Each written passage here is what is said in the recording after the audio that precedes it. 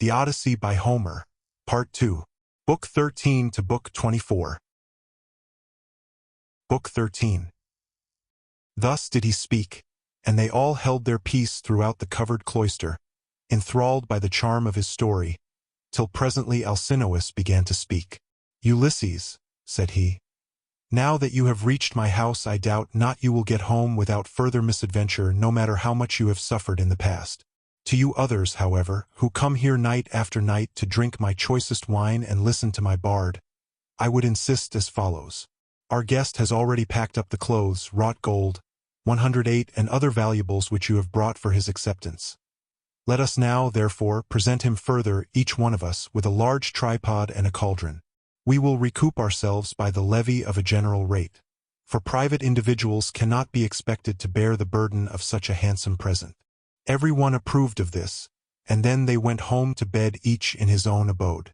When the child of morning, rosy-fingered dawn, appeared, they hurried down to the ship and brought their cauldrons with them. Alcinous went on board and saw everything so securely stowed under the ship's benches that nothing could break adrift and injure the rowers. Then they went to the house of Alcinous to get dinner, and he sacrificed a bull for them in honor of Jove, who is the Lord of all. They set the steaks to grill and made an excellent dinner, after which the inspired bard, Telemachus, who was a favorite with everyone, sang to them. But Ulysses kept on turning his eyes towards the sun, as though to hasten his setting, for he was longing to be on his way. As one who has been all day plowing a fallow field with a couple of oxen keeps thinking about his supper and is glad when night comes that he may go and get it, for it is all his legs can do to carry him, even so did Ulysses rejoice when the sun went down, and he at once said to the Phaeacians, addressing himself more particularly to King Alcinous, "Sir, and all of you, farewell. Make your drink offerings and send me on my way rejoicing, for you have fulfilled my heart's desire by giving me an escort, and making me presents, which heaven grant that I may turn to good account. May I find my admirable wife living in peace among friends. 109 And may you whom I leave behind me give satisfaction to your wives and children. Wink with a frown. 110 May heaven vouchsafe you every good grace, and may no evil thing come among your people." Thus did he speak. His hearers all of them approved his saying and agreed that he should have his escort inasmuch as he had spoken reasonably. Alcinous therefore said to his servant, "Pontonous, mix some wine and hand it round to everybody, that we may offer a prayer to Father Jove, and speed our guest upon his way." Pontonous mixed the wine and handed it to every one in turn. The others each from his own seat made a drink offering to the blessed gods that live in heaven. But Ulysses rose and placed the double cup in the hands of Queen Arete. "Farewell, Queen," said he. "Henceforward and forever, till age and death, the common lot of mankind, lay their hands upon you. I now take my leave.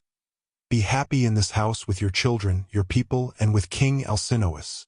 As he spoke he crossed the threshold, and Alcinous sent a man to conduct him to his ship and to the seashore. Arete also sent some maidservants with him, one with a clean shirt and cloak, another to carry his strong box, and a third with corn and wine. When they got to the waterside the crew took these things and put them on board, with all the meat and drink. But for Ulysses they spread a rug and a linen sheet on deck that he might sleep soundly in the stern of the ship. Then he too went on board and lay down without a word. But the crew took every man his place and loosed the hawser from the pierced stone to which it had been bound. Thereon, when they began rowing out to sea, Ulysses fell into a deep, sweet, and almost death-like slumber. 111.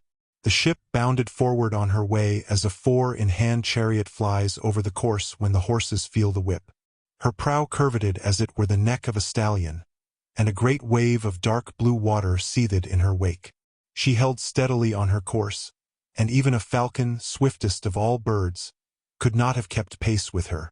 Thus, then, she cut her way through the water, carrying one who was as cunning as the gods, but who was now sleeping peacefully, forgetful of all that he had suffered both on the field of battle and by the waves of the weary sea. When the bright star that heralds the approach of dawn began to show, the ship drew near to land. 112 Now there is in Ithaca a haven of the old merman forces, which lies between 2 points that break the line of the sea and shut the harbor in. These shelter it from the storms of wind and sea that rage outside, so that, when once within it, a ship may lie without being even moored. At the head of this harbor there is a large olive tree, and at no great distance a fine overarching cavern sacred to the nymphs who are called naiads. 113 There are mixing bowls within it and wine jars of stone, and the bees hive there. Moreover, there are great looms of stone on which the nymphs weave their robes of sea purple, very curious to see, and at all times there is water within it. It has two entrances, one facing north by which mortals can go down into the cave, while the other comes from the south and is more mysterious. Mortals cannot possibly get in by it, it is the way taken by the gods. Into this harbor, then, they took their ship, for they knew the place.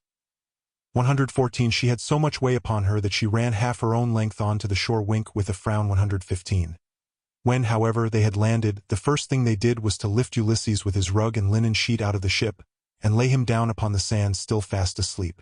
Then they took out the presents which Minerva had persuaded the Phaeacians to give him when he was setting out on his voyage homewards. They put these all together by the root of the olive tree, away from the road, for fear some passer-by 116 might come and steal them before Ulysses awoke, and then they made the best of their way home again. But Neptune did not forget the threats with which he had already threatened Ulysses, so he took counsel with Jove. "Father Jove," said he, "I shall no longer be held in any sort of respect among you gods, if mortals like the Phaeacians, who are my own flesh and blood, show such small regard for me. I said I would let Ulysses get home when he had suffered sufficiently. I did not say that he should never get home at all, for I knew you had already nodded your head about it, and promised that he should do so. But now they have brought him in a ship fast asleep and have landed him in Ithaca after loading him with more magnificent presents of bronze, gold, and raiment than he would ever have brought back from Troy, if he had had his share of the spoil and got home without misadventure." And Jove answered, "What, O Lord of the earthquake, are you talking about? The gods are by no means wanting in respect for you. It would be monstrous were they to insult one so old and honored as you are.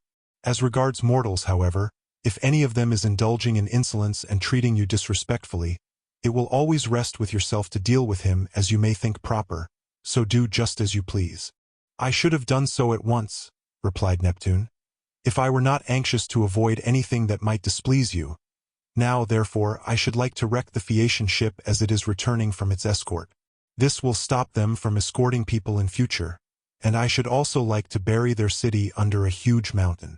"My good friend," answered Jove, "I should recommend you at the very moment when the people from the city are watching the ship on her way, to turn it into a rock near the land and looking like a ship. This will astonish everybody, and you can then bury their city under the mountain." When earth-encircling Neptune heard this, he went to Scheria where the Phaeacians live, and stayed there till the ship, which was making rapid way, had got close in. Then he went up to it, turned it into stone, and drove it down with the flat of his hand so as to root it in the ground. After this he went away. The Phaeacians then began talking among themselves, and one would turn towards his neighbor, saying, "Bless my heart, who is it that can have rooted the ship in the sea just as she was getting into port?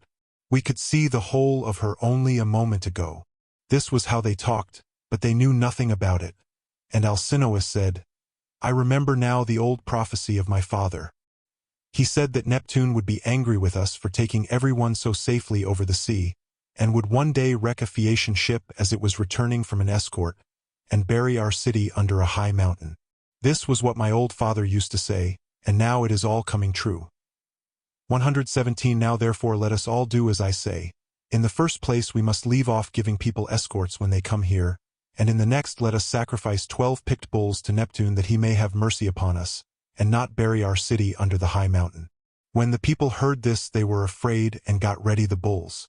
Thus did the chiefs and rulers of the Phaeacians pray to King Neptune, standing round his altar, and at the same time 118 Ulysses woke up once more upon his own soil. He had been so long away that he did not know it again. Moreover, Jove's daughter Minerva had made it a foggy day, so that people might not know of his having come, and that she might tell him everything without either his wife or his fellow citizens and friends recognizing him. 119 Until he had taken his revenge upon the wicked suitors. Everything, therefore, seemed quite different to him. The long straight tracks, the harbors, the precipices, and the goodly trees, appeared all changed as he started up and looked upon his native land. So he smote his thighs with the flat of his hands and cried aloud despairingly. "Alas!" he exclaimed, "among what manner of people am I fallen? Are they savage and uncivilized or hospitable and humane? Where shall I put all this treasure, and which way shall I go? I wish I had stayed over there with the Phaeacians, or I could have gone to some other great chief who would have been good to me and given me an escort. As it is, I do not know where to put my treasure, and I cannot leave it here for fear somebody else should get hold of it. In good truth, the chiefs and rulers of the Phaeacians have not been dealing fairly by me, and have left me in the wrong country. They said they would take me back to Ithaca, and they have not done so. May Jove, the protector of suppliants, chastise them, for he watches over everybody and punishes those who do wrong. Still, I suppose I must count my goods and see if the crew have gone off with any of them. He counted his goodly coppers and cauldrons, his gold and all his clothes, but there was nothing missing. Still he kept grieving about not being in his own country, and wandered up and down by the shore of the sounding sea bewailing his hard fate. Then Minerva came up to him disguised as a young shepherd of delicate and princely mien, with a good cloak folded double about her shoulders. She had sandals on her comely feet and held a javelin in her hand. Ulysses was glad when he saw her, and went straight up to her. "My friend," said he, "you are the first person whom I have met with in this country. I salute you, therefore, and beg you to be well disposed towards me. Protect these my goods, and myself too, for I embrace your knees and pray to you as though you were a god. Tell me, then, and tell me truly, what land and country is this? Who are its inhabitants? Am I on an island, or is this the seaboard of some continent?" Minerva answered, "Stranger, you must be very simple, or must have come from somewhere a long way off, not to know what country this is. It is a very celebrated place, and everybody knows it east and west.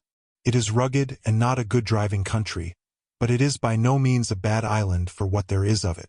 It grows any quantity of corn and also wine, for it is watered both by rain and dew. It breeds cattle also and goats. All kinds of timber grow here, and there are watering places where the water never runs dry. So, sir, the name of Ithaca is known even as far as Troy, which I understand to be a long way off from this Achaean country." Ulysses was glad at finding himself, as Minerva told him, in his own country, and he began to answer, but he did not speak the truth, and made up a lying story in the instinctive weariness of his heart. "I heard of Ithaca," said he, "when I was in Crete beyond the seas, and now it seems I have reached it with all these treasures. I have left as much more behind me for my children, but am flying because I killed Orsilochus, son of Idomeneus, the fleetest runner in Crete. I killed him because he wanted to rob me of the spoils I had got from Troy with so much trouble and danger both on the field of battle and by the waves of the weary sea. He said I had not served his father loyally at Troy as vassal, but had set myself up as an independent ruler, so I lay in wait for him with one of my followers by the roadside, and speared him as he was coming into town from the country. It was a very dark night and nobody saw us. It was not known, therefore, that I had killed him, but as soon as I had done so I went to a ship and besought the owners, who were Phoenicians, to take me on board and set me in Pylos or in Elis where the Epeans rule, giving them as much spoil as satisfied them. They meant no guile, but the wind drove them off their course, and we sailed on till we came hither by night. It was all we could do to get inside the harbor, and none of us said a word about supper though we wanted it badly, but we all went on shore and lay down just as we were. I was very tired and fell asleep directly, so they took my goods out of the ship, and placed them beside me where I was lying upon the sand. Then they sailed away to Cydonia, and I was left here in great distress of mind." Such was his story, but Minerva smiled and caressed him with her hand. Then she took the form of a woman, fair, stately, and wise. "He must be indeed a shifty lying fellow," said she, "who could surpass you in all manner of craft even though you had a god for your antagonist. Daredevil that you are, full of guile, unwearying in deceit, can you not drop your tricks and your instinctive falsehood, even now that you are in your own country again? We will say no more, however, about this, for we can both of us deceive upon occasion. You are the most accomplished counselor and orator among all mankind, while I for diplomacy and subtlety have no equal among the gods. Did you not know Jove's daughter Minerva, me, who have been ever with you, who kept watch over you in all your troubles, and who made the Phaeacians take so great a liking to you? And now, again, I am come here to talk things over with you, and help you to hide the treasure I made the Phaeacians give you. I want to tell you about the troubles that await you in your own house. You have got to face them, but tell no one, neither man nor woman, that you have come home again. Bear everything, and put up with every man's insolence, without a word. And Ulysses answered, A man, goddess, may know a great deal, but you are so constantly changing your appearance that when he meets you it is a hard matter for him to know whether it is you or not. This much, however, I know exceedingly well. You were very kind to me as long as we Achaeans were fighting before Troy, but from the day on which we went on board ship after having sacked the city of Priam, and heaven dispersed us, from that day, Minerva, I saw no more of you, and cannot ever remember your coming to my ship to help me in a difficulty. I had to wander on sick and sorry till the gods delivered me from evil, and I reached the city of the Phaeacians, where you encouraged me and took me into the town. 120 And now, I beseech you in your father's name, tell me the truth, for I do not believe I am really back in Ithaca. I am in some other country, and you are mocking me and deceiving me in all you have been saying. Tell me then truly, have I really got back to my own country? You are always taking something of that sort in your head, replied Minerva. And that is why I cannot desert you in your afflictions. You are so plausible, shrewd, and shifty. Anyone but yourself on returning from so long a voyage would at once have gone home to see his wife and children. But you do not seem to care about asking after them or hearing any news about them till you have exploited your wife, who remains at home vainly grieving for you, and having no peace night or day for the tears she sheds on your behalf. As for my not coming near you, I was never uneasy about you, for I was certain you would get back safely though you would lose all your men, and I did not wish to quarrel with my uncle Neptune, who never forgave you for having blinded his son. 121. I will now, however, point out to you the lie of the land, and you will then perhaps believe me. This is the haven of the old merman Phorcys, and here is the olive tree that grows at the head of it. Near it is the cave sacred to the Naiads. Wink with a frown. 122. Here too is the overarching cavern in which you have offered many an acceptable hecatomb to the nymphs, and this is the wooded mountain Neritum. As she spoke, the goddess dispersed the mist and the land appeared. Then Ulysses rejoiced at finding himself again in his own land, and kissed the bounteous soil. He lifted up his hands and prayed to the nymphs, saying, Naiad nymphs, daughters of Jove, I made sure that I was never again to see you. Now therefore I greet you with all loving salutations, and I will bring you offerings as in the old days, if Jove's redoubtable daughter will grant me life, and bring my son to manhood. Take heart, and do not trouble yourself about that, rejoined Minerva. Let us rather set about stowing your things at once in the cave, where they will be quite safe. Let us see how we can best manage it all. Therewith she went down into the cave to look for the safest hiding places, while Ulysses brought up all the treasure of gold, bronze, and good clothing which the Phaeacians had given him. They stowed everything carefully away, and Minerva set a stone against the door of the cave. Then the two sat down by the root of the great olive, and consulted how to compass the destruction of the wicked suitors. Ulysses, said Minerva, noble son of Laertes, think how you can lay hands on these disreputable people who have been lording it in your house these 3 years, courting your wife and making wedding presents to her, while she does nothing but lament your absence, giving hope and sending encouraging messages, 123 to every one of them, but meaning the very opposite of all she says. And Ulysses answered, In good truth, goddess, it seems I should have come to much the same bad end in my own house as Agamemnon did, if you had not given me such timely information. Advise me how I shall best avenge myself. Stand by my side and put your courage into my heart as on the day when we loosed Troy's fair diadem from her brow. Help me now as you did then, and I will fight 300 men, if you, goddess, will be with me.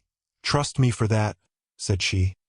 I will not lose sight of you when once we set about it, and I imagine that some of those who are devouring your substance will then bespatter the pavement with their blood and brains.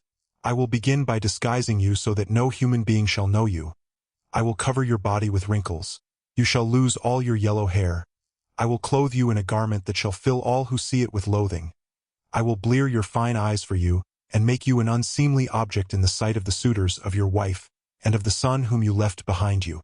Then go at once to the swineherd who is in charge of your pigs.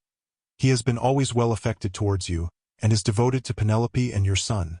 You will find him feeding his pigs near the rock that is called Raven, 124 by the fountain Arethusa, where they are fattening on beech mast and spring water after their manner. Stay with him and find out how things are going, while I proceed to Sparta and see your son, who is with Menelaus at Lacedaemon. where he has gone to try and find out whether you are still alive. 125. But why? Said Ulysses. Did you not tell him, for you knew all about it? Did you want him too to go sailing about amid all kinds of hardship while others are eating up his estate? Minerva answered, Never mind about him. I sent him that he might be well spoken of for having gone. He is in no sort of difficulty, but is staying quite comfortably with Menelaus, and is surrounded with abundance of every kind. The suitors have put out to sea and are lying in wait for him, for they mean to kill him before he can get home. I do not much think they will succeed, but rather that some of those who are now eating up your estate will first find a grave themselves. As she spoke, Minerva touched him with her wand and covered him with wrinkles, took away all his yellow hair, and withered the flesh over his whole body. She bleared his eyes, which were naturally very fine ones. She changed his clothes and threw an old rag of a wrap about him, and a tunic, tattered, filthy, and begrimed with smoke. She also gave him an undressed deerskin as an outer garment, and furnished him with a staff and a wallet all in holes, with a twisted thong for him to sling it over his shoulder. When the pair had thus laid their plans, they parted, and the goddess went straight to Lacedaemon to fetch Telemachus. Book 14. Ulysses now left the haven, and took the rough track up through the wooded country and over the crest of the mountain till he reached the place where Minerva had said that he would find the swineherd, who was the most thrifty servant he had. He found him sitting in front of his hut, which was by the yards that he had built on a site which could be seen from far. He had made them spacious, 126, and fair to see, with a free run for the pigs all round them. He had built them during his master's absence, of stones which he had gathered out of the ground, without saying anything to Penelope or Laertes, and he had fenced them on top with thorn bushes. Outside the yard he had run a strong fence of oaken posts, split, and set pretty close together, while inside he had built 12 sties near one another for the sows to lie in. There were 50 pigs wallowing in each sty, all of them breeding sows, but the boars slept outside and were much fewer in number, for the suitors kept on eating them, and the swineherd had to send them the best he had continually. There were 360 boar pigs, and the herdsman's 4 hounds, which were as fierce as wolves, slept always with them. The swineherd was at that moment cutting out a pair of sandals, 127, from a good stout ox hide. 3 of his men were out herding the pigs in one place or another, and he had sent the 4th to town with a boar that he had been forced to send the suitors that they might sacrifice it and have their fill of meat. When the hounds saw Ulysses, they set up a furious barking and flew at him, but Ulysses was cunning enough to sit down and loose his hold of the stick that he had in his hand. Still, he would have been torn by them in his own homestead had not the swineherd dropped his ox hide, rushed full speed through the gate of the yard, and driven the dogs off by shouting and throwing stones at them. Then he said to Ulysses, "Old man, the dogs were likely to have made short work of you, and then you would have got me into trouble. The gods have given me quite enough worries without that, for I have lost the best of masters, and am in continual grief on his account. I have to attend swine for other people to eat, while he, if he yet lives to see the light of day, is starving in some distant land. But come inside, and when you have had your fill of bread and wine, tell me where you come from, and all about your misfortunes." On this the swineherd led the way into the hut and bade him sit down. He strewed a good thick bed of rushes upon the floor, and on the top of this he threw the shaggy chamois skin, a great thick one, on which he used to sleep by night. Ulysses was pleased at being made thus welcome, and said, "May Jove, sir, and the rest of the gods grant you your heart's desire in return for the kind way in which you have received me." To this you answered, "O swineherd Eumaeus, stranger, though a still poorer man should come here, it would not be right for me to insult him, for all strangers and beggars are from Jove. You must take what you can get and be thankful, for servants live in fear when they have young lords for their masters. And this is my misfortune now, for heaven has hindered the return of him who would have been always good to me and given me something of my own, a house, a piece of land, a good-looking wife, and all else that a liberal master allows a servant who has worked hard for him, and whose labor the gods have prospered as they have mine in the situation which I hold. If my master had grown old here, he would have done great things by me, but he is gone, and I wish that Helen's whole race were utterly destroyed, for she has been the death of many a good man.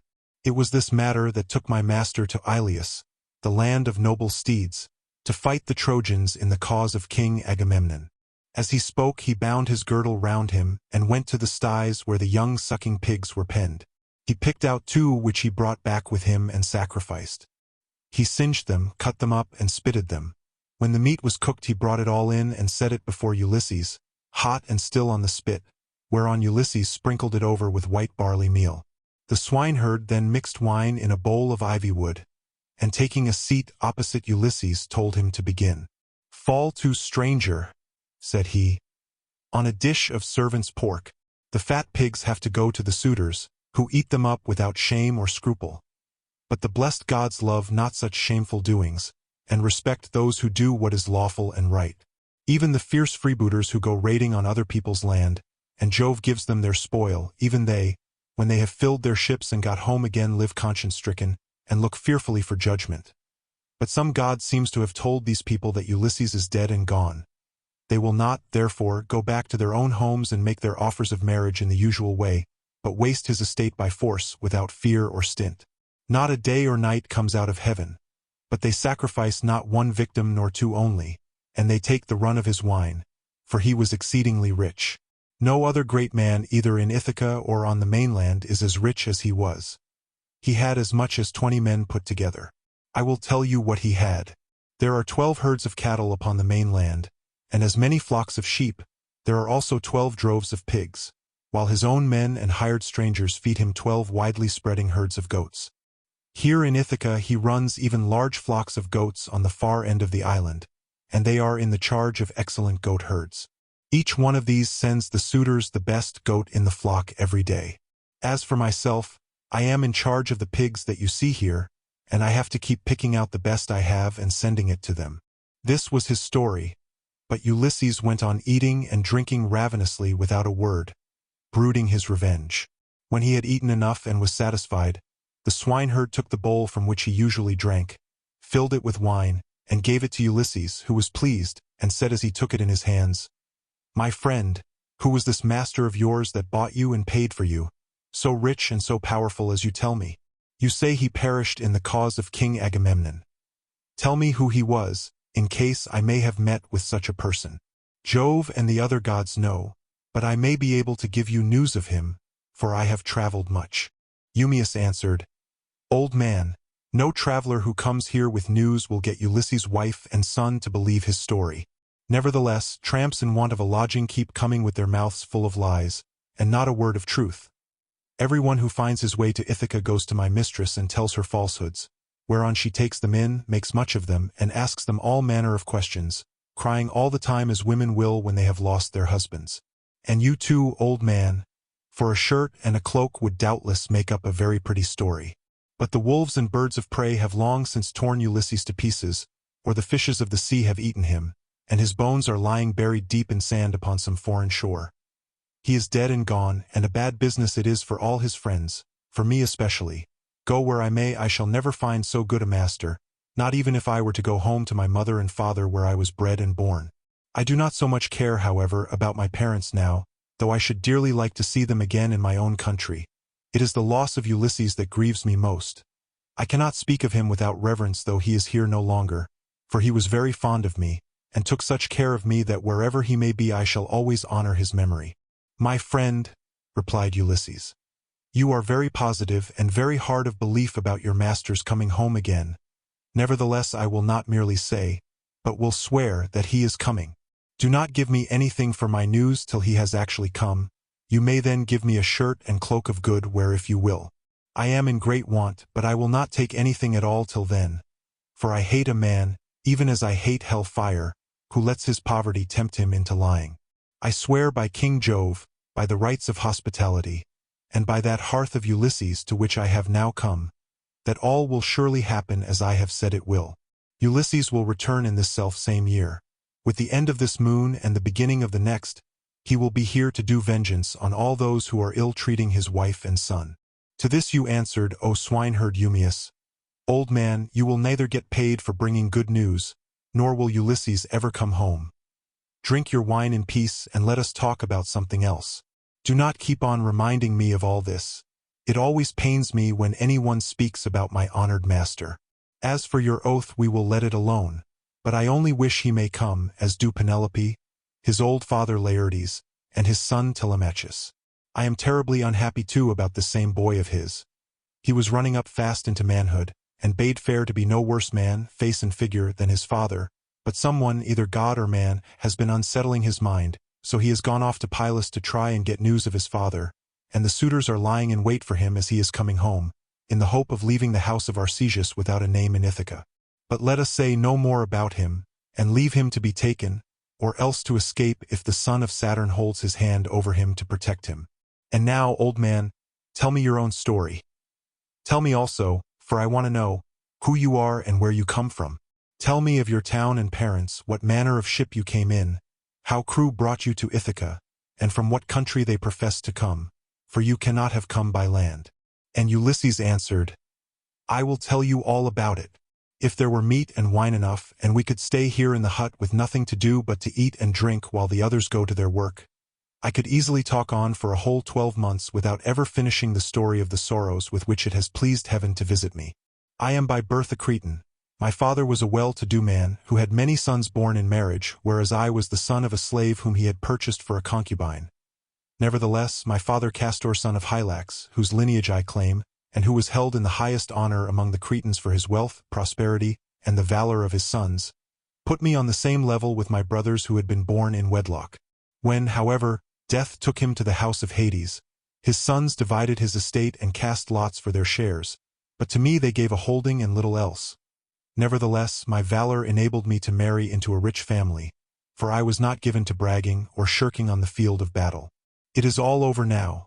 Still, if you look at the straw you can see what the ear was, for I have had trouble enough and to spare.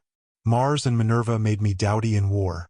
When I had picked my men to surprise the enemy with an ambuscade, I never gave death so much as a thought, but was the first to leap forward and spear all whom I could overtake. Such was I in battle, but I did not care about farm work, nor the frugal home life of those who would bring up children. My delight was in ships, fighting, javelins, and arrows, things that most men shudder to think of. But one man likes one thing and another, and this was what I was most naturally inclined to. Before the Achaeans went to Troy, 9 times was I in command of men and ships on foreign service, and I amassed much wealth. I had my pick of the spoil in the first instance, and much more was allotted to me later on. My house grew apace and I became a great man among the Cretans, but when Jove counseled that terrible expedition in which so many perished, the people required me and Idomeneus to lead their ships to Troy, and there was no way out of it, for they insisted on our doing so. There we fought for 9 whole years, but in the 10th we sacked the city of Priam and sailed home again as heaven dispersed us. Then it was that Jove devised evil against me. I spent but 1 month happily with my children, wife, and property, and then I conceived the idea of making a descent on Egypt, so I fitted out a fine fleet and manned it. I had 9 ships, and the people flocked to fill them. For 6 days I and my men made feast, and I found them many victims both for sacrifice to the gods and for themselves. But on the 7th day we went on board and set sail from Crete with a fair north wind behind us, though we were going down a river. Nothing went ill with any of our ships, and we had no sickness on board, but sat where we were and let the ships go as the wind and steersmen took them. On the 5th day we reached the river Aegyptus. There I stationed my ships in the river, bidding my men stay by them and keep guard over them while I sent out scouts to reconnoiter from every point of vantage. But the men disobeyed my orders, took to their own devices, and ravaged the land of the Egyptians, killing the men, and taking their wives and children captive. The alarm was soon carried to the city, and when they heard the war cry, the people came out at daybreak till the plain was filled with horsemen and foot soldiers and with the gleam of armor. Then Jove spread panic among my men, and they would no longer face the enemy, for they found themselves surrounded.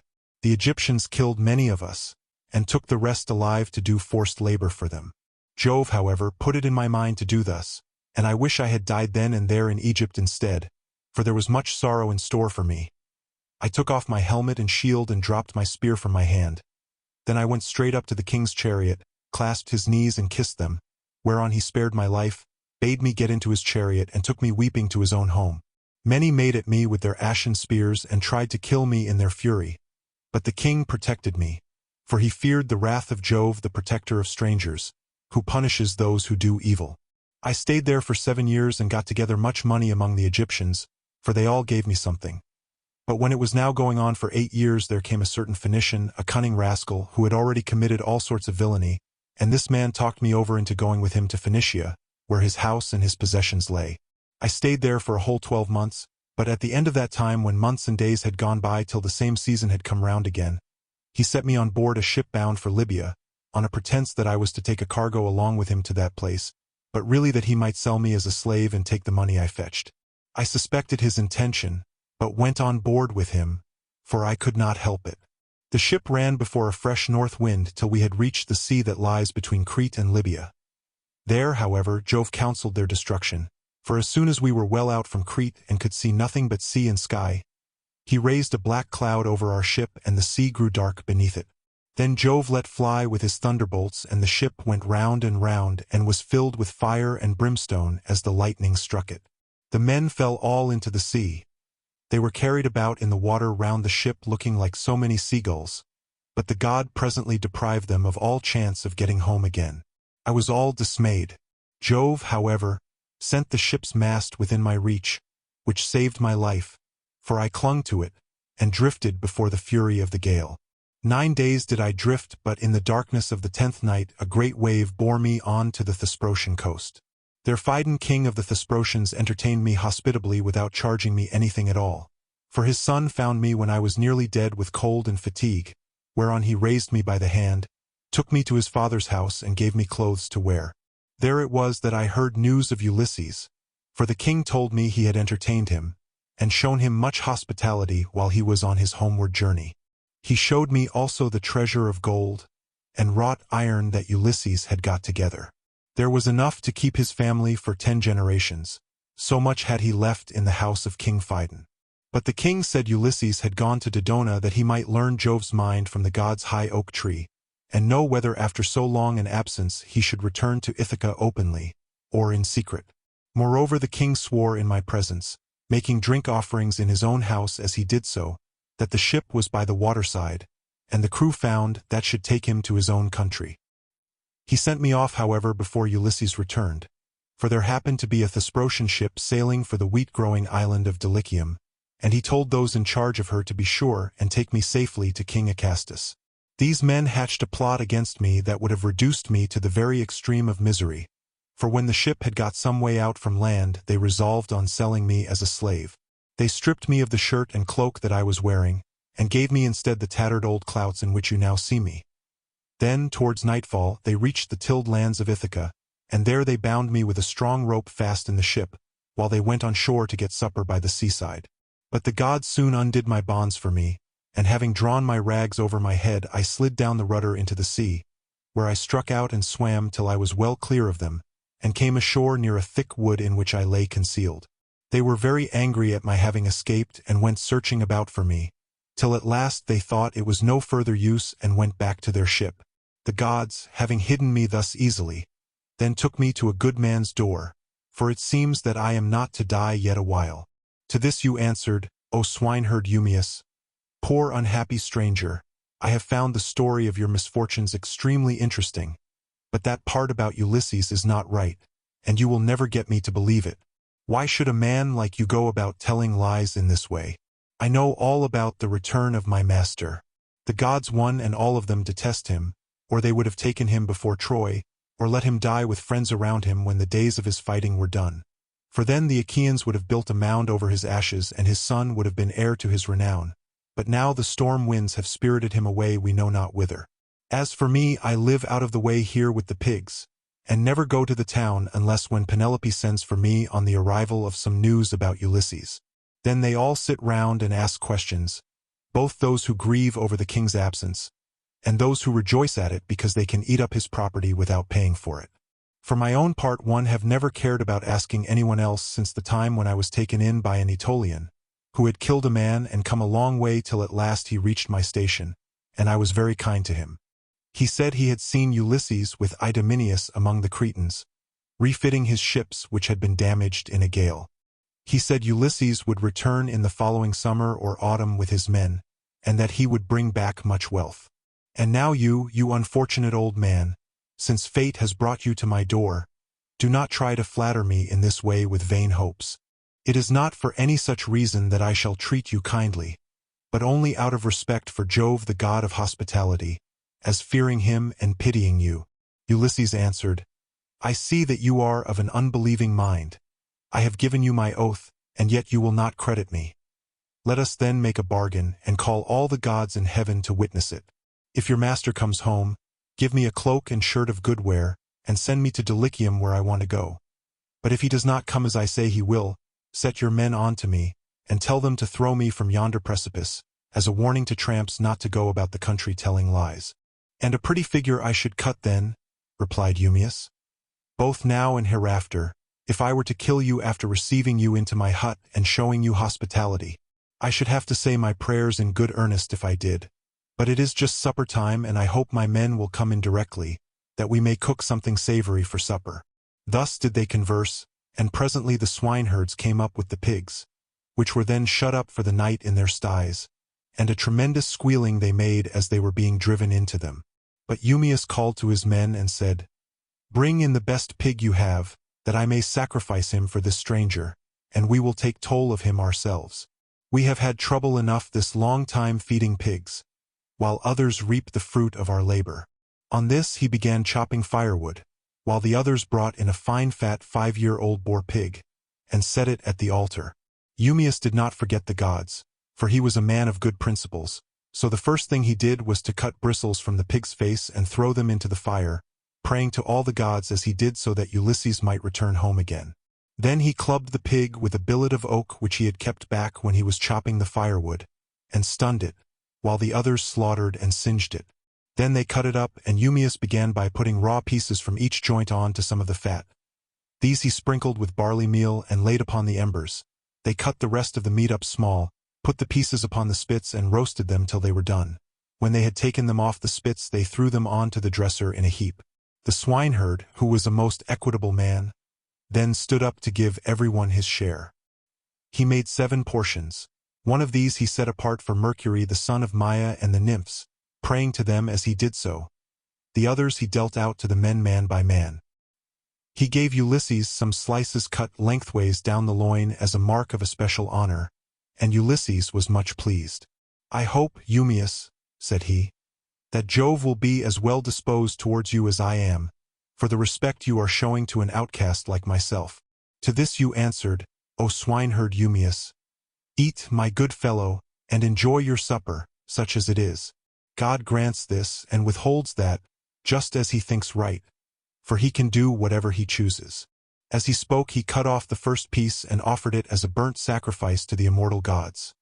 Then he made them a drink offering, put the cup in the hands of Ulysses, and sat down to his own portion. Mesaulius brought them their bread. The swineherd had brought this man on his own account from among the Taphians during his master's absence, and had paid for him with his own money without saying anything either to his mistress or Laertes. They then laid their hands upon the good things that were before them, and when they had had enough to eat and drink, Mesaulius took away what was left of the bread, and they all went to bed after having made a hearty supper. Now the night came on stormy and very dark, for there was no moon. It poured without ceasing, and the wind blew strong from the west, which is a wet quarter, so Ulysses thought he would see whether Eumaeus, in the excellent care he took of him, would take off his own cloak and give it him, or make one of his men give him one. "Listen to me," said he, "Eumaeus and the rest of you. When I have said a prayer I will tell you something. It is the wine that makes me talk in this way. Wine will make even a wise man fall to singing. It will make him chuckle and dance and say many a word that he had better leave unspoken. Still, as I have begun, I will go on. Would that I were still young and strong as when we got up an ambuscade before Troy. Menelaus and Ulysses were the leaders, but I was in command also, for the other 2 would have it so. When we had come up to the wall of the city, we crouched down beneath our armor, and lay there under cover of the reeds and thick brushwood that grew about the swamp. It came on to freeze with a north wind blowing. The snow fell small and fine like hoarfrost, and our shields were coated thick with rime. The others had all got cloaks and shirts, and slept comfortably enough with their shields about their shoulders, but I had carelessly left my cloak behind me, not thinking that I should be too cold, and had gone off in nothing but my shirt and shield.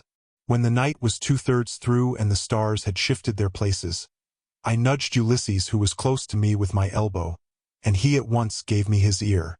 "Ulysses," said I, "this cold will be the death of me, for I have no cloak.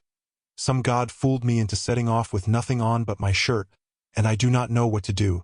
Ulysses, who was as crafty as he was valiant, hit upon the following plan. "Keep still," said he in a low voice, "or the others will hear you." Then he raised his head on his elbow. "My friends," said he, "I have had a dream from heaven in my sleep.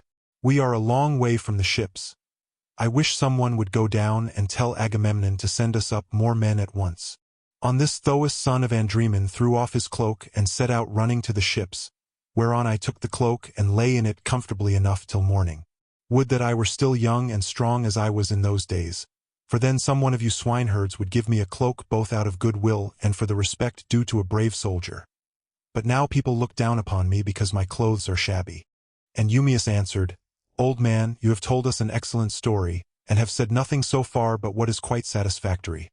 For the present, therefore, you shall want neither clothing nor anything else that a stranger in distress may reasonably expect. But tomorrow morning you have to shake your own old rags about your body again. For we have not many spare cloaks nor shirts up here, but every man has only one. When Ulysses' son comes home again, he will give you both cloak and shirt, and send you wherever you may want to go." With this he got up and made a bed for Ulysses by throwing some goatskins and sheepskins on the ground in front of the fire. Here Ulysses lay down, and Eumaeus covered him over with a great heavy cloak that he kept for a change in case of extraordinarily bad weather. Thus did Ulysses sleep, and the young men slept beside him. But the swineherd did not like sleeping away from his pigs, so he got ready to go outside, and Ulysses was glad to see that he looked after his property during his master's absence. First he slung his sword over his brawny shoulders and put on a thick cloak to keep out the wind. He also took the skin of a large and well-fed goat, and a javelin in case of attack from men or dogs. Thus equipped he went to his rest where the pigs were camping under an overhanging rock that gave them shelter from the north wind. Book 15. But Minerva went to the fair city of Lacedaemon to tell Ulysses' son that he was to return at once. She found him and Pisistratus sleeping in the forecourt of Menelaus's house. Pisistratus was fast asleep, but Telemachus could get no rest all night for thinking of his unhappy father. So Minerva went close up to him and said, "Telemachus, you should not remain so far away from home any longer, nor leave your property with such dangerous people in your house. They will eat up everything you have among them, and you will have been on a fool's errand. Ask Menelaus to send you home at once if you wish to find your excellent mother still there when you get back. Her father and brothers are already urging her to marry Eumaeus, who has given her more than any of the others, and has been greatly increasing his wedding presents. I hope nothing valuable may have been taken from the house in spite of you, but you know what women are. They always want to do the best they can for the man who marries them, and never give another thought to the children of their first husband, nor to their father either when he is dead and done with.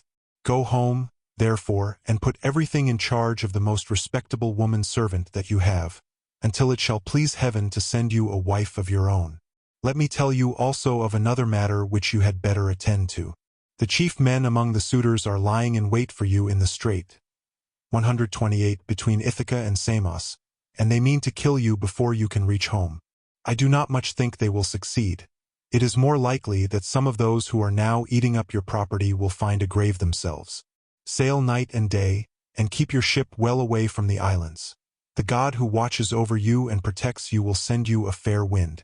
As soon as you get to Ithaca, send your ship and men on to the town, but yourself go straight to the swineherd who has charge of your pigs. He is well disposed towards you. Stay with him, therefore, for the night, and then send him to Penelope to tell her that you have got back safe from Pylos." Then she went back to Olympus.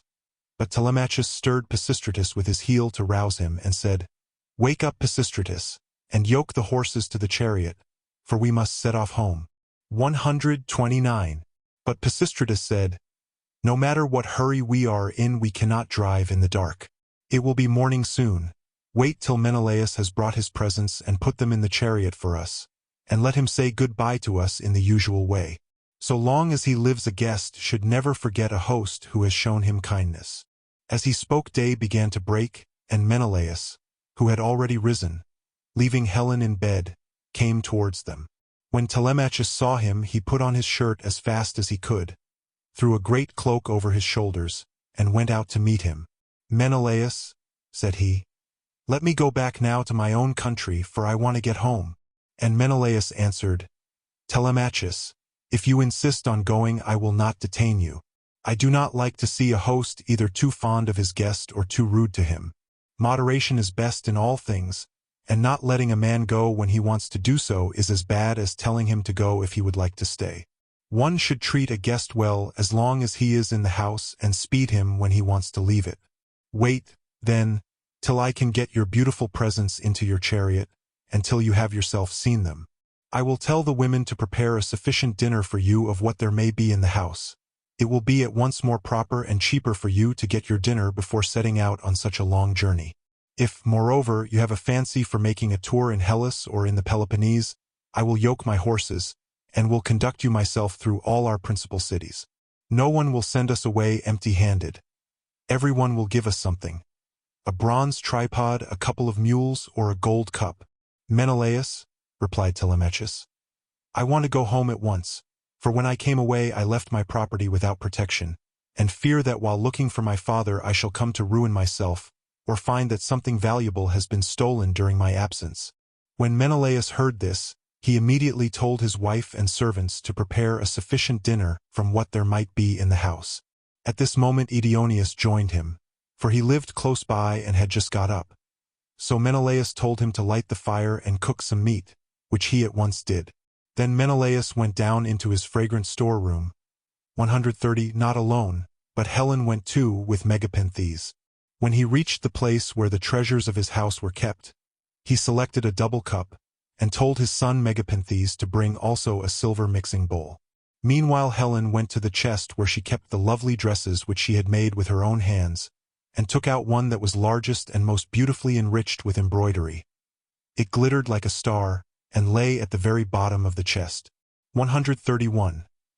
Then they all came back through the house again till they got to Telemachus, and Menelaus said, "Telemachus, may Jove, the mighty husband of Juno, bring you safely home according to your desire.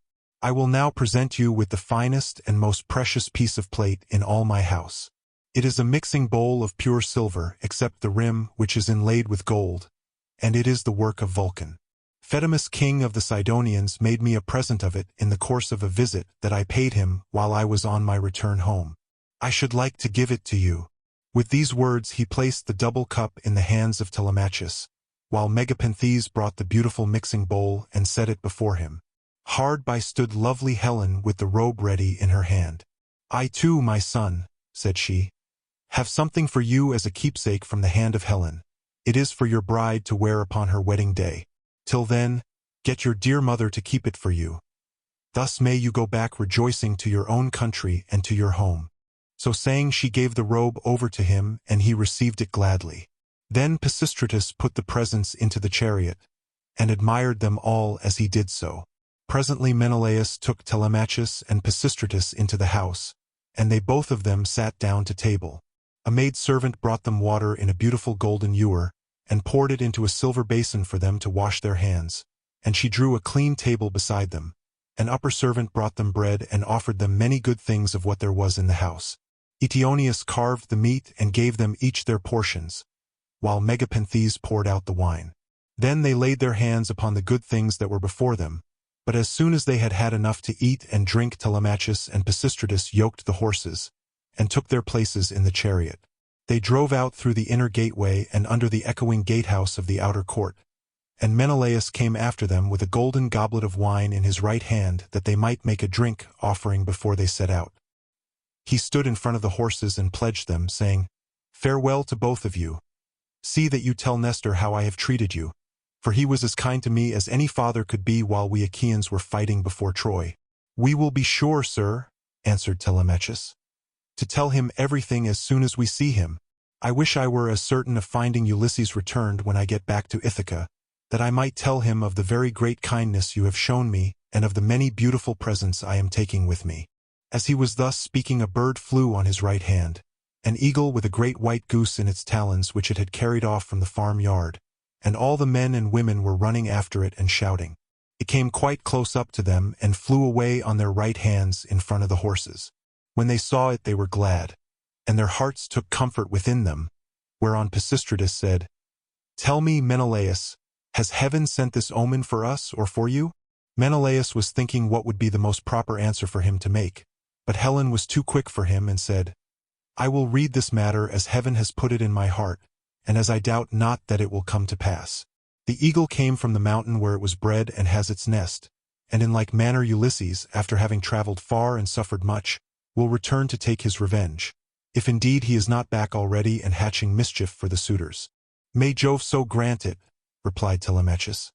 "If it should prove to be so, I will make vows to you as though you were a god, even when I am at home." As he spoke he lashed his horses, and they started off at full speed through the town towards the open country. They swayed the yoke upon their necks and traveled the whole day long till the sun set and darkness was over all the land. Then they reached Pheræ, where Diocles lived, who was son of Ortilochus, the son of Alpheus. There they passed the night and were treated hospitably. When the child of morning, rosy-fingered Dawn, appeared, they again yoked their horses and their places in the chariot. They drove out through the inner gateway and under the echoing gatehouse of the outer court. Then Pisistratus lashed his horses on, and they flew forward nothing loath. Ere long they came to Pylos, and then Telemachus said, "Pisistratus, I hope you will promise to do what I am going to ask you. You know our fathers were old friends before us. Moreover, we are both of an age, and this journey has brought us together still more closely. Do not, therefore, take me past my ship, but leave me there, for if I go to your father's house he will try to keep me in the warmth of his good will towards me, and I must go home at once." Pisistratus thought how he should do as he was asked, and in the end he deemed it best to turn his horses towards the ship, and put Menelaus's beautiful presents of gold and raiment in the stern of the vessel. Then he said, "Go on board at once, and tell your men to do so also before I can reach home to tell my father. I know how obstinate he is, and am sure he will not let you go. He will come down here to fetch you, and he will not go back without you. But he will be very angry." With this he drove his goodly steeds back to the city of the Pylians and soon reached his home. But Telemachus called the men together and gave his orders. "Now, my men," said he, "get everything in order on board the ship and let us set out home." Thus did he speak, and they went on board even as he had said. But as Telemachus was thus busied, praying also and sacrificing to Minerva in the ship's stern, there came to him a man from a distant country, a seer who was flying from Argos because he had killed a man. He was descended from Melampus, who used to live in Pylos, the land of sheep. He was rich and owned a great house, but he was driven into exile by the great and powerful king Neleus. Neleus seized his goods and held them for a whole year, during which he was a close prisoner in the house of King Phylacus, and in much distress of mind both on account of the daughter of Neleus and because he was haunted by a great sorrow that dread Erinnys had laid upon him. In the end, however, he escaped with his life, drove the cattle from Phylace to Pylos, avenged the wrong that had been done him, and gave the daughter of Neleus to his brother. Then he left the country and went to Argos, where it was ordained that he should reign over much people. There he married, established himself, and had two famous sons, Antiphates and Mantius. Antiphates became father of Oicleus, and Oicleus of Amphiorus, who was dearly loved both by Jove and by Apollo. But he did not live to old age, for he was killed in Thebes by reason of a woman's gifts. His sons were Alcmaeon and Amphilochus. Mantius, the other son of Melampus, was father to Polyphides and Clitus. Aurora, throned in gold, carried off Clitus for his beauty's sake, that he might dwell among the immortals.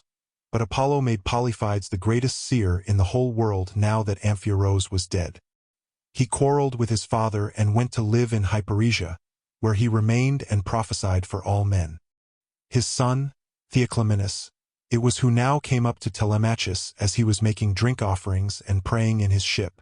"Friend," said he, "now that I find you sacrificing in this place, I beseech you by your sacrifices themselves, and by the God to whom you make them, I pray you also by your own head and by those of your followers, tell me the truth and nothing but the truth.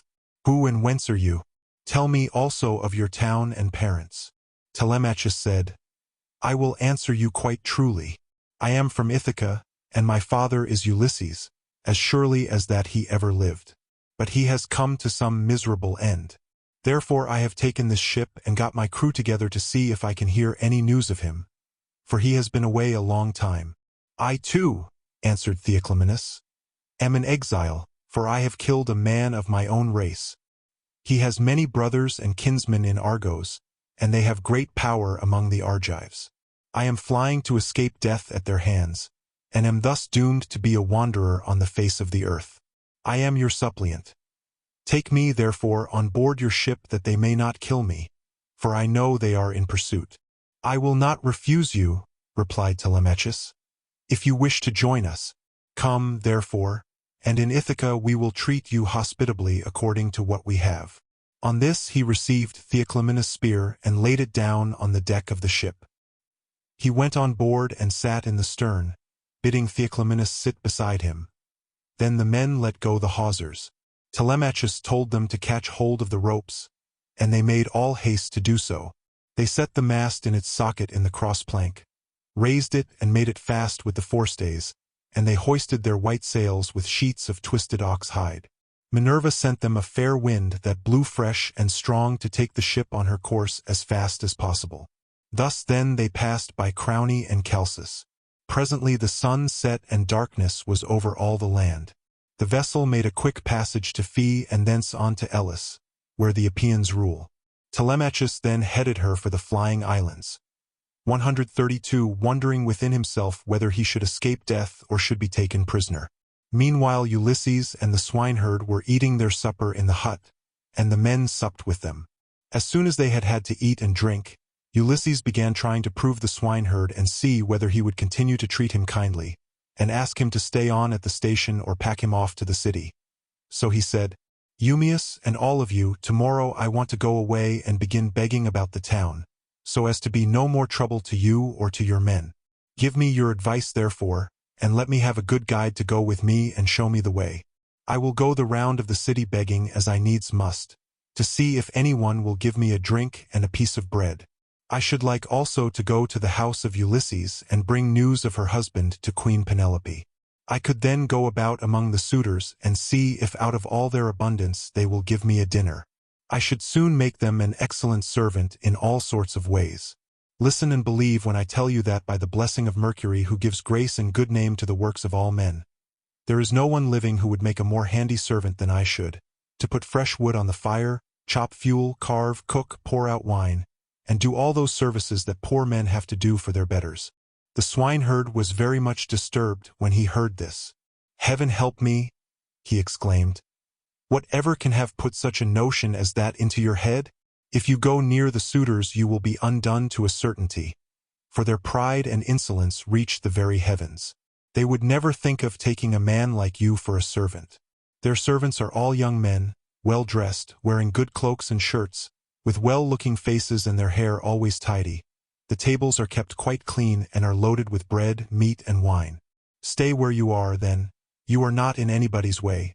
I do not mind your being here, no more do any of the others, and when Telemachus comes home he will give you a shirt and cloak and will send you wherever you want to go. Ulysses answered, I hope you may be as dear to the gods as you are to me, for having saved me from going about and getting into trouble. There is nothing worse than being always on the tramp. Still, when men have once got low down in the world they will go through a great deal on behalf of their miserable bellies. Since, however, you press me to stay here and await the return of Telemachus, tell me about Ulysses' mother, and his father whom he left on the threshold of old age when he set out for Troy. Are they still living, or are they already dead and in the house of Hades? I will tell you all about them, replied Eumaeus.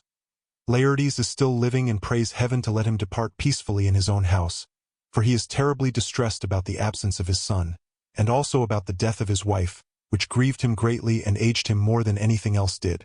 She came to an unhappy end. 133 through sorrow for her son. May no friend or neighbor who has dealt kindly by me come to such an end as she did. As long as she was still living, though she was always grieving, I used to like seeing her and asking her how she did, for she brought me up along with her daughter Timone, the youngest of her children. We were boy and girl together, and she made little difference between us. When, however, we both grew up, they sent Timone to Same and received a splendid dowry for her. As for me, my mistress gave me a good shirt and cloak with a pair of sandals for my feet, and sent me off into the country, but she was just as fond of me as ever. This is all over now. Still, it has pleased heaven to prosper my work in the situation which I now hold. I have enough to eat and drink, and can find something for any respectable stranger who comes here. But there is no getting a kind word or deed out of my mistress, for the house has fallen into the hands of wicked people. Servants want sometimes to see their mistress and have a talk with her. They like to have something to eat and drink at the house, and something too to take back with them into the country. This is what will keep servants in a good humor. Ulysses answered, Then you must have been a very little fellow, Eumaeus, when you were taken so far away from your home and parents. Tell me, and tell me true, was the city in which your father and mother lived sacked and pillaged? Or did some enemies carry you off when you were alone tending sheep or cattle, ship you off here, and sell you for whatever your master gave them? Stranger, replied Eumaeus, as regards your question, sit still, make yourself comfortable, drink your wine, and listen to me. The nights are now at their longest.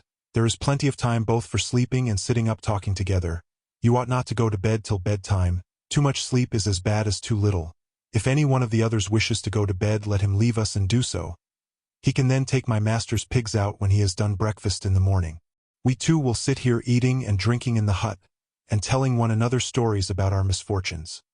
For when a man has suffered much and been buffeted about in the world, he takes pleasure in recalling the memory of sorrows that have long gone by. As regards your question, then, my tale is as follows. You may have heard of an island called Syra that lies over above Ortygia, 134, where the land begins to turn round and look in another direction. 135, it is not very thickly peopled, but the soil is good, with much pasture fit for cattle and sheep, and it abounds with wine and wheat. Dearth never comes there, nor are the people plagued by any sickness. But when they grow old, Apollo comes with Diana and kills them with his painless shafts. It contains 2 communities, and the whole country is divided between these 2. My father, Theseus son of Ormenus, a man comparable to the gods, reigned over both. Now to this place there came some cunning traders from Phoenicia, for the Phoenicians are great mariners, in a ship which they had freighted with gewgaws of all kinds. There happened to be a Phoenician woman in my father's house, very tall and comely, and an excellent servant. These scoundrels got hold of her one day when she was washing near their ship, seduced her, and cajoled her in ways that no woman can resist, no matter how good she may be by nature. The man who had seduced her asked her who she was and where she came from, and on this she told him her father's name. I come from Sidon, said she, and am daughter to Aribas, a man rolling in wealth. One day as I was coming into the town from the country, some Taphian pirates seized me and took me here over the sea, where they sold me to the man who owns this house, and he gave them their price for me. The man who had seduced her then said, Would you like to come along with us to see the house of your parents and your parents themselves? They are both alive and are said to be well off.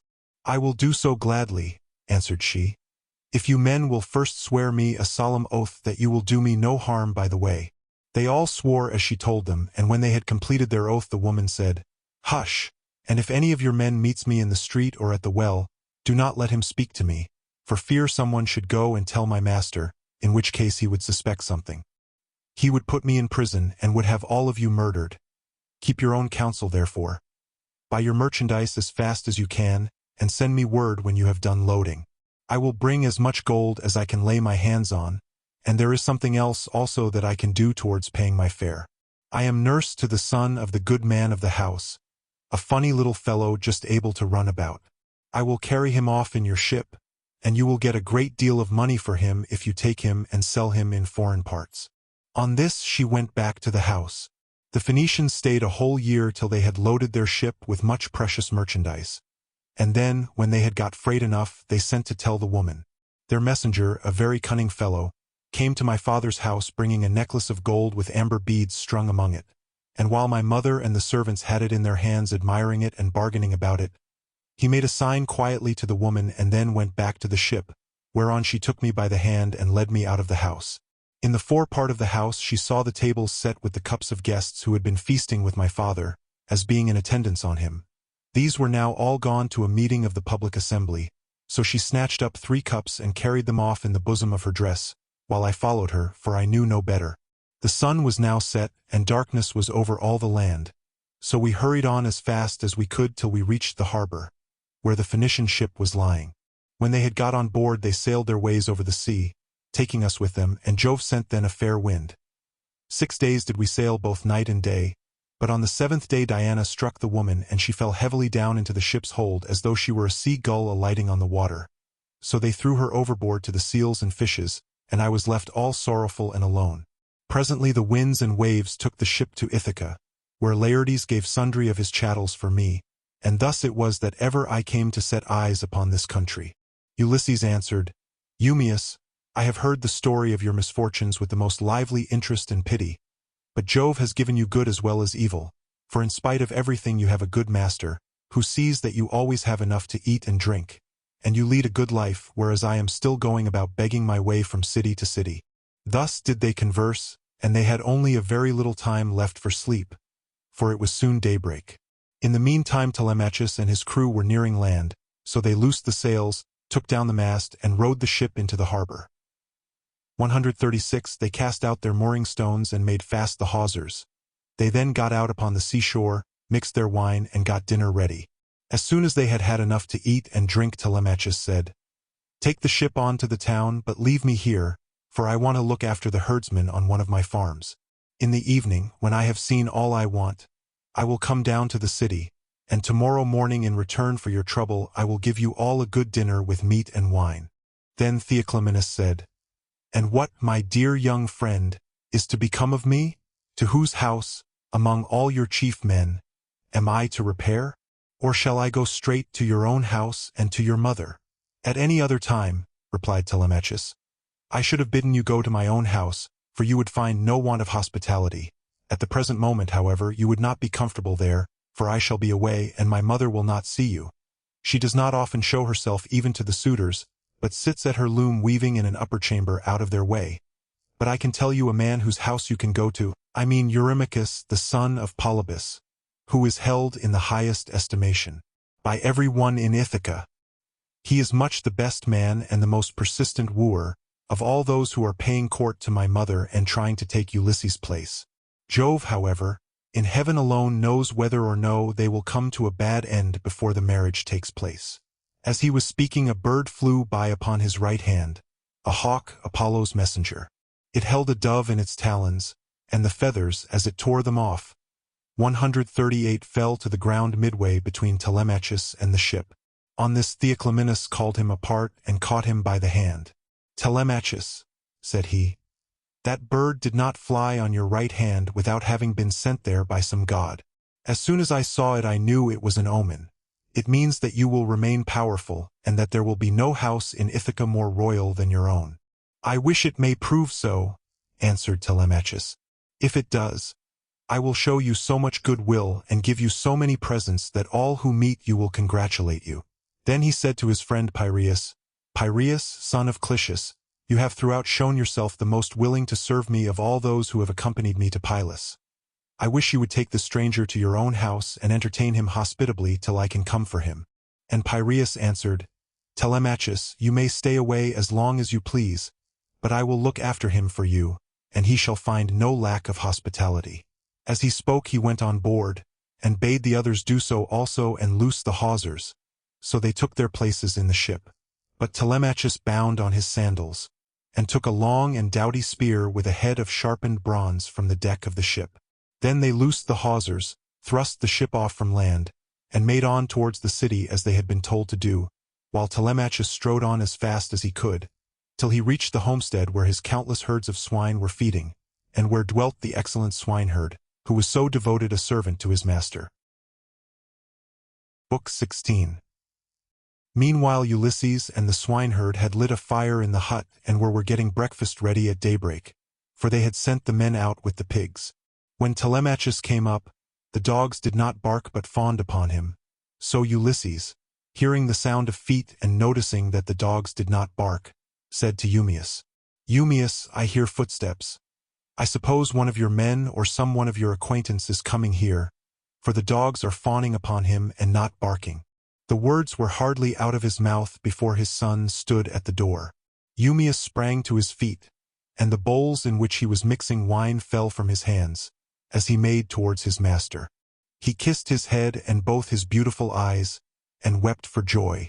A father could not be more delighted at the return of an only son, the child of his old age, after 10 years' absence in a foreign country and after having gone through much hardship. He embraced him, kissed him all over as though he had come back from the dead, and spoke fondly to him, saying, "So you are come, Telemachus, light of my eyes that you are. When I heard you had gone to Pylos, I made sure I was never going to see you any more. Come in, my dear child, and sit down, that I may have a good look at you now you are home again. It is not very often you come into the country to see us herdsmen. You stick pretty close to the town generally. I suppose you think it better to keep an eye on what the suitors are doing." "So be it, old friend," answered Telemachus. "But I am come now because I want to see you, and to learn whether my mother is still at her old home or whether someone else has married her, so that the bed of Ulysses is without bedding and covered with cobwebs." "She is still at the house," replied Eumaeus, "grieving and breaking her heart, and doing nothing but weep, both night and day continually." As he spoke he took Telemachus' spear, whereon he crossed the stone threshold and came inside. Ulysses rose from his seat to give him place as he entered, but Telemachus checked him. "Sit down, stranger," said he. "I can easily find another seat, and there is one here who will lay it for me." Ulysses went back to his own place, and Eumaeus strewed some green brushwood on the floor and threw a sheepskin on top of it for Telemachus to sit upon. Then the swineherd brought them platters of cold meat, the remains from what they had eaten the day before, and he filled the bread baskets with bread as fast as he could. He mixed wine also in bowls of ivy wood, and took his seat facing Ulysses. Then they laid their hands on the good things that were before them, and as soon as they had had enough to eat and drink, Telemachus said to Eumaeus, "Old friend, where does this stranger come from? How did his crew bring him to Ithaca, and who were they? For assuredly he did not come here by land." To this you answered, "O swineherd Eumaeus, my son, I will tell you the real truth. He says he is a Cretan, and that he has been a great traveler. At this moment he is running away from a Thesprotian ship, and has taken refuge at my station, so I will put him into your hands. Do whatever you like with him. Only remember that he is your suppliant." "I am very much distressed," said Telemachus, "by what you have just told me. How can I take this stranger into my house? I am as yet young, and am not strong enough to hold my own if any man attacks me. My mother cannot make up her mind whether to stay where she is and look after the house out of respect for public opinion and the memory of her husband, or whether the time is now come for her to take the best man of those who are wooing her, and the one who will make her the most advantageous offer. Still, as the stranger has come to your station, I will find him a cloak and shirt of good wear, with a sword and sandals, and will send him wherever he wants to go. Or if you like, you can keep him here at the station, and I will send him clothes and food that he may be no burden on you and on your men. But I will not have him go near the suitors, for they are very insolent, and are sure to ill-treat him in a way that would greatly grieve me. No matter how valiant a man may be, he can do nothing against numbers, for they will be too strong for him." Then Ulysses said, "Sir, it is right that I should say something myself. I am much shocked about what you have said about the insolent way in which the suitors are behaving in despite of such a man as you are. Tell me, do you submit to such treatment tamely, or has some god set your people against you? May you not complain of your brothers, for it is to these that a man may look for support, however great his quarrel may be? I wish I were as young as you are and in my present mind. If I were son to Ulysses, or indeed Ulysses himself, I would rather someone came and cut my head off, but I would go to the house and be the bane of every one of these men. 139. If they were too many for me, I being single-handed, I would rather die fighting in my own house than see such disgraceful sights day after day, strangers grossly maltreated, and men dragging the women servants about the house in an unseemly way, wine drawn recklessly, and bread wasted all to no purpose for an end that shall never be accomplished." And Telemachus answered, "I will tell you truly everything. There is no enmity between me and my people, nor can I complain of brothers, to whom a man may look for support however great his quarrel may be. Jove has made us a race of only sons. Laertes was the only son of Arcesius, and Ulysses only son of Laertes. I am myself the only son of Ulysses who left me behind him when he went away, so that I have never been of any use to him. Hence it comes that my house is in the hands of numberless marauders. For the chiefs from all the neighboring islands, Dulichium, Same, Zacynthus, as also all the principal men of Ithaca itself, are eating up my house under the pretext of paying court to my mother, who will neither say point blank that she will not marry, nor yet bring matters to an end, so they are making havoc of my estate, and before long will do so with myself into the bargain. The issue, however, rests with heaven. But do you, old friend Eumaeus, go at once and tell Penelope that I am safe and have returned from Pylos. Tell it to herself alone, and then come back here without letting anyone else know, for there are many who are plotting mischief against me. I understand and heed you, replied Eumaeus. You need instruct me no further, only as I am going that way say whether I had not better let poor Laertes know that you are returned. He used to superintend the work on his farm in spite of his bitter sorrow about Ulysses, and he would eat and drink at will along with his servants. But they tell me that from the day on which you set out for Pylos he has neither eaten nor drunk as he ought to do, nor does he look after his farm, but sits weeping and wasting the flesh from off his bones. More's the pity, answered Telemachus. I am sorry for him, but we must leave him to himself just now. If people could have everything their own way, the first thing I should choose would be the return of my father. But go and give your message, then make haste back again, and do not turn out of your way to tell Laertes. Tell my mother to send one of her women secretly with the news at once, and let him hear it from her. Thus did he urge the swineherd. Eumaeus, therefore, took his sandals, bound them to his feet, and started for the town. Minerva watched him well off the station, and then came up to it in the form of a woman, fair, stately, and wise. She stood against the side of the entry and revealed herself to Ulysses, but Telemachus could not see her, and knew not that she was there, for the gods do not let themselves be seen by everybody. Ulysses saw her, and so did the dogs, for they did not bark, but went scared and whining off to the other side of the yards. She nodded her head and motioned to Ulysses with her eyebrows, whereon he left the hut and stood before her outside the main wall of the yards. Then she said to him, Ulysses, noble son of Laertes, it is now time for you to tell your son. Do not keep him in the dark any longer, but lay your plans for the destruction of the suitors, and then make for the town. I will not be long in joining you, for I too am eager for the fray. As she spoke, she touched him with her golden wand. First she threw a fair clean shirt and cloak about his shoulders. Then she made him younger and of more imposing presence. She gave him back his color, filled out his cheeks, and let his beard become dark again. Then she went away, and Ulysses came back inside the hut. His son was astounded when he saw him, and turned his eyes away for fear he might be looking upon a god. Stranger, said he, how suddenly you have changed from what you were a moment or two ago. You are dressed differently, and your color is not the same.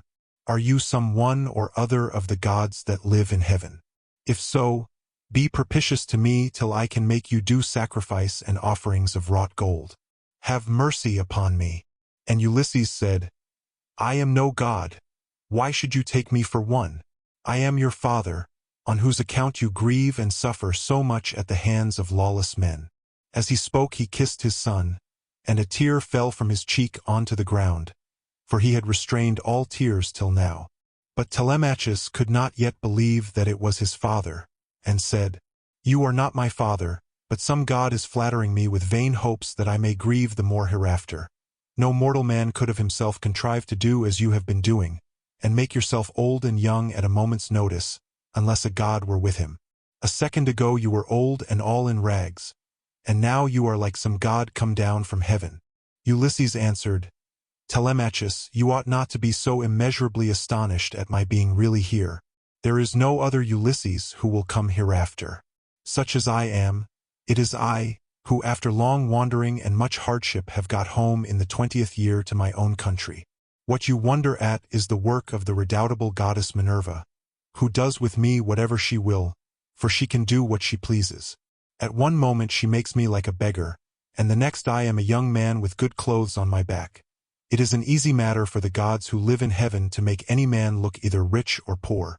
As he spoke he sat down, and Telemachus threw his arms about his father and wept. They were both so much moved that they cried aloud like eagles or vultures with crooked talons that have been robbed of their half-fledged young by peasants.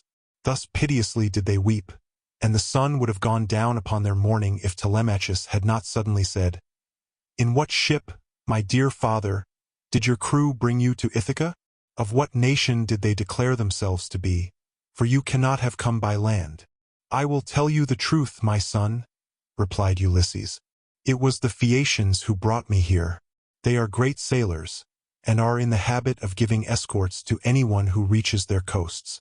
They took me over the sea while I was fast asleep, and landed me in Ithaca, after giving me many presents in bronze, gold, and raiment.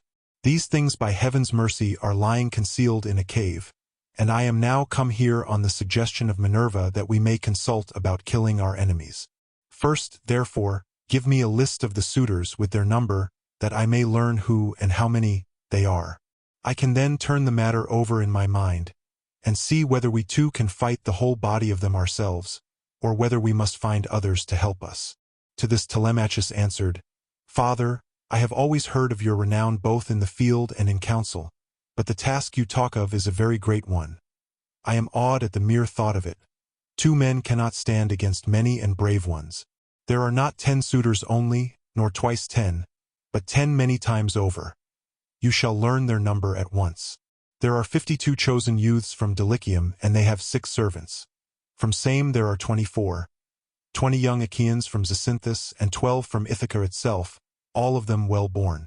They have with them a servant maiden, a bard, and 2 men who can carve at table. If we face such numbers as this, you may have bitter cause to rue your coming, and your revenge. See whether you cannot think of someone who would be willing to come and help us." "Listen to me," replied Ulysses, "and think whether Minerva and her father Jove may seem sufficient, or whether I am to try and find someone else as well."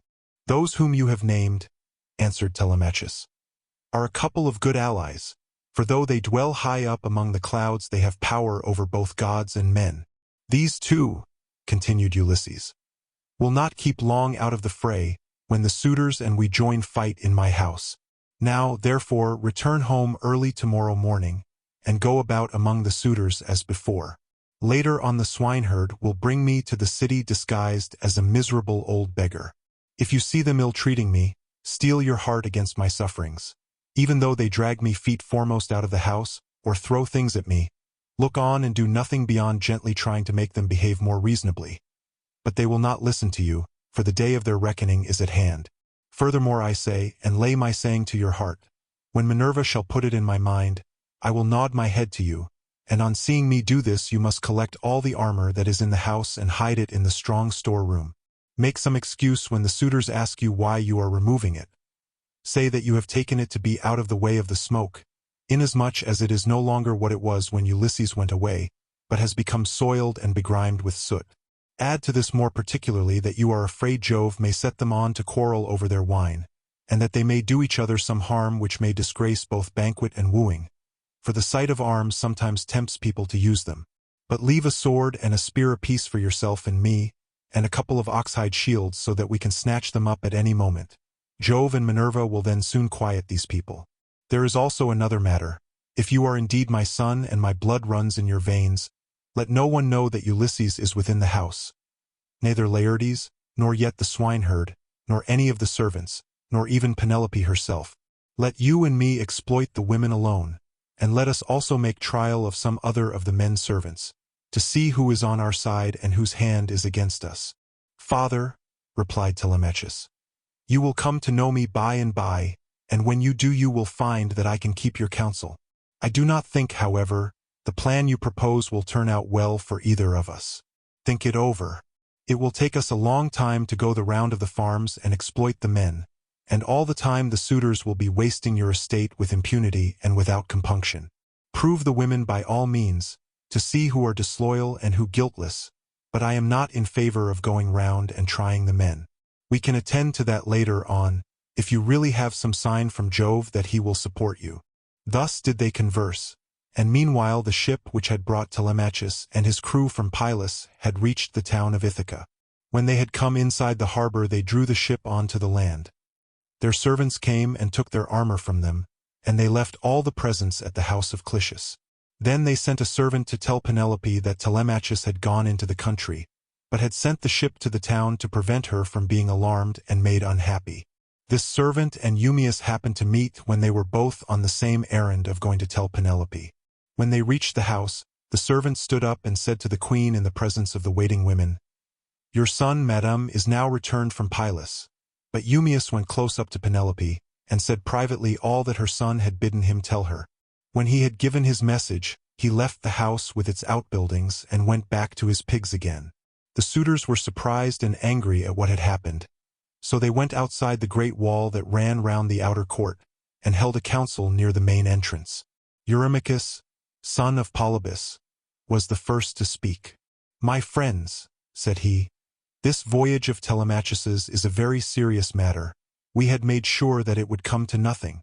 Now, however, let us draw a ship into the water, and get a crew together to send after the others and tell them to come back as fast as they can." He had hardly done speaking when Amphinomus turned in his place and saw the ship inside the harbor, with the crew lowering her sails and putting by their oars. So he laughed and said to the others, "We need not send them any message, for they are here. Some god must have told them, or else they saw the ship go by, and could not overtake her." On this they rose and went to the waterside. The crew then drew the ship on shore. Their servants took their armor from them, and they went up in a body to the place of assembly.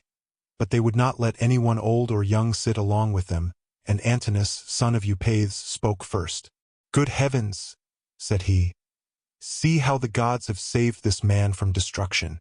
We kept a succession of scouts upon the headlands all day long, and when the sun was down we never went on shore to sleep, but waited in the ship all night till morning in the hope of capturing and killing him. But some god has conveyed him home in spite of us. Let us consider how we can make an end of him. He must not escape us. Our affair is never likely to come off while he is alive, for he is very shrewd, and public feeling is by no means all on our side. We must make haste before he can call the Achaeans in assembly. He will lose no time in doing so, for he will be furious with us, and will tell all the world how we plotted to kill him, but failed to take him. The people will not like this when they come to know of it. We must see that they do us no hurt, nor drive us from our own country into exile. Let us try and lay hold of him either on his farm away from the town, or on the road hither. Then we can divide up his property amongst us, and let his mother and the man who marries her have the house. If this does not please you, and you wish Telemachus to live on and hold his father's property, then we must not gather here and eat up his goods in this way, but must make our offers to Penelope each from his own house, and she can marry the man who will give the most for her, and whose lot it is to win her." They all held their peace until Amphinomus rose to speak. He was the son of Nisus, who was son to King Odysseus, and he was foremost among all the suitors from the wheat-growing and well-grassed island of Dulichium. His conversation, moreover, was more agreeable to Penelope than that of any of the other suitors, for he was a man of good natural disposition. "My friends," said he, speaking to them plainly and in all honesty, "I am not in favor of killing Telemachus. It is a heinous thing to kill one who is of noble blood. Let us first take counsel of the gods, and if the oracles of Jove advise it, I will both help to kill him myself, and will urge everyone else to do so. But if they dissuade us, I would have you hold your hands." Thus did he speak, and his words pleased them well. So they rose forthwith and went to the house of Ulysses, where they took their accustomed seats. Then Penelope resolved that she would show herself to the suitors. She knew of the plot against Telemachus, for the servant maiden had overheard their counsels and had told her.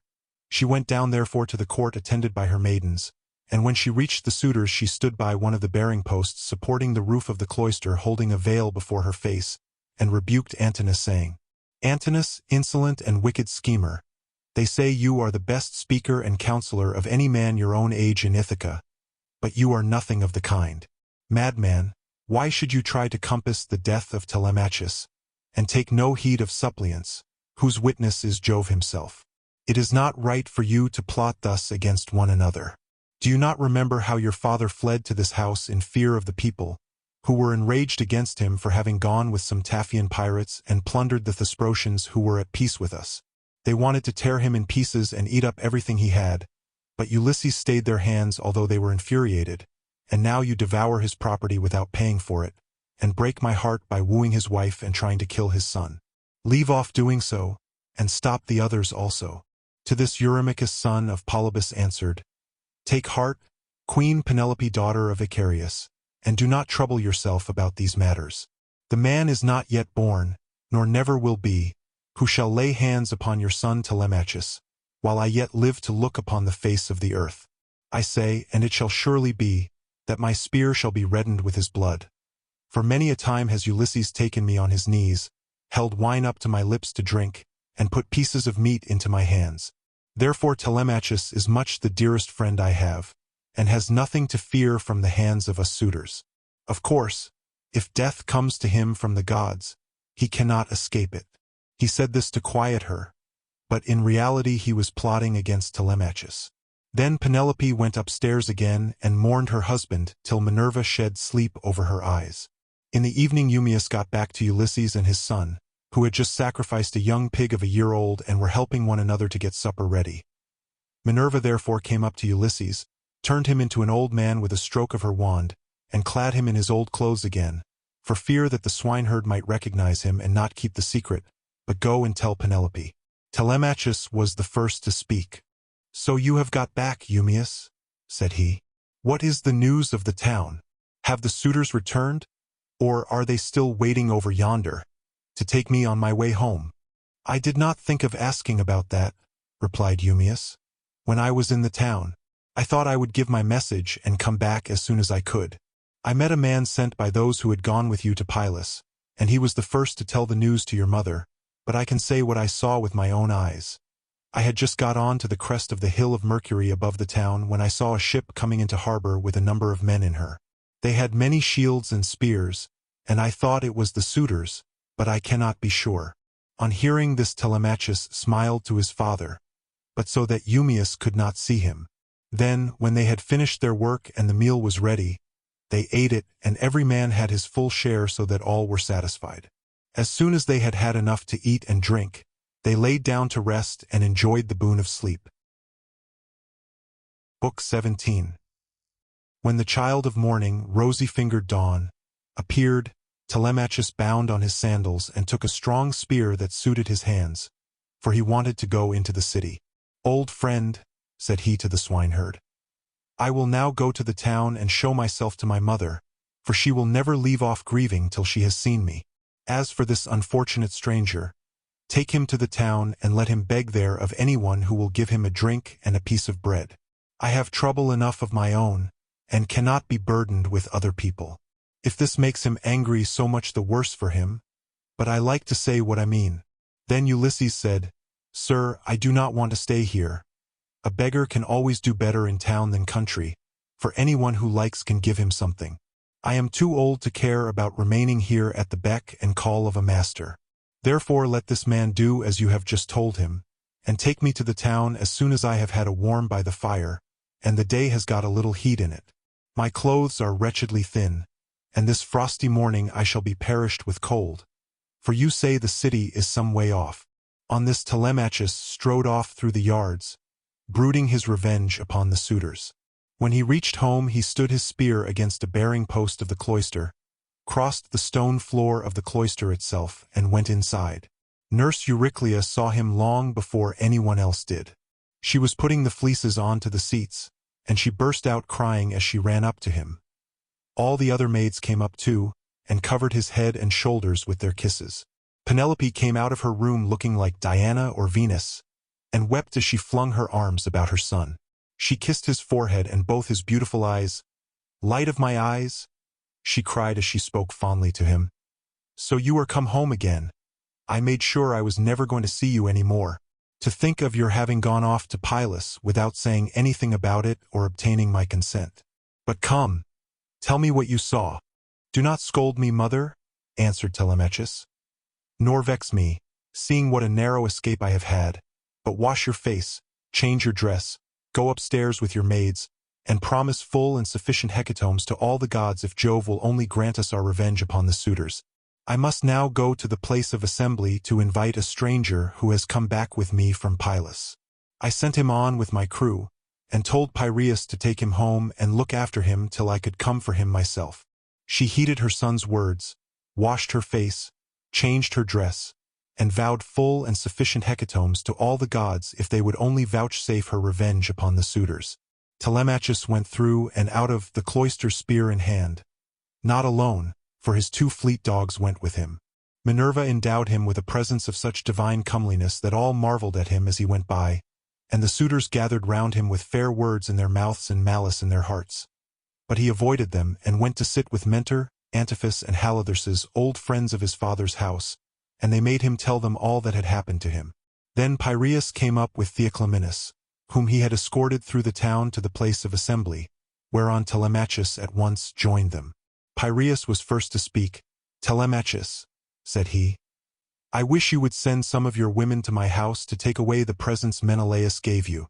"We do not know, Piraeus," answered Telemachus, "what may happen. If the suitors kill me in my own house and divide my property among them, I would rather you had the presents than that any of those people should get hold of them. If on the other hand I manage to kill them, I shall be much obliged if you will kindly bring me my presents." With these words he took Theoclymenus to his own house. When they got there they laid their cloaks on the benches and seats, went into the baths and washed themselves. When the maids had washed and anointed them, and had given them cloaks and shirts, they took their seats at table. A maid-servant then brought them water in a beautiful golden ewer, and poured it into a silver basin for them to wash their hands, and she drew a clean table beside them.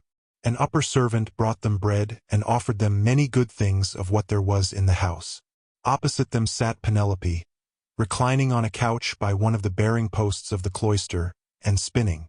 Then they laid their hands on the good things that were before them, and as soon as they had had enough to eat and drink, Penelope said, "Telemachus, I shall go upstairs and lie down on that sad couch, which I have not ceased to water with my tears, from the day Ulysses set out for Troy with the sons of Atreus.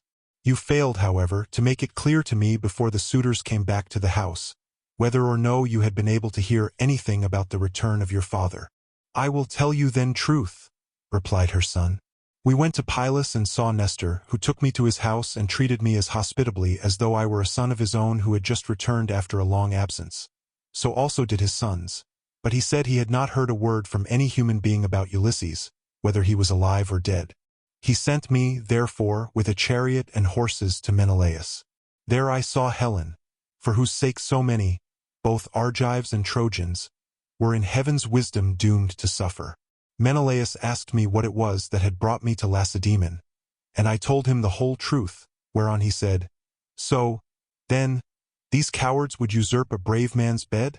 A hind might as well lay her newborn young in the lair of a lion, and then go off to feed in the forest or in some grassy dell. The lion, when he comes back to his lair, will make short work with the pair of them, and so will Ulysses with these suitors. By Father Jove, Minerva, and Apollo, if Ulysses is still the man that he was when he wrestled with Philomeliades in Lesbos, and threw him so heavily that all the Greeks cheered him, if he is still such and were to come near these suitors, they would have a short shrift and a sorry wedding. As regards your question, however, I will not prevaricate nor deceive you, but what the old man of the sea told me, so much will I tell you in full.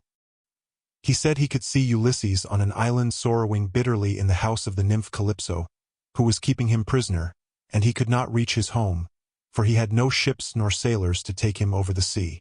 This was what Menelaus told me, and when I had heard his story I came away. The gods then gave me a fair wind and soon brought me safe home again. With these words he moved the heart of Penelope.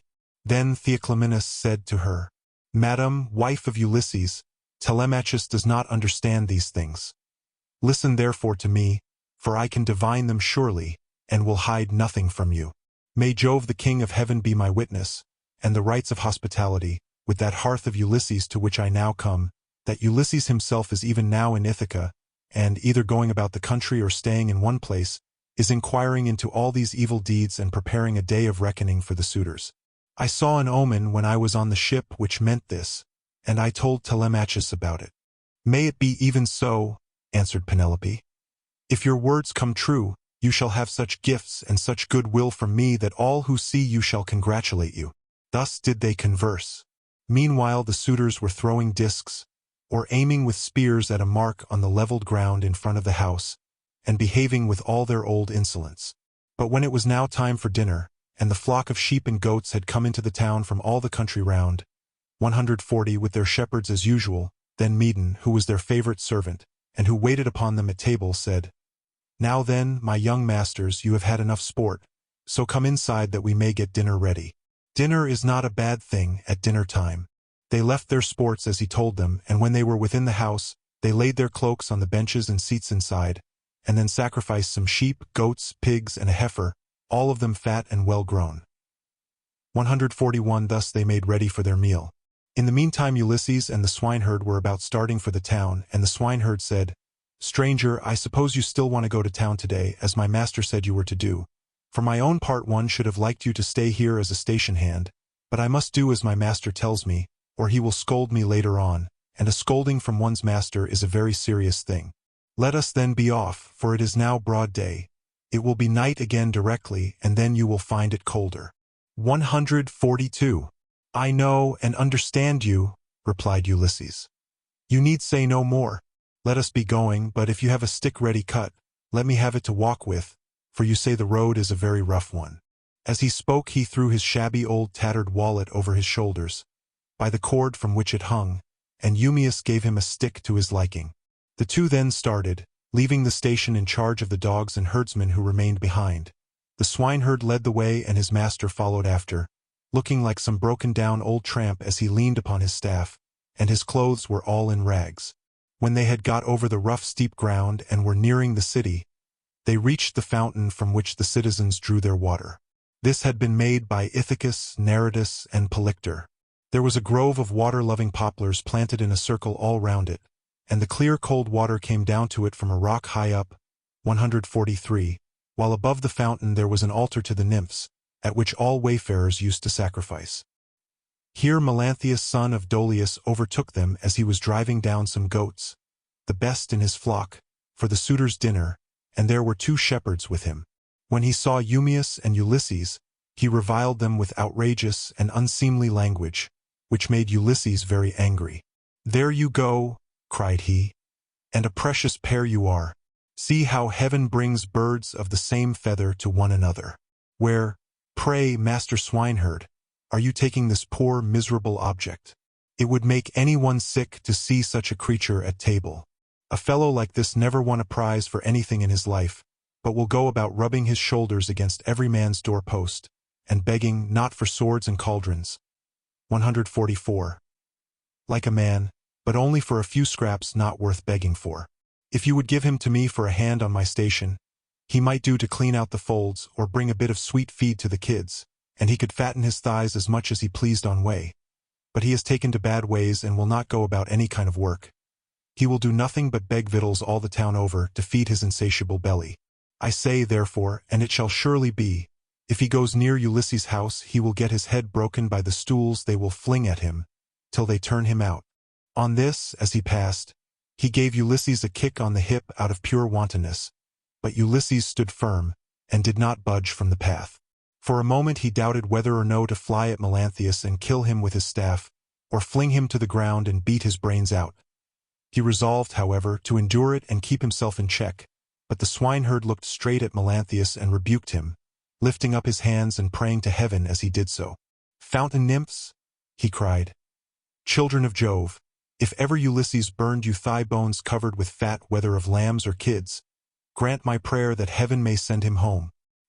He would soon put an end to the swaggering threats with which such men as you go about insulting people, gaddying all over the town while your flocks are going to ruin through bad shepherding." Then Melanthius the goatherd answered, "You ill-conditioned cur, what are you talking about? Some day or other I will put you on board ship and take you to a foreign country, where I can sell you and pocket the money you will fetch. I wish I were as sure that Apollo would strike Telemachus dead this very day, or that the suitors would kill him, as I am that Ulysses will never come home again." With this he left them to come on at their leisure, while he went quickly forward and soon reached the house of his master. When he got there he went in and took his seat among the suitors opposite Eumaeus, who liked him better than any of the others. The servants brought him a portion of meat, and an upper woman servant set bread before him that he might eat. Presently Ulysses and the swineherd came up to the house and stood by it, amid a sound of music, for Eumaeus was just beginning to sing to the suitors. Then Ulysses took hold of the swineherd's hand, and said, "Eumaeus, this house of Ulysses is a very fine place. No matter how far you go, you will find few like it. One building keeps following on after another. The outer court has a wall with battlements all round it. The doors are double folding and of good workmanship. It would be a hard matter to take it by force of arms. I perceive, too, that there are many people banqueting within it. For there is a smell of roast meat, and I hear a sound of music, which the gods have made to go along with feasting." Then Eumaeus said, "You have perceived aright, as indeed you generally do, but let us think what will be our best course. Will you go inside first and join the suitors, leaving me here behind you, or will you wait here and let me go in first? But do not wait long, or someone may see you loitering about outside, and throw something at you. Consider this matter, I pray you." And Ulysses answered, "I understand and heed. Go in first and leave me here where I am. I am quite used to being beaten and having things thrown at me. I have been so much buffeted about in war and by sea that I am case-hardened, and this too may go with the rest. But a man cannot hide away the cravings of a hungry belly. This is an enemy which gives much trouble to all men. It is because of this that ships are fitted out to sail the seas and to make war upon other people." As they were thus talking, a dog that had been lying asleep raised his head and pricked up his ears. This was Argos, whom Ulysses had bred before setting out for Troy, but he had never had any work out of him. In the old days he used to be taken out by the young men when they went hunting wild goats or deer or hares, but now that his master was gone he was lying neglected on the heaps of mule and cow dung that lay in front of the stable doors till the men should come and draw it away to manure the great clothes, and he was full of fleas. As soon as he saw Ulysses standing there, he dropped his ears and wagged his tail, but he could not get close up to his master. When Ulysses saw the dog on the other side of the yard, he dashed a tear from his eyes without Eumaeus seeing it, and said, "Eumaeus, what a noble hound that is over yonder on the manure heap. His build is splendid. Is he as fine a fellow as he looks, or is he only one of those dogs that come begging about a table, and are kept merely for show?" "This hound," answered Eumaeus, "belonged to him who has died in a far country. If he were what he was when Ulysses left for Troy, he would soon show you what he could do. There was not a wild beast in the forest that could get away from him when he was once on its tracks. But now he has fallen on evil times, for his master is dead and gone, and the women take no care of him. Servants never do their work when their master's hand is no longer over them, for Jove takes half the goodness out of a man when he makes a slave of him." As he spoke, he went inside the buildings to the cloister where the suitors were, but Argos died as soon as he had recognized his master. Telemachus saw Eumaeus long before anyone else did, and beckoned him to come and sit beside him. So he looked about and saw a seat lying near where the carvers sat serving out their portions to the suitors. He picked it up, brought it to Telemachus's table, and sat down opposite him. Then the servant brought him his portion, and gave him bread from the bread basket. Immediately afterwards Ulysses came inside, looking like a poor miserable old beggar, leaning on his staff and with his clothes all in rags. He sat down upon the threshold of ashwood just inside the doors leading from the outer to the inner court, and against a bearing post of cypress wood which the carpenter had skillfully planed, and had made to join truly with rule and line. Telemachus took a whole loaf from the bread basket, with as much meat as he could hold in his 2 hands, and said to Eumaeus, "Take this to the stranger and tell him to go the round of the suitors and beg from them. A beggar must not be shamefaced." So Eumaeus went up to him and said, "Stranger, Telemachus sends you this, and says you are to go the round of the suitors begging, for beggars must not be shamefaced." Ulysses answered, "May King Jove grant all happiness to Telemachus, and fulfill the desire of his heart." Then with both hands he took what Telemachus had sent him, and laid it on the dirty old wallet at his feet. He went on eating it while the bard was singing, and had just finished his dinner as he left off. The suitors applauded the bard, whereon Minerva went up to Ulysses and prompted him to beg pieces of bread from each one of the suitors, that he might see what kind of people they were, and tell the good from the bad. But come what might, she was not going to save a single one of them. Ulysses, therefore, went on his round, going from left to right, and stretched out his hands to beg as though he were a real beggar. Some of them pitied him and were curious about him, asking one another who he was and where he came from, whereon the goatherd Melanthius said, "Suitors of my noble mistress, I can tell you something about him, for I have seen him before. The swineherd brought him here, but I know nothing about the man himself, nor where he comes from." On this Antinous began to abuse the swineherd. "You precious idiot," he cried. "What have you brought this man to town for? Have we not tramps and beggars enough already to pester us as we sit at meat? Do you think it a small thing that such people gather here to waste your master's property? And must you needs bring this man as well?" And Eumaeus answered, "Antinous, your birth is good but your words evil. It was no doing of mine that he came here. Who is likely to invite a stranger from a foreign country, unless it be one of those who can do public service as a seer, a healer of hurts, a carpenter, or a bard who can charm us with his singing? Such men are welcome all the world over, but no one is likely to ask a beggar who will only worry him. You are always harder on Ulysses' servants than any of the other suitors are, and above all on me, but I do not care so long as Telemachus and Penelope are alive and here." But Telemachus said, "Hush, do not answer him. Antinous has the bitterest tongue of all the suitors, and he makes the others worse." Then turning to Antinous he said, "Antinous, you take as much care of my interests as though I were your son. Why should you want to see this stranger turned out of the house? Heaven forbid. Take something and give it him yourself. I do not grudge it. I bid you take it. Never mind my mother nor any of the other servants in the house. But I know you will not do what I say, for you are more fond of eating things yourself than of giving them to other people." "What do you mean, Telemachus?" replied Antinous. "By this swaggering talk, if all the suitors were to give him as much as I will, he would not come here again for another 3 months." As he spoke he drew the stool on which he rested his dainty feet from under the table, and made as though he would throw it at Ulysses, but the other suitors all gave him something, and filled his wallet with bread and meat. He was about, therefore, to go back to the threshold and eat what the suitors had given him, but he first went up to Antinous and said, "Sir, give me something. You are not, surely, the poorest man here. You seem to be a chief, foremost among them all. Therefore you should be the better giver, and I will tell far and wide of your bounty. I too was a rich man once, and had a fine house of my own. In those days I gave to many a tramp such as I now am, no matter who he might be nor what he wanted. I had any number of servants, and all the other things which people have who live well and are accounted wealthy, but it pleased Jove to take all away from me. He sent me with a band of roving robbers to Egypt. It was a long voyage, and I was undone by it. I stationed my ships in the river Aegyptus, and bade my men stay by them and keep guard over them, while I sent out scouts to reconnoiter from every point of vantage. But the men disobeyed my orders, took to their own devices, and ravaged the land of the Egyptians, killing the men, and taking their wives and children captives. The alarm was soon carried to the city, and when they heard the war cry, the people came out at daybreak till the plain was filled with soldiers horse and foot, and with the gleam of armor. Then Jove spread panic among my men, and they would no longer face the enemy, for they found themselves surrounded. The Egyptians killed many of us and took the rest alive to do forced labor for them. As for myself, they gave me to a friend who met them to take to Cyprus, Demeter by name, son of Isis, who was a great man in Cyprus. Thence I am come hither in a state of great misery." Then Antinous said, "What god can have sent such a pestilence to plague us during our dinner?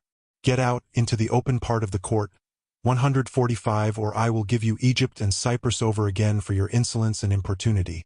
You have begged of all the others, and they have given you lavishly, for they have abundance round them, and it is easy to be free with other people's property when there is plenty of it." On this Ulysses began to move off and said, "Your looks, my fine sir, are better than your breeding. If you were in your own house you would not spare a poor man so much as a pinch of salt, for though you are in another man's, and surrounded with abundance, you cannot find it in you to give him even a piece of bread." This made Antinous very angry, and he scowled at him, saying, "You shall pay for this before you get clear of the court." With these words he threw a footstool at him, and hit him on the right shoulder blade near the top of his back. Ulysses stood firm as a rock, and the blow did not even stagger him, but he shook his head in silence as he brooded on his revenge. Then he went back to the threshold and sat down there, laying his well-filled wallet at his feet. "Listen to me," he cried, "you suitors of Queen Penelope, that I may speak even as I am minded. A man knows neither ache nor pain if he gets hit while fighting for his money, or for his sheep or his cattle. And even so Antinous has hit me while in the service of my miserable belly, which is always getting people into trouble. Still, if the poor have gods and avenging deities at all, I pray them that Antinous may come to a bad end before his marriage. Sit where you are, and eat your victuals in silence, or be off elsewhere," shouted Antinous. "If you say more I will have you dragged hand and foot through the courts, and the servants shall flay you alive." The other suitors were much displeased at this, and one of the young men said, "Antinous, you did ill in striking that poor wretch of a tramp. It will be worse for you if he should turn out to be some god, and we know the gods go about disguised in all sorts of ways as people from foreign countries, and travel about the world to see who do amiss and who righteously." 146. Thus said the suitors, but Antinous paid them no heed. Meanwhile Telemachus was furious about the blow that had been given to his father, and though no tear fell from him, he shook his head in silence and brooded on his revenge. Now when Penelope heard that the beggar had been struck in the banqueting cloister, she said before her maids, "Would that Apollo would so strike you, Antinous?"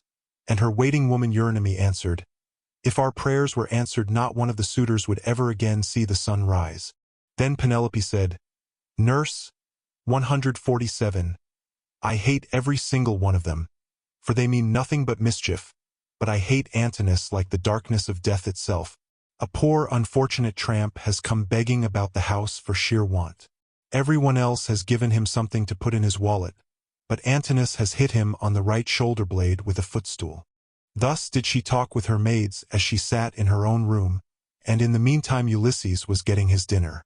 Then she called for the swineherd and said, "Eumaeus, go and tell the stranger to come here. I want to see him and ask him some questions. He seems to have traveled much, and he may have seen or heard something of my unhappy husband." To this you answered, "O swineherd Eumaeus, if these Achaeans, madam, would only keep quiet, you would be charmed with the history of his adventures. I had him 3 days and 3 nights with me in my hut, which was the first place he reached after running away from his ship, and he has not yet completed the story of his misfortunes.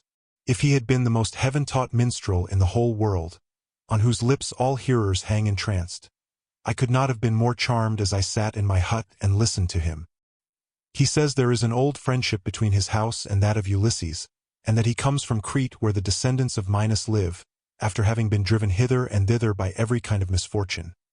He also declares that he has heard of Ulysses as being alive and near at hand among the Thesprotians, and that he is bringing great wealth home with him." "Call him here, then," said Penelope, "that I too may hear his story. As for the suitors, let them take their pleasure indoors or out as they will, for they have nothing to fret about. Their corn and wine remain unwasted in their houses with none but servants to consume them, while they keep hanging about our house day after day sacrificing our oxen, sheep, and fat goats for their banquets, and never giving so much as a thought to the quantity of wine they drink. No estate can stand such recklessness, for we have now no Ulysses to protect us.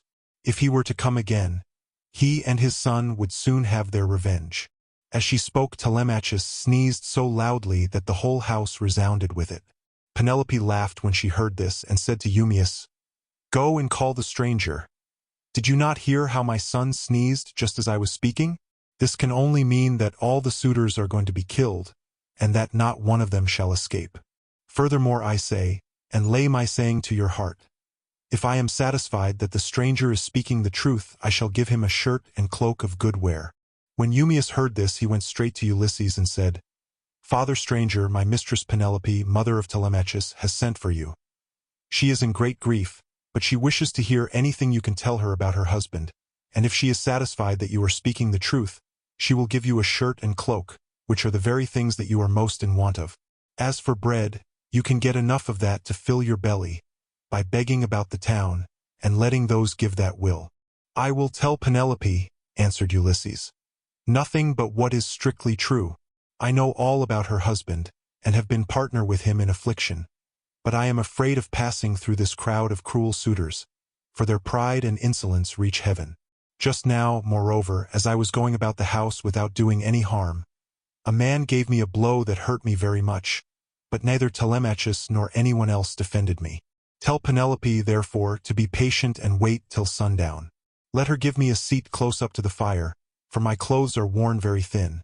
You know they are, for you have seen them ever since I first asked you to help me. She can then ask me about the return of her husband." The swineherd went back when he heard this, and Penelope said as she saw him cross the threshold, "Why do you not bring him here, Eumaeus? Is he afraid that someone will ill-treat him, or is he shy of coming inside the house at all? Beggars should not be shamefaced."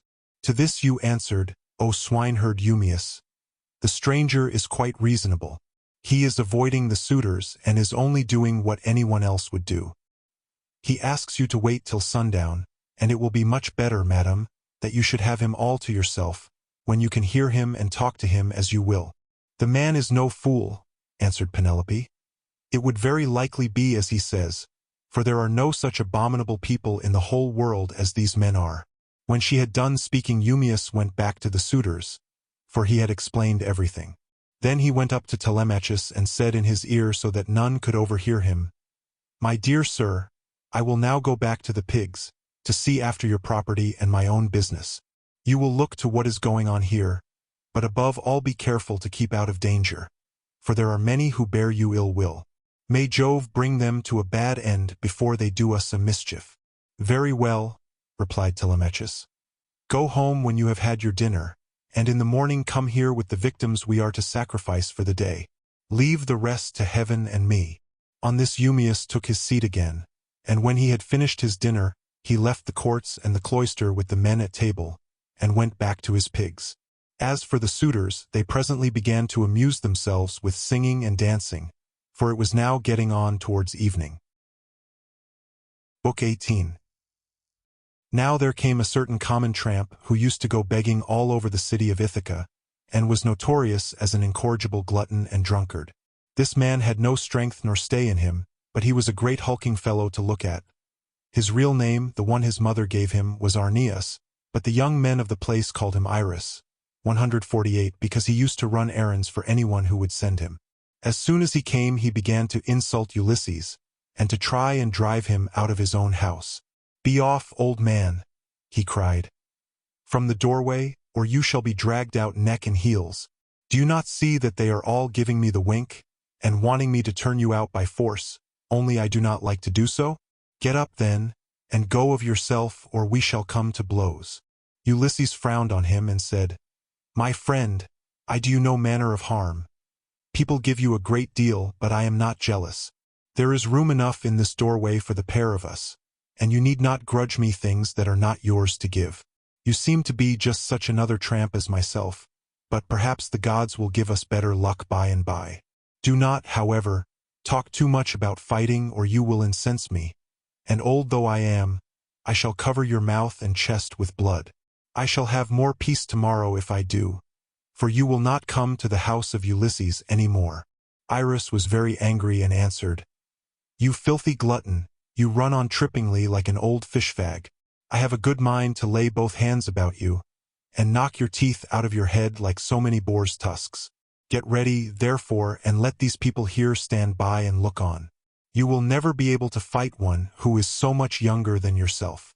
Thus roundly did they rate one another on the smooth pavement in front of the doorway. 149. And when Antinous saw what was going on, he laughed heartily and said to the others, "This is the finest sport that you ever saw. Heaven never yet sent anything like it into this house. The stranger and Iris have quarreled and are going to fight. Let us set them on to do so at once." The suitors all came up laughing, and gathered round the two ragged tramps. "Listen to me," said Antinous. "There are some goat's paunches down at the fire, which we have filled with blood and fat, and set aside for supper. He who is victorious and proves himself to be the better man shall have his pick of the lot. He shall be free of our table, and we will not allow any other beggar about the house at all." The others all agreed, but Ulysses, to throw them off the scent, said, "Sirs, an old man like myself, worn out with suffering, cannot hold his own against a young one. But my irrepressible belly urges me on, though I know it can only end in my getting a drubbing. You must swear, however, that none of you will give me a foul blow to favor Iris and secure him the victory." They swore as he told them, And when they had completed their oath, Telemachus put in a word and said, "Stranger, if you have a mind to settle with this fellow, you need not be afraid of anyone here. Whoever strikes you will have to fight more than one. I am host, and the other chiefs, Antinous and Eurymachus, both of them men of understanding, are of the same mind as I am." Everyone assented, and Ulysses girded his old rags about his loins, thus baring his stalwart thighs, his broad chest and shoulders, and his mighty arms. But Minerva came up to him and made his limbs even stronger still. The suitors were beyond measure astonished, and one would turn towards his neighbor saying, "The stranger has brought such a thigh out of his old rags that there will soon be nothing left of Iris." Iris began to be very uneasy as he heard them, but the servants girded him by force, and brought him into the open part of the court, in such a fright that his limbs were all of a tremble. Antinous scolded him and said, "You swaggering bully, you ought never to have been born at all if you are afraid of such an old broken-down creature as this tramp is. I say, therefore, and it shall surely be, if he beats you and proves himself the better man, I shall pack you off on board ship to the mainland and send you to King Eumaeus, who kills every one that comes near him. He will cut off your nose and ears, and draw out your entrails for the dogs to eat." This frightened Iris still more, but they brought him into the middle of the court, and the two men raised their hands to fight. Then Ulysses considered whether he should let drive so hard at him as to make an end of him then and there, or whether he should give him a lighter blow that should only knock him down. In the end he deemed it best to give the lighter blow for fear the Achaeans should begin to suspect who he was. Then they began to fight, and Iris hit Ulysses on the right shoulder. But Ulysses gave Iris a blow on the neck under the ear that broke in the bones of his skull, and the blood came gushing out of his mouth. He fell groaning in the dust, gnashing his teeth and kicking on the ground, but the suitors threw up their hands and nearly died of laughter, as Ulysses caught hold of him by the foot and dragged him into the outer court as far as the gatehouse. There he propped him up against the wall and put his staff in his hands. "Sit here," said he, "and keep the dogs and pigs off. You are a pitiful creature, and if you try to make yourself king of the beggars any more you shall fare still worse." Then he threw his dirty old wallet, all tattered and torn over his shoulder with the cord by which it hung, and went back to sit down upon the threshold. But the suitors went within the cloisters, laughing and saluting him. "May Jove and all the other gods," said they, "grant you whatever you want for having put an end to the importunity of this insatiable tramp. We will take him over to the mainland presently, to King Eumaeus, who kills every one that comes near him." Ulysses hailed this as of good omen, and Antinous set a great goat's paunch before him filled with blood and fat. Amphinomus took 2 loaves out of the bread basket and brought them to him, pledging him as he did so in a golden goblet of wine. "Good luck to you," he said. "Father stranger, you are very badly off at present, but I hope you will have better times by and by." To this Ulysses answered, "Amphinomus, you seem to be a man of good understanding, as indeed you may well be, seeing whose son you are. I have heard your father well spoken of. He is Nisus of Dulichium, a man both brave and wealthy. They tell me you are his son, and you appear to be a considerable person. Listen, therefore, and take heed to what I am saying. Man is the vainest of all creatures that have their being upon earth. As long as heaven vouchsafes him health and strength, he thinks that he shall come to no harm hereafter, and even when the blessed gods bring sorrow upon him, he bears it as he needs must, and makes the best of it. For God Almighty gives men their daily minds day by day. I know all about it, for I was a rich man once, and did much wrong in the stubbornness of my pride, and in the confidence that my father and my brothers would support me. Therefore let a man fear God in all things always, and take the good that heaven may see fit to send him without vain glory. Consider the infamy of what these suitors are doing.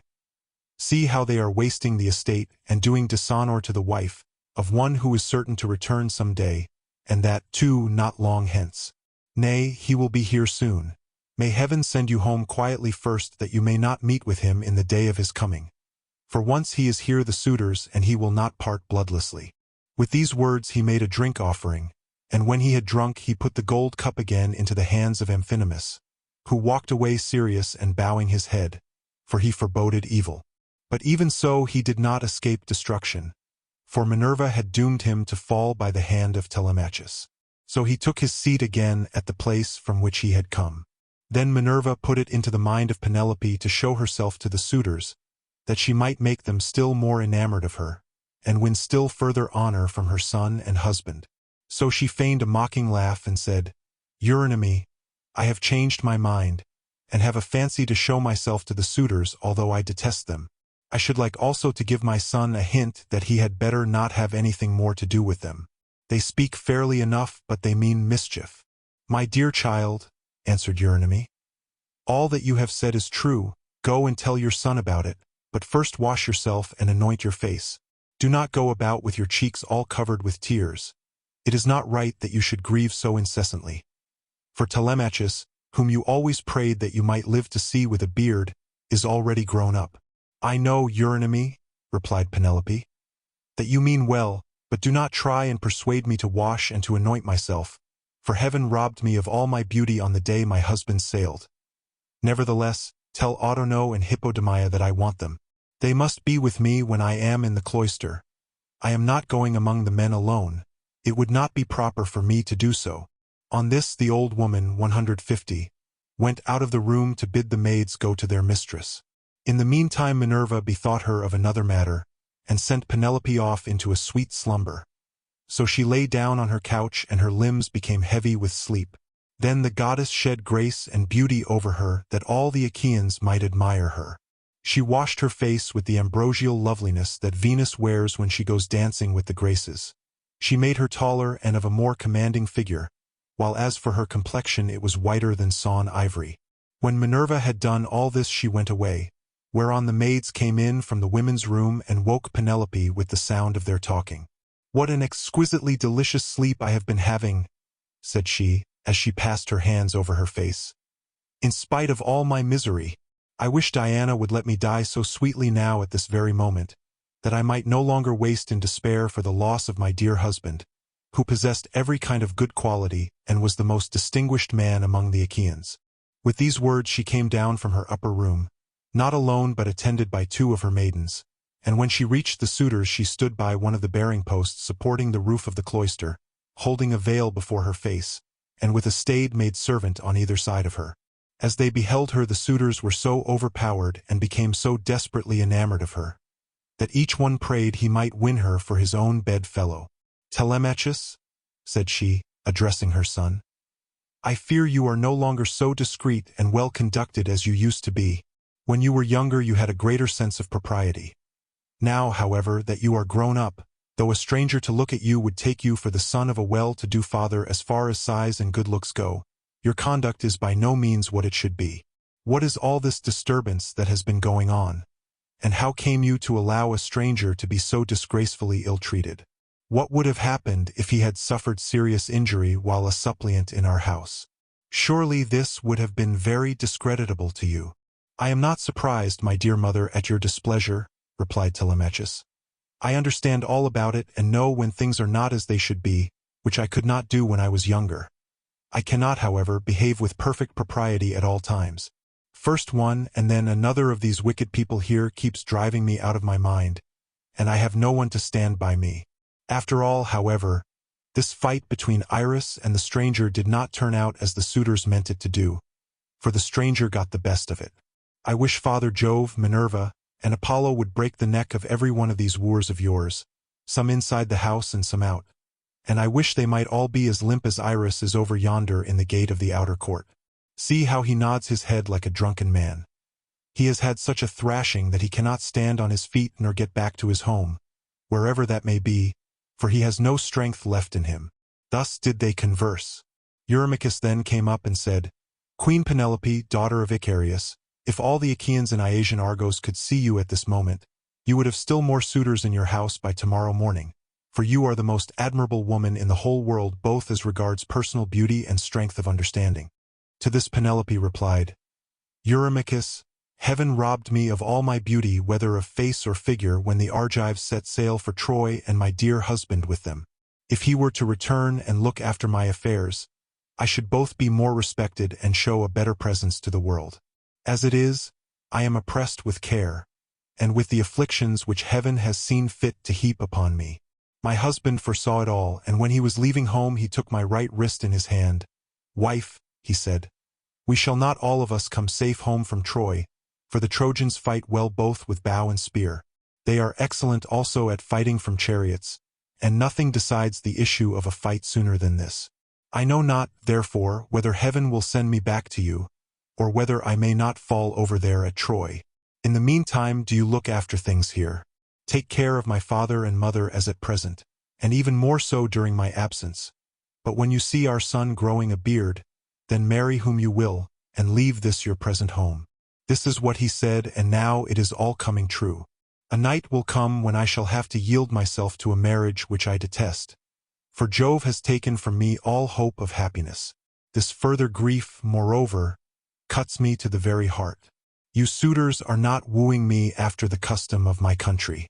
When men are courting a woman who they think will be a good wife to them and who is of noble birth, and when they are each trying to win her for himself, they usually bring oxen and sheep to feast the friends of the lady, and they make her magnificent presents instead of eating up other people's property without paying for it. This was what she said, and Ulysses was glad when he heard her trying to get presents out of the suitors, and flattering them with fair words which he knew she did not mean. Then Antinous said, Queen Penelope, daughter of Icarius, take as many presents as you please from anyone who will give them to you. It is not well to refuse a present, but we will not go about our business nor stir from where we are, till you have married the best man among us whoever he may be. The others applauded what Antinous had said, and each one sent his servant to bring his present. Antinous' man returned with a large and lovely dress most exquisitely embroidered. It had 12 beautifully made brooch pins of pure gold with which to fasten it. Eurymachus immediately brought her a magnificent chain of gold and amber beads that gleamed like sunlight. Eurydamas's 2 men returned with some earrings fashioned into 3 brilliant pendants which glistened most beautifully, while King Pisander son of Polyctor gave her a necklace of the rarest workmanship, and everyone else brought her a beautiful present of some kind. Then the queen went back to her room upstairs, and her maids brought the presents after her. Meanwhile the suitors took to singing and dancing, and stayed till evening came. They danced and sang till it grew dark. They then brought in 3 braziers, 151 to give light, and piled them up with chopped firewood very old and dry, and they lit torches from them, which the maids held up turn and turn about. Then Ulysses said, Maids, servants of Ulysses who has so long been absent, go to the queen inside the house. Sit with her and amuse her or spin and pick wool. I will hold the light for all these people. They may stay till morning, but shall not beat me, for I can stand a great deal. The maids looked at one another and laughed, while pretty Melantho began to jibe at him contemptuously. She was daughter to Dolius, but had been brought up by Penelope, who used to give her toys to play with, and looked after her when she was a child. But in spite of all this she showed no consideration for the sorrows of her mistress, and used to misconduct herself with Eurymachus, with whom she was in love. Poor wretch, said she, are you gone clean out of your mind? Go and sleep in some smithy, or place of public gossips, instead of chattering here. Are you not ashamed of opening your mouth before your betters? So many of them too? Has the wine been getting into your head? Or do you always babble in this way? You seem to have lost your wits because you beat the tramp Iris. Take care that a better man than he does not come and cudgel you about the head till he pack you bleeding out of the house. Vixen, replied Ulysses, scowling at her, I will go and tell Telemachus what you have been saying, and he will have you torn limb from limb. With these words he scared the women, and they went off into the body of the house. They trembled all over, for they thought he would do as he said. But Ulysses took his stand near the burning braziers, holding up torches and looking at the people, brooding the while on things that should surely come to pass. But Minerva would not let the suitors for one moment cease their insolence, for she wanted Ulysses to become even more bitter against them. She therefore set Eurymachus son of Polybus on to jibe at him, which made the others laugh. Listen to me, said he, you suitors of Queen Penelope, that I may speak even as I am minded. It is not for nothing that this man has come to the house of Ulysses. I believe the light has not been coming from the torches, but from his own head, for his hair is all gone, every bit of it. Then turning to Ulysses he said, Stranger, will you work as a servant? If I send you to the wolds and see that you are well paid, can you build a stone fence, or plant trees? I will have you fed all the year round, and will find you in shoes and clothing. Will Will you go, then? Not you. For you have got into bad ways and do not want to work. You had rather fill your belly by going round the country begging. Eurymachus, answered Ulysses, if you and I were to work one against the other in early summer when the days are at their longest, give me a good scythe and take another yourself, and let us see which will last the longer or mow the stronger, from dawn till dark when the mowing grass is about. Or if you will plow against me, let us each take a yoke of tawny oxen, well mated and of great strength and endurance. Turn me into a 4-acre field, and see whether you or I can drive the straighter furrow. If, again, war were to break out this day, give me a shield, a couple of spears, and a helmet fitting well upon my temples. You would find me foremost in the fray, and would cease your jibes about my belly. You are insolent and cruel, and think yourself a great man because you live in a little world, and that a bad one. If Ulysses comes to his own again, the doors of his house are wide, but you will find them narrow when you try to fly through them. Eurymachus was furious at all this. He scowled at him and cried, You wretch, I will soon pay you out for daring to say such things to me, and in public too. Has the wine been getting into your head, or do you always babble in this way?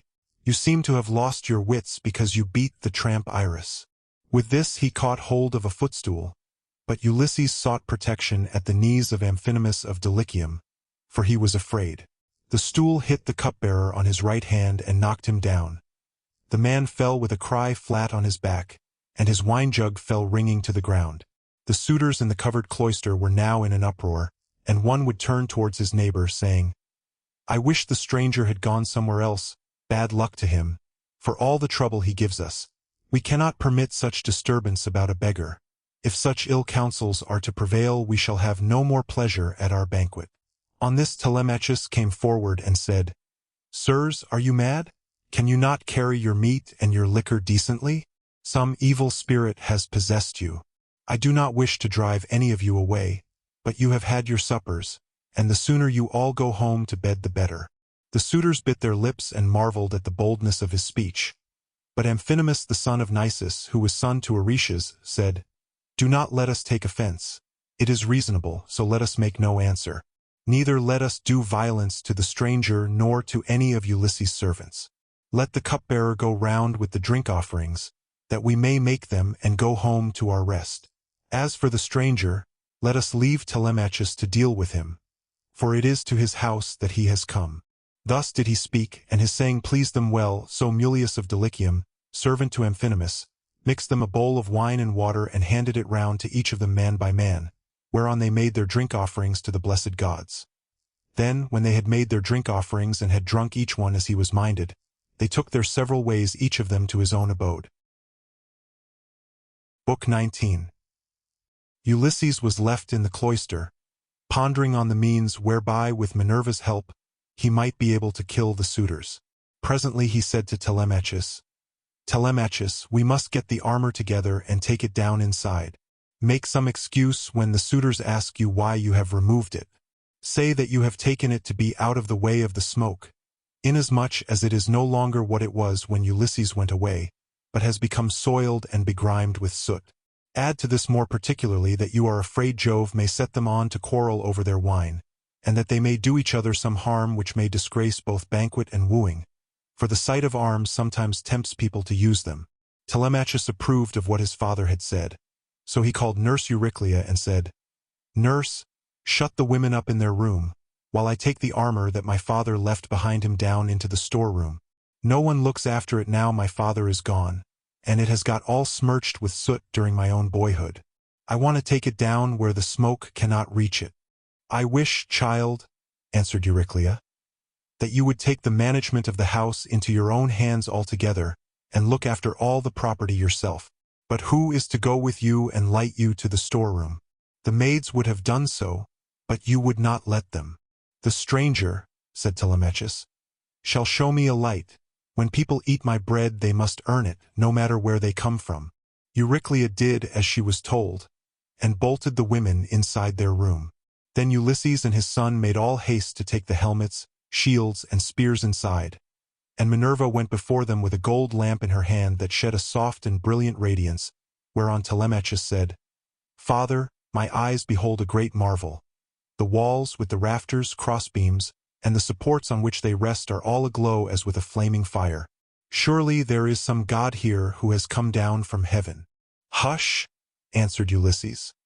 Hold your peace and ask no questions, for this is the manner of the gods. Get you to your bed, and leave me here to talk with your mother and the maids. Your mother in her grief will ask me all sorts of questions. On this Telemachus went by torchlight to the other side of the inner court, to the room in which he always slept. There he lay in his bed till morning, while Ulysses was left in the cloister pondering on the means whereby, with Minerva's help, he might be able to kill the suitors.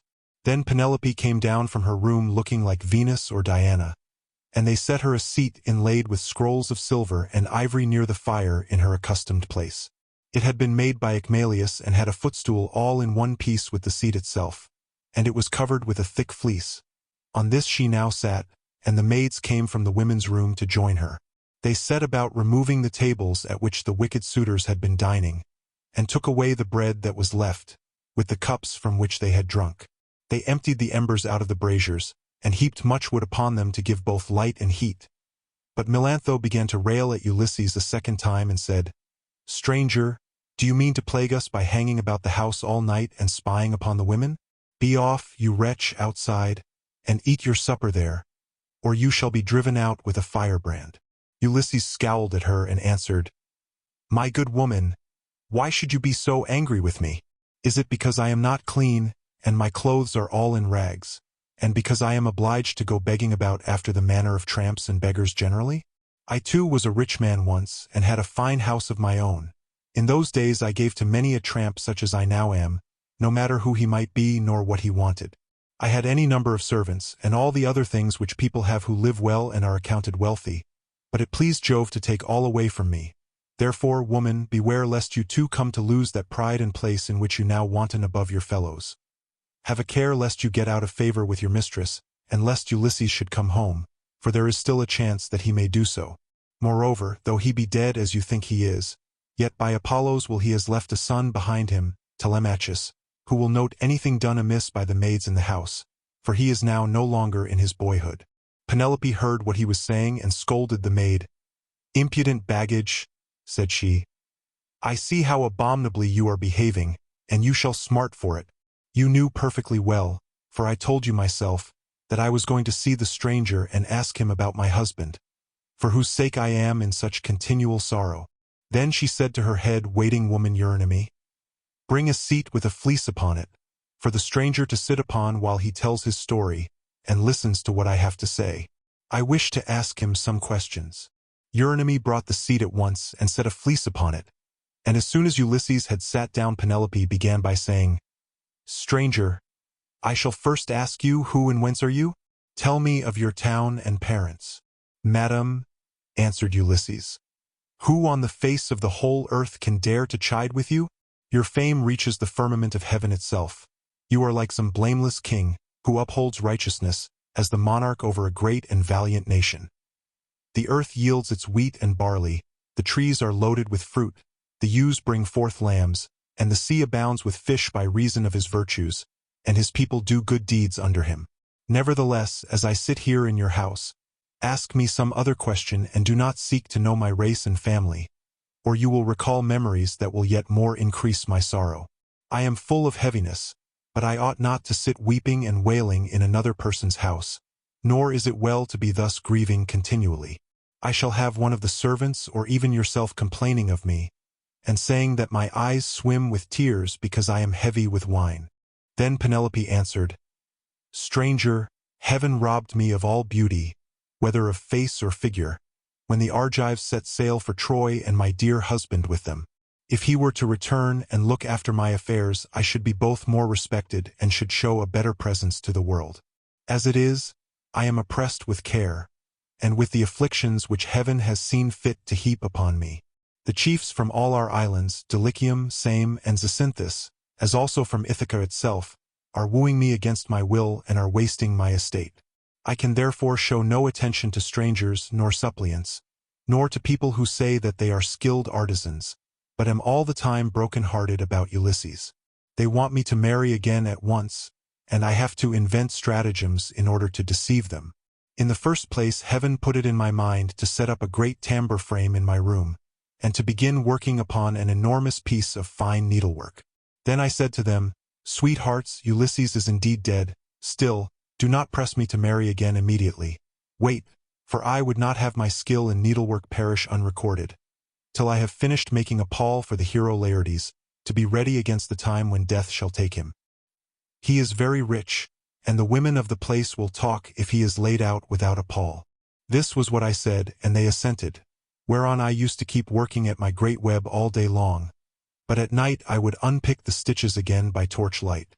I fooled them in this way for 3 years without their finding it out, but as time wore on and I was now in my 4th year, in the waning of moons, and many days had been accomplished, those good-for-nothing hussies my maids betrayed me to the suitors, who broke in upon me and caught me. They were very angry with me, so I was forced to finish my work whether I would or no. And now I do not see how I can find any further shift for getting out of this marriage. My parents are putting great pressure upon me, and my son chafes at the ravages the suitors are making upon his estate, for he is now old enough to understand all about it and is perfectly able to look after his own affairs, for heaven has blessed him with an excellent disposition. Still, notwithstanding all this, tell me who you are and where you come from, for you must have had father and mother of some sort. You cannot be the son of an oak or of a rock. Then Ulysses answered, Madam, wife of Ulysses, since you persist in asking me about my family, I will answer, no matter what it costs me. People must expect to be pained when they have been exiles as long as I have, and suffered as much among as many peoples. Nevertheless, as regards your question, I will tell you all you ask. There is a fair and fruitful island in mid-ocean called Crete. It is thickly peopled and there are 90 cities in it. The people speak many different languages which overlap one another, for there are Achaeans, brave Eteocretans, Dorians of threefold race, and noble Pelasgi. There is a great town there, Knossos, where Minos reigned, who every 9 years had a conference with Jove himself.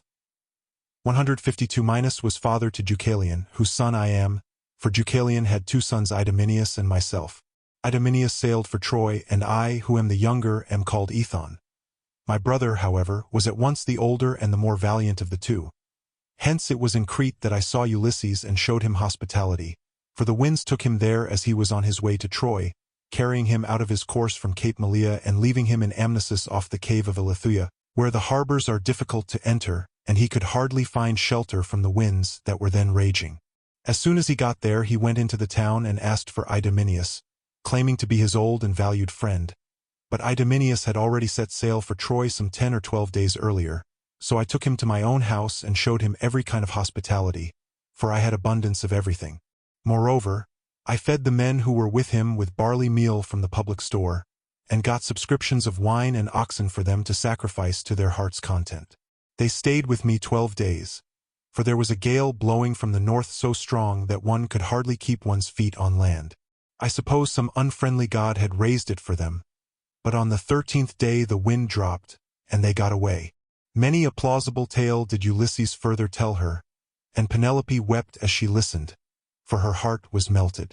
As the snow wastes upon the mountain tops when the winds from southeast and west have breathed upon it and thawed it till the rivers run bank full with water, even so did her cheeks overflow with tears for the husband who was all the time sitting by her side.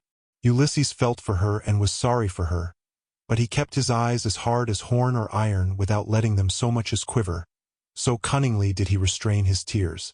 Then, when she had relieved herself by weeping, she turned to him again and said, Now, stranger, I shall put you to the test and see whether or no you really did entertain my husband and his men, as you say you did.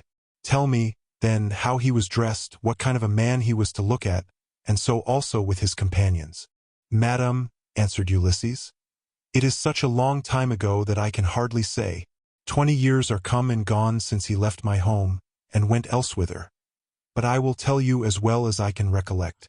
Ulysses wore a mantle of purple wool, double-lined, and it was fastened by a gold brooch with 2 catches for the pin. On the face of this there was a device that shewed a dog holding a spotted fawn between his 4 paws, and watching it as it lay panting upon the ground. Everyone marveled at the way in which these things had been done in gold, the dog looking at the fawn and strangling it, while the fawn was struggling convulsively to escape. 153. As for the shirt that he wore next his skin, It was so soft that it fitted him like the skin of an onion, and glistened in the sunlight to the admiration of all the women who beheld it. Furthermore I say, and lay my saying to your heart, that I do not know whether Ulysses wore these clothes when he left home, or whether one of his companions had given them to him while he was on his voyage, or possibly someone at whose house he was staying made him a present of them, for he was a man of many friends and had few equals among the Achaeans. I myself gave him a sword of bronze and a beautiful purple mantle, double-lined, with a shirt that went down to his feet, and I sent him on board his ship with every mark of honor. He had a servant with him, a little older than himself, and I can tell you what he was like. His shoulders were hunched, 154.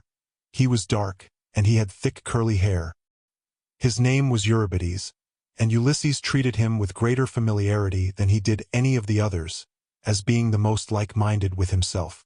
Penelope was moved still more deeply as she heard the indisputable proofs that Ulysses laid before her, and when she had again found relief in tears she said to him, "Stranger, I was already disposed to pity you, but henceforth you shall be honored and made welcome in my house. It was I who gave Ulysses the clothes you speak of. I took them out of the storeroom and folded them up myself, and I gave him also the gold brooch to wear as an ornament. Alas, I shall never welcome him home again. It was by an ill fate that he ever set out for that detested city, whose very name I cannot bring myself even to mention." Then Ulysses answered, "Madam, wife of Ulysses, do not disfigure yourself further by grieving thus bitterly for your loss, though I can hardly blame you for doing so. A woman who has loved her husband and borne him children would naturally be grieved at losing him, even though he were a worse man than Ulysses, who they say was like a god. Still, cease your tears and listen to what I can tell you. I will hide nothing from you, and can say with perfect truth that I have lately heard of Ulysses as being alive and on his way home. He is among the Thesprotians, and is bringing back much valuable treasure that he has begged from one and another of them. But his ship and all his crew were lost as they were leaving the Thrinacian island, for Jove and the sun god were angry with him because his men had slaughtered the sun god's cattle, and they were all drowned to a man. But Ulysses stuck to the keel of the ship and was drifted on to the land of the Phaeacians, who are near of kin to the immortals, and who treated him as though he had been a god, giving him many presents, and wishing to escort him home safe and sound. In fact, Ulysses would have been here long ago, had he not thought better to go from land to land gathering wealth. For there is no man living who is so wily as he is. There is no one can compare with him. Phidon, king of the Thesprotians, told me all this, and he swore to me, making drink offerings in his house as he did so, that the ship was by the waterside and the crew found who would take Ulysses to his own country. He sent me off first, for there happened to be a Thesprotian ship sailing for the wheat-growing island of Dulichium, but he showed me all the treasure Ulysses had got together, and he had enough lying in the house of King Phidon to keep his family for 10 generations. But the king said Ulysses had gone to Dodona that he might learn Jove's mind from the high oak tree, and know whether after so long an absence he should return to Ithaca openly or in secret. So you may know he is safe and will be here shortly. He is close at hand and cannot remain away from home much longer. Nevertheless I will confirm my words with an oath, and call Jove, who is the first and mightiest of all gods, to witness, as also that hearth of Ulysses to which I have now come, that all I have spoken shall surely come to pass. Ulysses will return in this self-same year. With the end of this moon and the beginning of the next he will be here." "May it be even so," answered Penelope. "If your words come true you shall have such gifts and such good will from me that all who see you shall congratulate you. But I know very well how it will be. Ulysses will not return, neither will you get your escort hence, for so surely as that Ulysses ever was, there are now no longer any such masters in the house as he was, to receive honorable strangers or to further them on their way home. And now, you maids, wash his feet for him, and make him a bed on a couch with rugs and blankets, that he may be warm and quiet till morning. Then at daybreak wash him and anoint him again, that he may sit in the cloister and take his meals with Telemachus. It shall be the worse for any one of these hateful people who is uncivil to him. Like it or not, he shall have no more to do in this house. For how, sir, shall you be able to learn whether or no I am superior to others of my sex both in goodness of heart and understanding, if I let you dine in my cloisters squalid and ill-clad? Men live but for a little season. If they are hard, and deal hardly, people wish them ill so long as they are alive, and speak contemptuously of them when they are dead. But he that is righteous and deals righteously, the people tell of his praise among all lands, and many shall call him blessed. Ulysses answered, Madam, I have forsworn rugs and blankets from the day that I left the snowy ranges of Crete to go on shipboard. I will lie as I have lain on many a sleepless night hitherto. Night after night have I passed in any rough sleeping place, and waited for morning. Nor, again, do I like having my feet washed. I shall not let any of the young hussies about your house touch my feet. But if you have any old and respectable woman who has gone through as much trouble as I have, I will allow her to wash them. To this Penelope said, My dear sir, of all the guests who ever yet came to my house there never was one who spoke in all things with such admirable propriety as you do. There happens to be in the house a most respectable old woman, the same who received my poor dear husband in her arms the night he was born, and nursed him in infancy. She is very feeble now, but she shall wash your feet. Come here, said she, Euryclea, and wash your master's age-mate. I suppose Ulysses' hands and feet are very much the same now as his are, for trouble ages all of us dreadfully fast. On these words the old woman covered her face with her hands. She began to weep and made lamentation, saying, My dear child, I cannot think whatever I am to do with you. I am certain no one was ever more God-fearing than yourself, and yet Jove hates you. No one in the whole world ever burned him more thigh bones, nor gave him finer hecatombs when you prayed you might come to a green old age yourself and see your son grow up to take after you.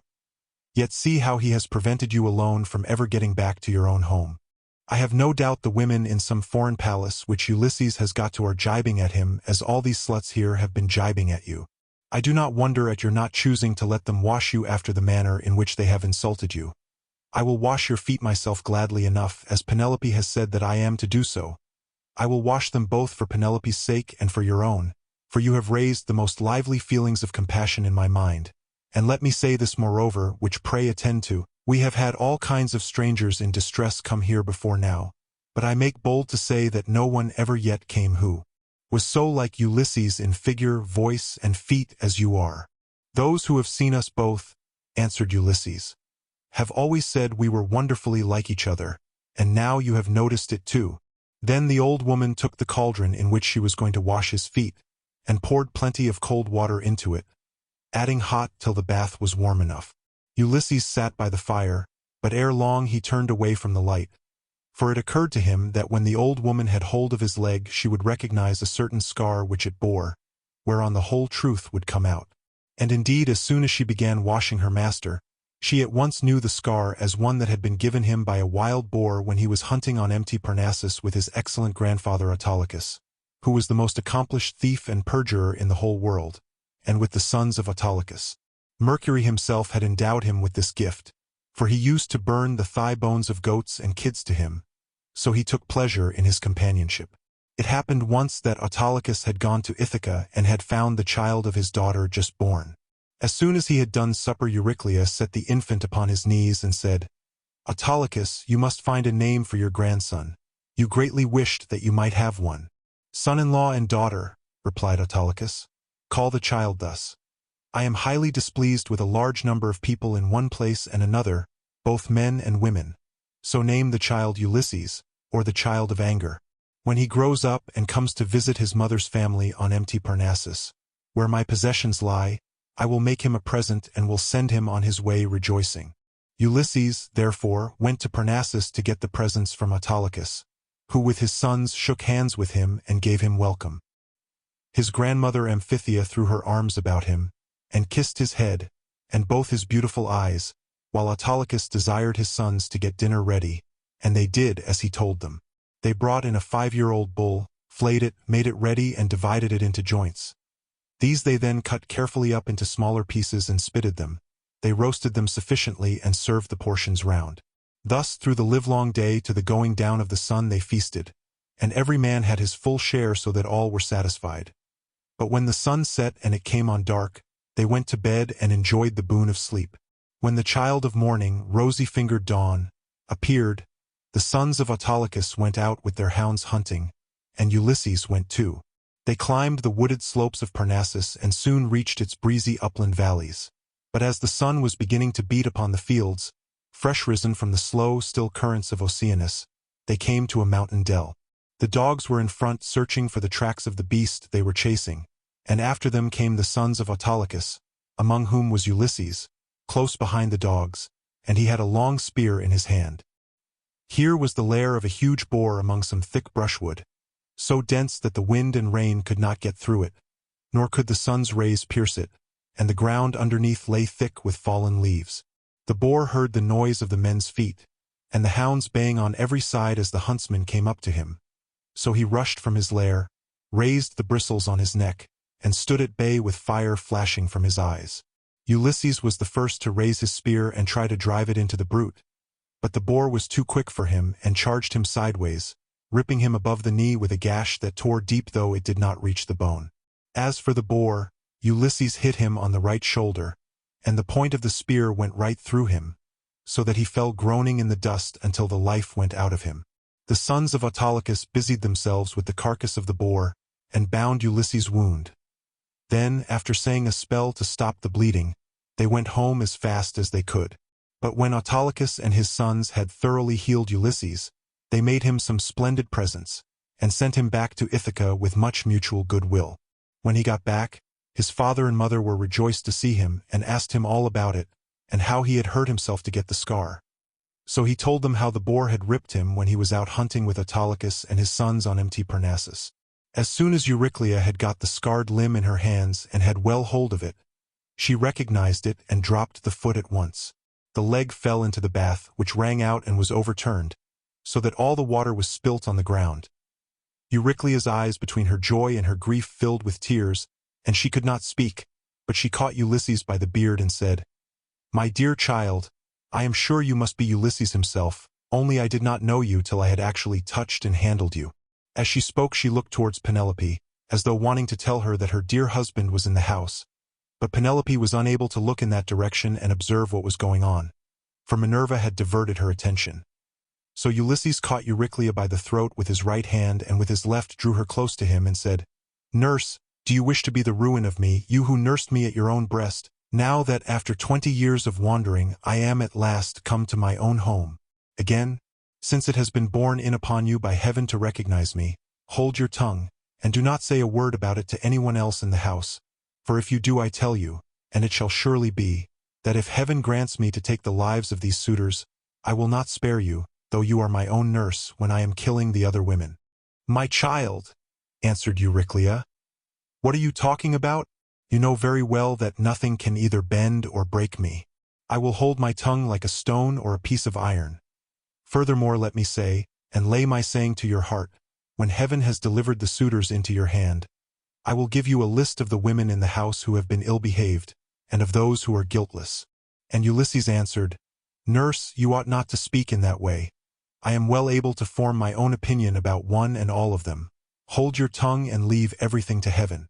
As he said this Euryclea left the cloister to fetch some more water, for the first had been all spilt, and when she had washed him and anointed him with oil, Ulysses drew his seat nearer to the fire to warm himself, and hid the scar under his rags. Then Penelope began talking to him and said, "Stranger, I should like to speak with you briefly about another matter. It is indeed nearly bedtime, for those, at least, who can sleep in spite of sorrow. As for myself, heaven has given me a life of such unmeasurable woe, that even by day when I am attending to my duties and looking after the servants, I am still weeping and lamenting during the whole time. Then, when night comes, and we all of us go to bed, I lie awake thinking, and my heart becomes a prey to the most incessant and cruel tortures. As the dun nightingale, daughter of Pandareus, sings in the early spring from her seat in shadiest covert hid, and with many a plaintive trill pours out the tale how by mishap she killed her own child Italus, son of King Zethus, even so does my mind toss and turn in its uncertainty whether I ought to stay with my son here, and safeguard my substance, my bondsmen, and the greatness of my house, out of regard to public opinion and the memory of my late husband, or whether it is not now time for me to go with the best of these suitors who are wooing me and making me such magnificent presents. As long as my son was still young and unable to understand, he would not hear of my leaving my husband's house, but now that he is full grown he begs and prays me to do so, being incensed at the way in which the suitors are eating up his property. Listen, then, to a dream that I have had and interpret it for me if you can. I have 20 geese about the house that eat mash out of a trough, 155, and of which I am exceedingly fond. I dreamed that a great eagle came swooping down from a mountain, and dug his curved beak into the neck of each of them till he had killed them all.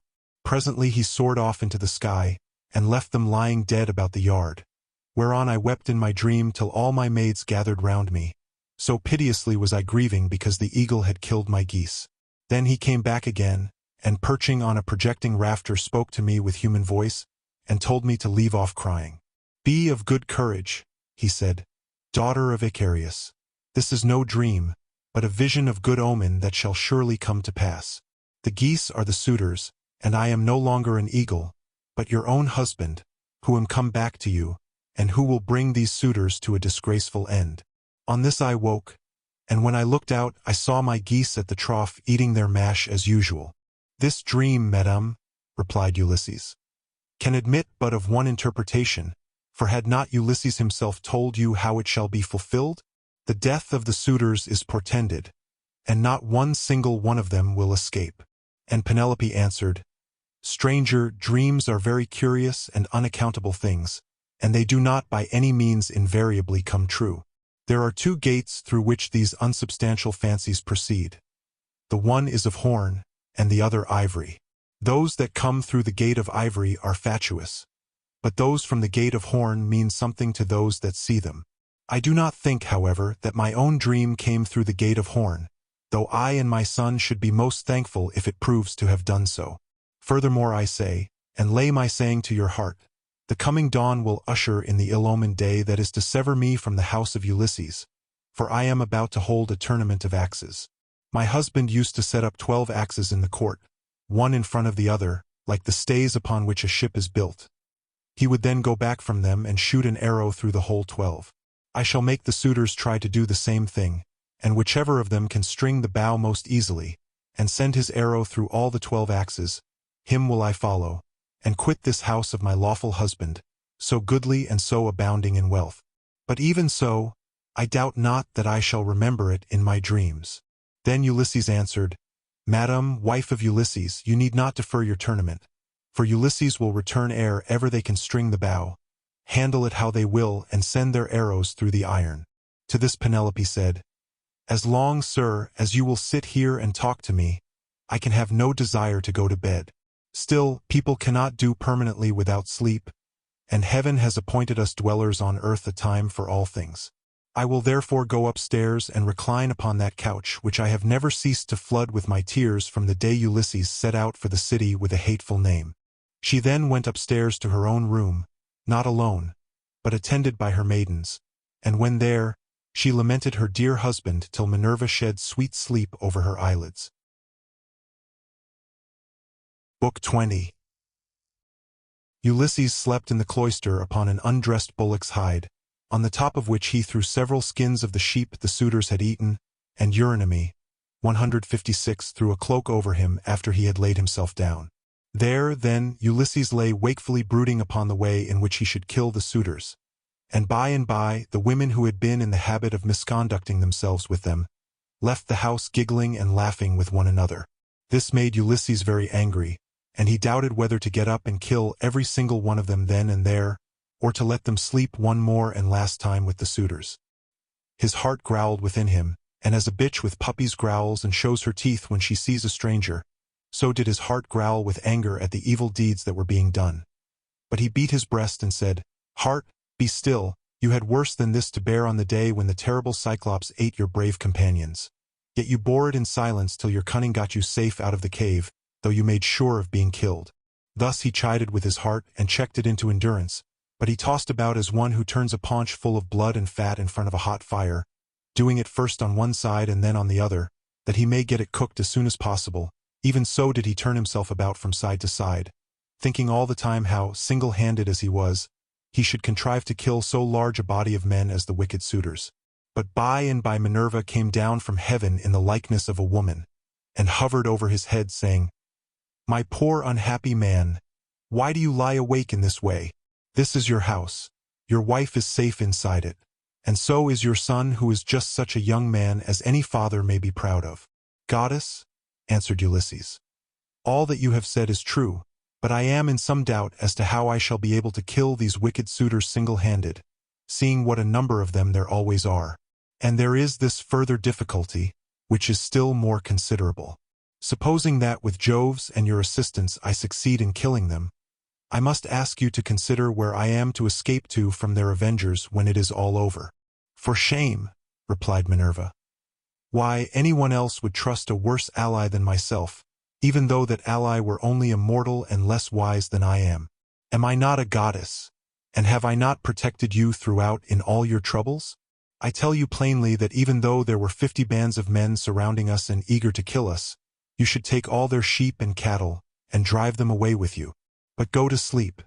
It is a very bad thing to lie awake all night, and you shall be out of your troubles before long. As she spoke she shed sleep over his eyes, and then went back to Olympus. While Ulysses was thus yielding himself to a very deep slumber that eased the burden of his sorrows, his admirable wife awoke, and sitting up in her bed began to cry. When she had relieved herself by weeping she prayed to Diana, saying, Great goddess Diana, daughter of Jove, drive an arrow into my heart and slay me, or let some whirlwind snatch me up and bear me through paths of darkness till it drop me into the mouths of overflowing Oceanus, as it did the daughters of Pandareus.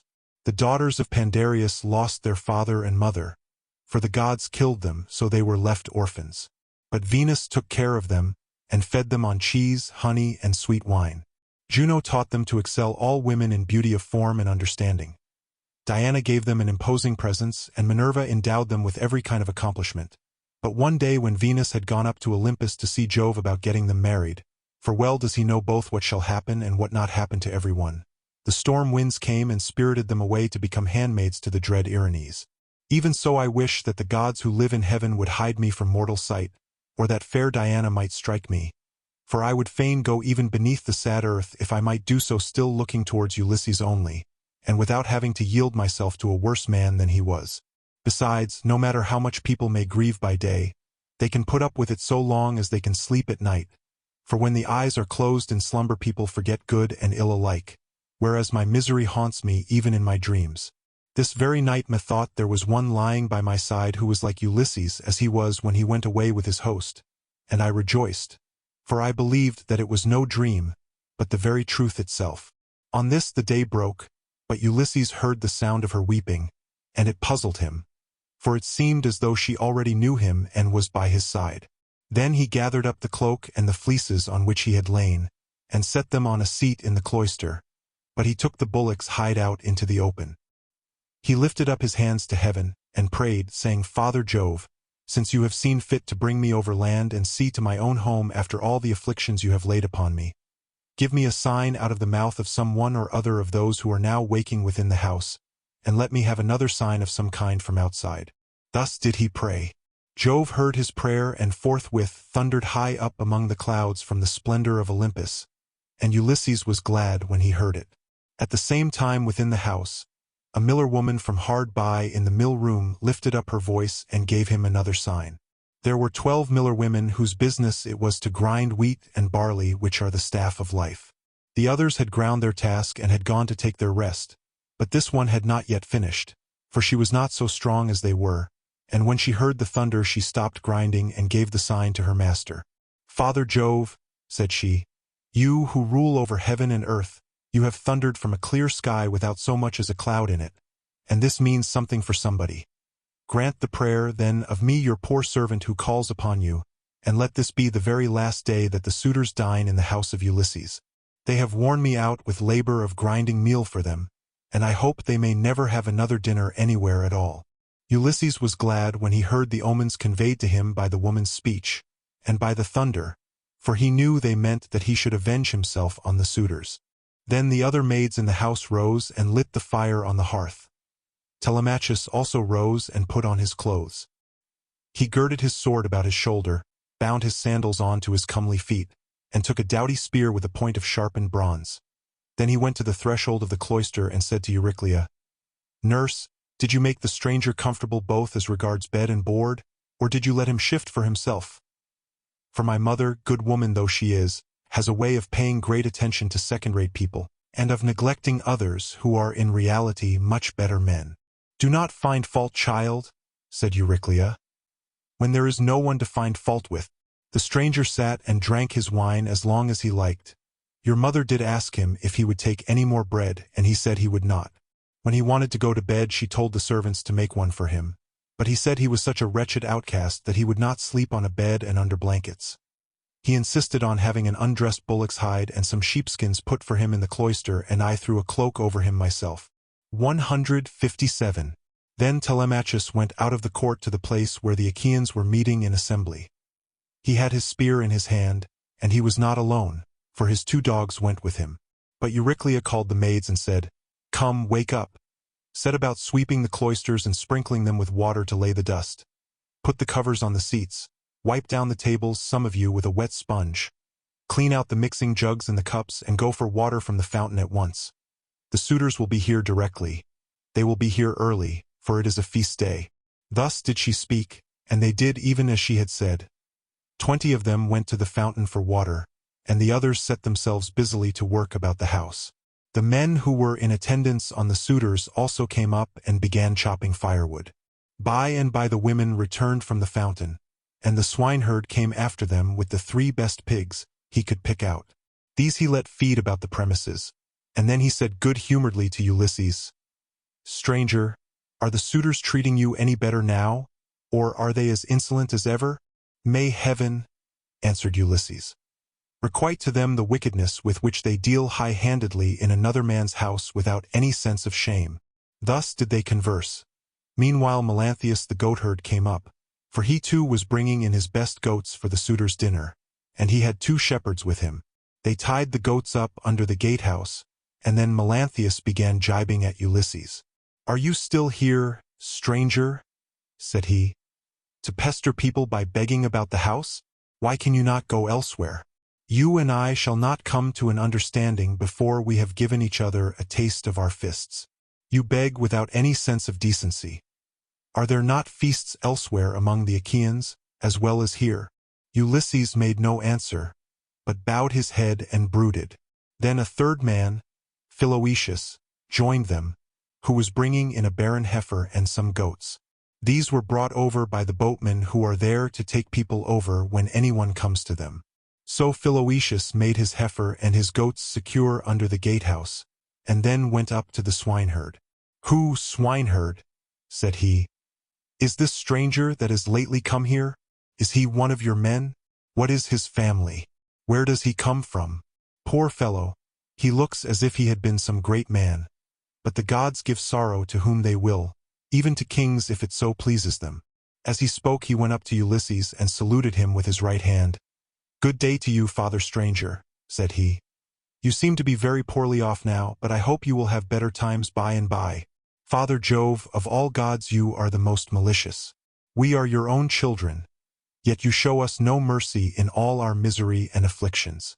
A sweat came over me when I saw this man, and my eyes filled with tears, for he reminds me of Ulysses, who I fear is going about in just such rags as this man's are, if indeed he is still among the living. If he is already dead and in the house of Hades, then, alas, for my good master, who made me his stockman when I was quite young among the Cephallenians, and now his cattle are countless. No one could have done better with them than I have, for they have bred like ears of corn. Nevertheless I have to keep bringing them in for others to eat, who take no heed to his son though he is in the house, and fear not the wrath of heaven, but are already eager to divide Ulysses' property among them because he has been away so long. I have often thought, only it would not be right while his son is living, of going off with the cattle to some foreign country. Bad as this would be, it is still harder to stay here and be ill-treated about other people's herds. My position is intolerable, and I should long since have run away and put myself under the protection of some other chief, only that I believe my poor master will yet return, and send all these suitors flying out of the house." "Stockman," answered Ulysses, "you seem to be a very well-disposed person, and I can see that you are a man of sense. Therefore I will tell you, and will confirm my words with an oath. By Jove, the chief of all gods, and by that hearth of Ulysses to which I am now come, Ulysses shall return before you leave this place, and if you are so minded you shall see him killing the suitors who are now masters here." "If Jove were to bring this to pass," replied the stockman, You should see how I would do my very utmost to help him." And in like manner Eumaeus prayed that Ulysses might return home. Thus did they converse. Meanwhile the suitors were hatching a plot to murder Telemachus. But a bird flew near them on their left hand, an eagle with a dove in its talons. On this Amphinomus said, "My friends, this plot of ours to murder Telemachus will not succeed. Let us go to dinner instead." The others assented, so they went inside and laid their cloaks on the benches and seats. They sacrificed the sheep, goats, pigs, and the heifer, and when the inward meats were cooked they served them round. They mixed the wine in the mixing bowls, and the swineherd gave every man his cup, while Philoetius handed round the bread in the bread baskets, and Melanthius poured them out their wine. Then they laid their hands upon the good things that were before them. Telemachus purposely made Ulysses sit in the part of the cloister that was paved with stone. Wink with a frown 158. He gave him a shabby-looking seat at a little table to himself, and had his portion of the inward meats brought to him, with his wine in a gold cup. "Sit there," said he, "and drink your wine among the great people. I will put a stop to the jibes and blows of the suitors, for this is no public house, but belongs to Ulysses, and has passed from him to me. Therefore, suitors, keep your hands and your tongues to yourselves, or there will be mischief." The suitors bit their lips, and marveled at the boldness of his speech. Then Antinous said, "We do not like such language, but we will put up with it, for Telemachus is threatening us in good earnest. If Jove had let us, we should have put a stop to his brave talk ere now." Thus spoke Antinous, but Telemachus heeded him not. Meanwhile the heralds were bringing the holy hecatomb through the city, and the Achaeans gathered under the shady grove of Apollo. Then they roasted the outer meat, drew it off the spits, gave every man his portion, and feasted to their heart's content. Those who waited at table gave Ulysses exactly the same portion as the others had, for Telemachus had told them to do so. But Minerva would not let the suitors for one moment drop their insolence, for she wanted Ulysses to become still more bitter against them. Now there happened to be among them a ribald fellow, whose name was Tisippus, and who came from Same. This man, confident in his great wealth, was paying court to the wife of Ulysses, and said to the suitors, "Hear what I have to say. The stranger has already had as large a portion as anyone else. This is well, for it is not right nor reasonable to ill-treat any guest of Telemachus who comes here. I will, however, make him a present on my own account, that he may have something to give to the bathwoman, or to some other of Ulysses' servants." As he spoke he picked up a heifer's foot from the meat basket in which it lay, and threw it at Ulysses, but Ulysses turned his head a little aside, and avoided it, smiling grimly Sardinian fashion. 159 As he did so, and it hit the wall, not him. On this Telemachus spoke fiercely to Tisippus. "It is a good thing for you," said he, "that the stranger turned his head so that you missed him. If you had hit him, I should have run you through with my spear, and your father would have had to see about getting you buried rather than married in this house. So let me have no more unseemly behavior from any of you, for I am grown up now to the knowledge of good and evil and understand what is going on, instead of being the child that I have been heretofore. I have long seen you killing my sheep and making free with my corn and wine. I have put up with this, for one man is no match for many, but do me no further violence. Still, if you wish to kill me, kill me. I would far rather die than see such disgraceful scenes day after day. Guests insulted, and men dragging the women servants about the house in an unseemly way. They all held their peace till at last Agelos son of Damastor said, "No one should take offense at what has just been said, nor gainsay it, for it is quite reasonable. Leave off, therefore, ill-treating the stranger or anyone else of the servants who are about the house. I would say, however, a friendly word to Telemachus and his mother, which I trust may commend itself to both. As long, I would say, as you had ground for hoping that Ulysses would one day come home, no one could complain of your waiting and suffering. 160. The suitors to be in your house.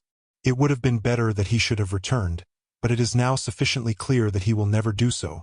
Therefore talk all this quietly over with your mother, and tell her to marry the best man, and the one who makes her the most advantageous offer.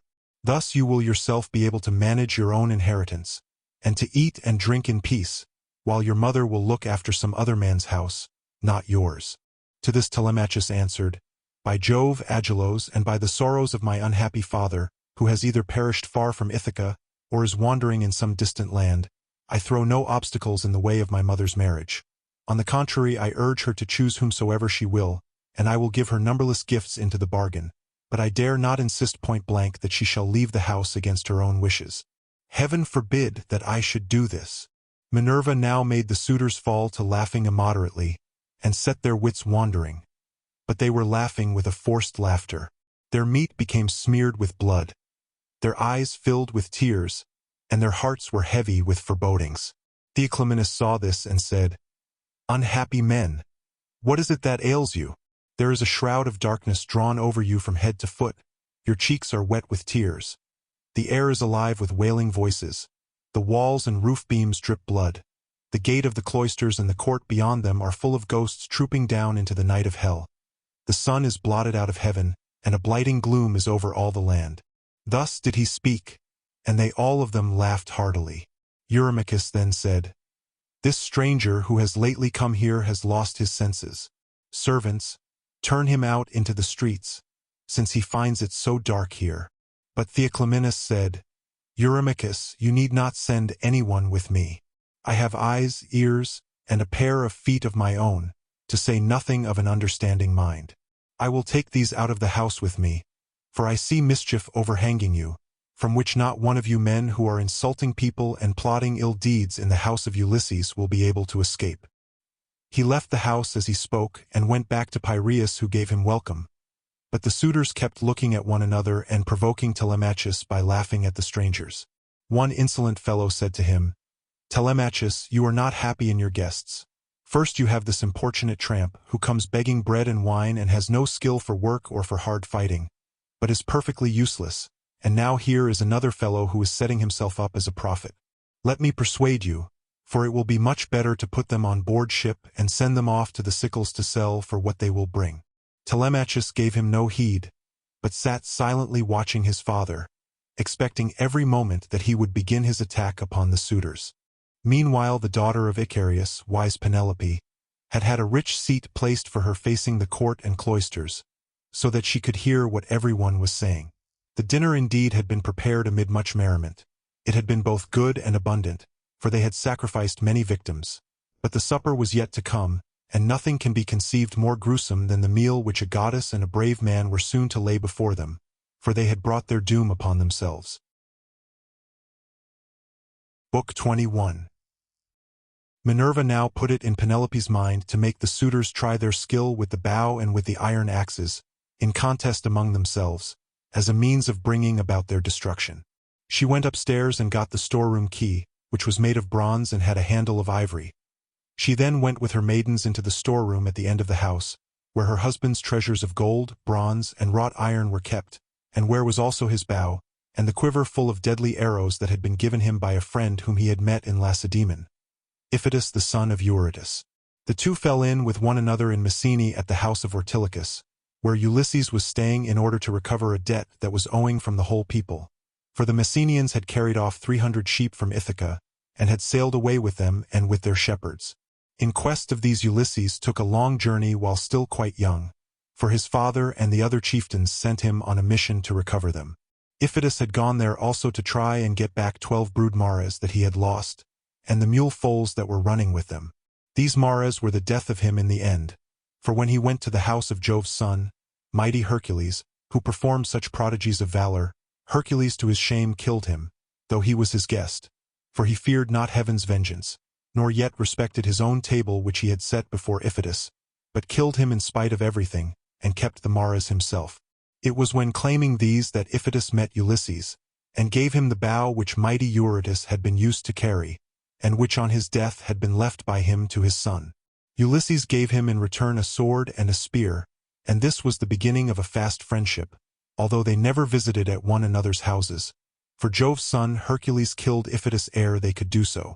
This bow, then, given him by Iphitus, had not been taken with him by Ulysses when he sailed for Troy. He had used it so long as he had been at home, but had left it behind as having been a keepsake from a valued friend. Penelope presently reached the oak threshold of the storeroom.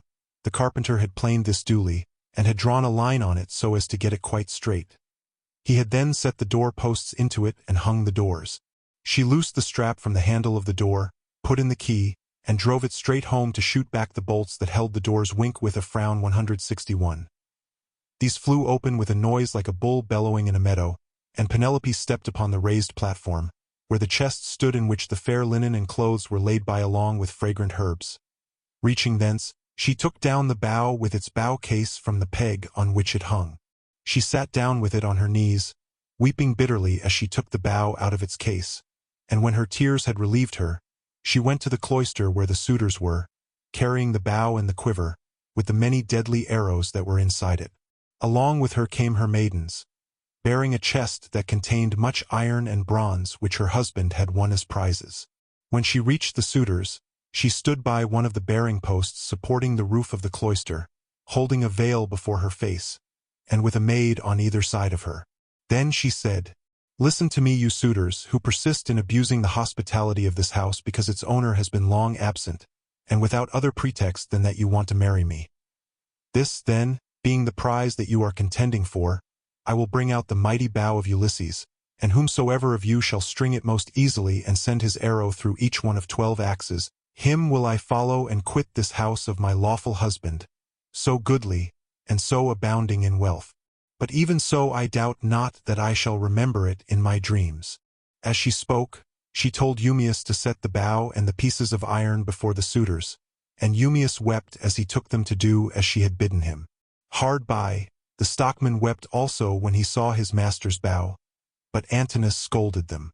"You country louts," said he, "silly simpletons, why should you add to the sorrows of your mistress by crying in this way? She has enough to grieve her in the loss of her husband. Sit still, therefore, and eat your dinners in silence, or go outside if you want to cry, and leave the bow behind you. We suitors shall have to contend for it with might and main, for we shall find it no light matter to string such a bow as this is. There is not a man of us all who is such another as Ulysses, for I have seen him and remember him, though I was then only a child." This was what he said, but all the time he was expecting to be able to string the bow and shoot through the iron, whereas in fact he was to be the first that should taste of the arrows from the hands of Ulysses, whom he was dishonoring in his own house, egging the others on to do so also. Then Telemachus spoke. "Great heavens!" he exclaimed. "Jove must have robbed me of my senses. Here is my dear and excellent mother saying she will quit this house and marry again, yet I am laughing and enjoying myself as though there were nothing happening. But, suitors, as the contest has been agreed upon, let it go forward. It is for a woman whose peer is not to be found in Pylos, Argos, or Mycene, nor yet in Ithaca nor on the mainland. You know this as well as I do. What need have I to speak in praise of my mother? Come on, then, make no excuses for delay, but let us see whether you can string the bow or no. I too will make trial of it, for if I can string it and shoot through the iron, I shall not suffer my mother to quit this house with a stranger, not if I can win the prizes which my father won before me." As he spoke he sprang from his seat, threw his crimson cloak from him, and took his sword from his shoulder. First he set the axes in a row, in a long groove which he had dug for them, and had made straight by line. 162. Then he stamped the earth tight round them, and everyone was surprised when they saw him set them up so orderly, though he had never seen anything of the kind before. This done, he went on to the pavement to make trial of the bow. Thrice did he tug at it, trying with all his might to draw the string, and thrice he had to leave off, though he had hoped to string the bow and shoot through the iron. He was trying for the 4th time, and would have strung it had not Ulysses made a sign to check him in spite of all his eagerness. So he said, "Alas! I shall either be always feeble and of no prowess, or I am too young, and have not yet reached my full strength so as to be able to hold my own if anyone attacks me. You others, therefore, who are stronger than I, make trial of the bow and get this contest settled." On this he put the bow down, letting it lean against the door that led into the house, with the arrow standing against the top of the bow.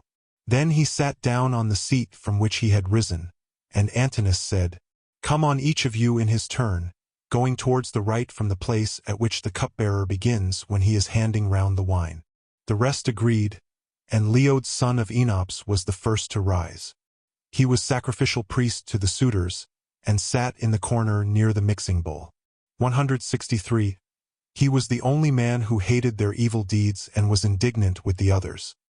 He was now the first to take the bow and arrow, so he went on to the pavement to make his trial, but he could not string the bow, for his hands were weak and unused to hard work. They therefore soon grew tired, and he said to the suitors, "My friends, I cannot string it. Let another have it. This bow shall take the life and soul out of many a chief among us, for it is better to die than to live after having missed the prize that we have so long striven for, and which has brought us so long together. Some one of us is even now hoping and praying that he may marry Penelope, but when he has seen this bow and tried it, let him woo and make bridal offerings to some other woman, and let Penelope marry whoever makes her the best offer and whose lot it is to win her." On this he put the bow down, letting it lean against the door, 164, with the arrow standing against the tip of the bow. Then he took his seat again on the seat from which he had risen, and Antinous rebuked him, saying, "Leodes, what are you talking about? Your words are monstrous and intolerable. It makes me angry to listen to you. Shall, then, this bow take the life of many a chief among us, merely because you cannot bend it yourself? True, you were not born to be an archer, but there are others who will soon string it." Then he said to Melanthius the goatherd, "Look sharp, light a fire in the court, and set a seat hard by with a sheep's skin on it. Bring us also a large ball of lard from what they have in the house. Let us warm the bow and grease it. We will then make trial of it again, and bring the contest to an end." Melanthius lit the fire, and set a seat covered with sheepskins beside it. He also brought a great ball of lard from what they had in the house, and the suitors warmed the bow and again made trial of it, but they were none of them nearly strong enough to string it. Nevertheless there still remained Antinous and Eumaeus, who were the ringleaders among the suitors and much the foremost among them all. Then the swineherd and the stockman left the cloisters together, and Ulysses followed them. When they had got outside the gates and the outer yard, Ulysses said to them quietly, "Stockman, and you swineherd, I have something in my mind which I am in doubt whether to say or no, but I think I will say it. What manner of men would you be to stand by Ulysses, if some god should bring him back here all of a sudden? Say which you are disposed to do, to side with the suitors or with Ulysses." "Father Jove," answered the stockman, "would indeed that you might so ordain it. If some god were but to bring Ulysses back, you should see with what might and main I would fight for him." In like words Eumaeus prayed to all the gods that Ulysses might return. When, therefore, he saw for certain what mind they were of, Ulysses said, "It is I, Ulysses, who am here. I have suffered much, but at last, in the 20th year, I am come back to my own country. I find that you two alone of all my servants are glad that I should do so, for I have not heard any of the others praying for my return. To you two, therefore, will I unfold the truth as it shall be. If heaven shall deliver the suitors into my hands, I will find wives for both of you, will give you house and holding close to my own, and you shall be to me as though you were brothers and friends of Telemachus. I will now give you convincing proofs that you may know me and be assured. See, here is the scar from the boar's tooth that ripped me when I was out hunting on empty Parnassus with the sons of Autolycus." As he spoke he drew his rags aside from the great scar, and when they had examined it thoroughly, they both of them wept about Ulysses, threw their arms round him, and kissed his head and shoulders, while Ulysses kissed their hands and faces in return. The sun would have gone down upon their mourning if Ulysses had not checked them and said, "Cease your weeping, lest someone should come outside and see us, and tell those who are within. When you go in, do so separately, not both together. I will go first, and do you follow afterwards. Let this moreover be the token between us. The suitors will all of them try to prevent me from getting hold of the bow and quiver. Do you, therefore, Eumaeus, place it in my hands when you are carrying it about, and tell the women to close the doors of their apartment. If they hear any groaning or uproar as of men fighting about the house, they must not come out. They must keep quiet, and stay where they are at their work. And I charge you, Philoetius, to make fast the doors of the outer court, and to bind them securely at once." When he had thus spoken, he went back to the house and took the seat that he had left. Presently his two servants followed him inside. At this moment the bow was in the hands of Eumaeus, who was warming it by the fire, but even so he could not string it, and he was greatly grieved. He heaved a deep sigh and said, I grieve for myself and for us all. I grieve that I shall have to forego the marriage, but I do not care nearly so much about this, for there are plenty of other women in Ithaca and elsewhere. What I feel most is the fact of our being so inferior to Ulysses in strength that we cannot string his bow. This will disgrace us in the eyes of those who are yet unborn." "It shall not be so, Eurymachus," said Antinous. "And you know it yourself. Today is the feast of Apollo throughout all the land. Who can string a bow on such a day as this? Put it on one side. As for the axes, they can stay where they are, for no one is likely to come to the house and take them away. Let the cupbearer go round with his cups, that we may make our drink offerings and drop this matter of the bow. We will tell Melanthius to bring us in some goats tomorrow, the best he has.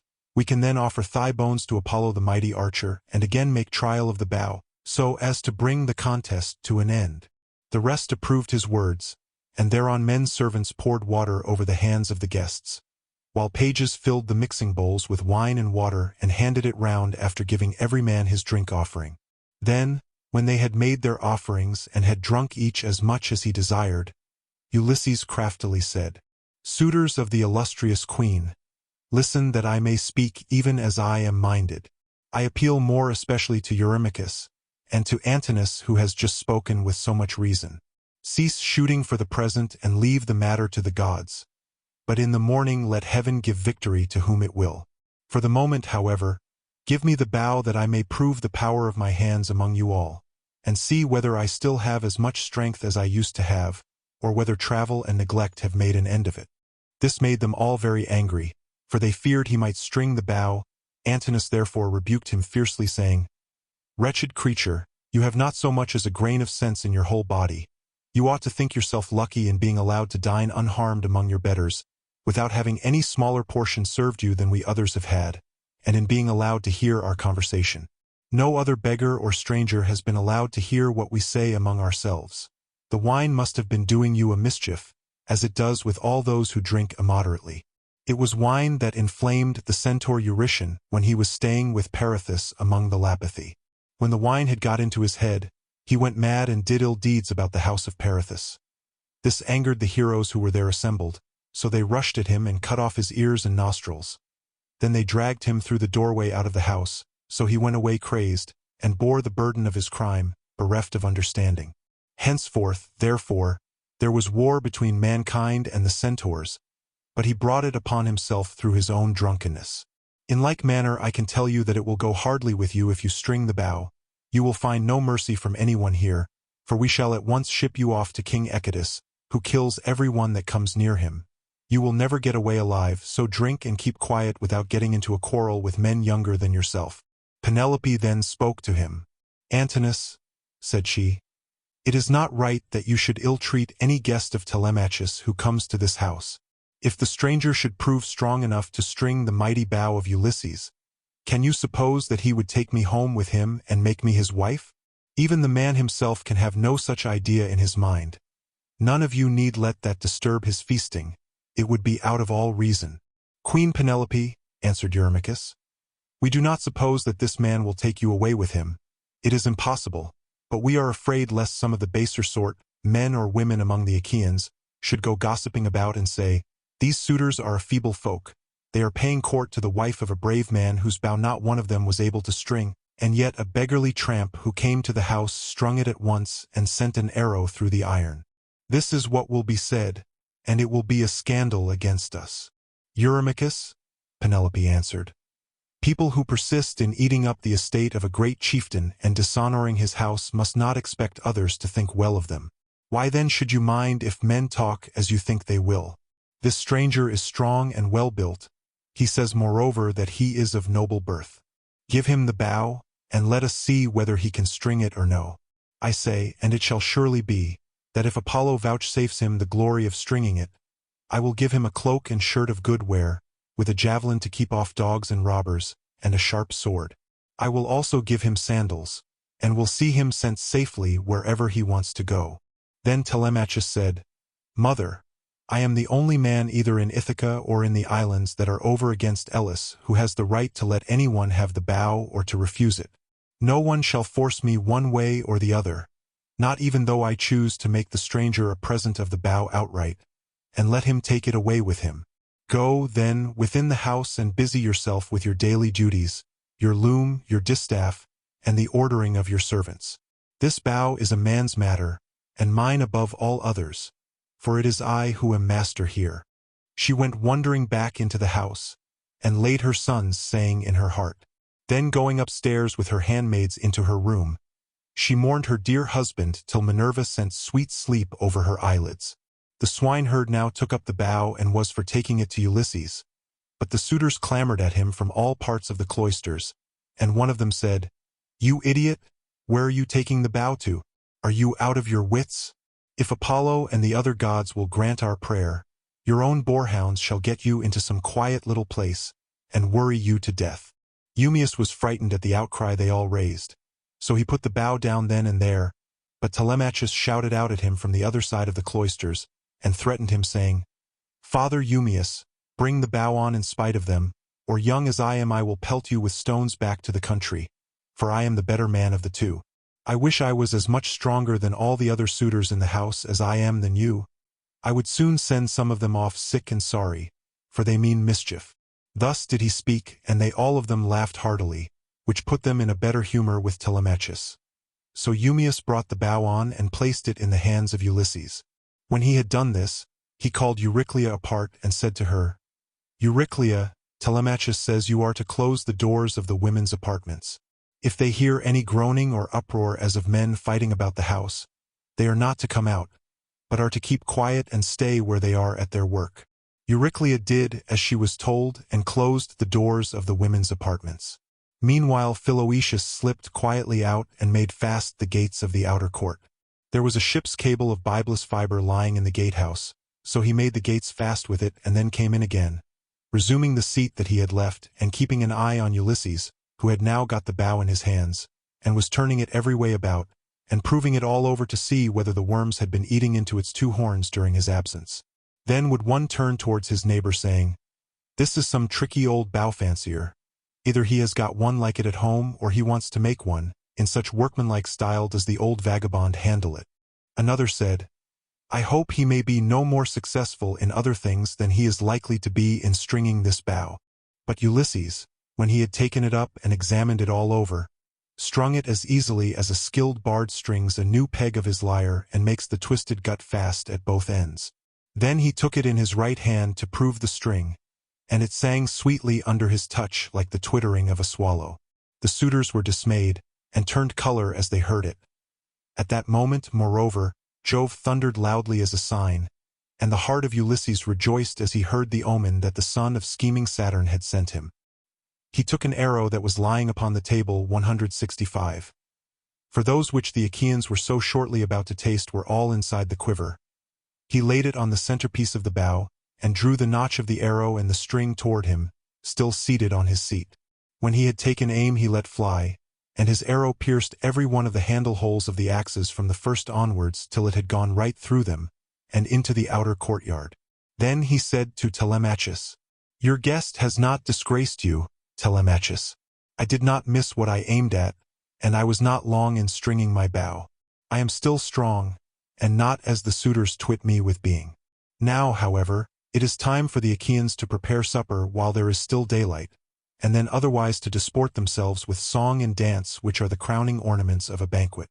As he spoke he made a sign with his eyebrows, and Telemachus girded on his sword, grasped his spear, and stood armed beside his father's seat. Book 22.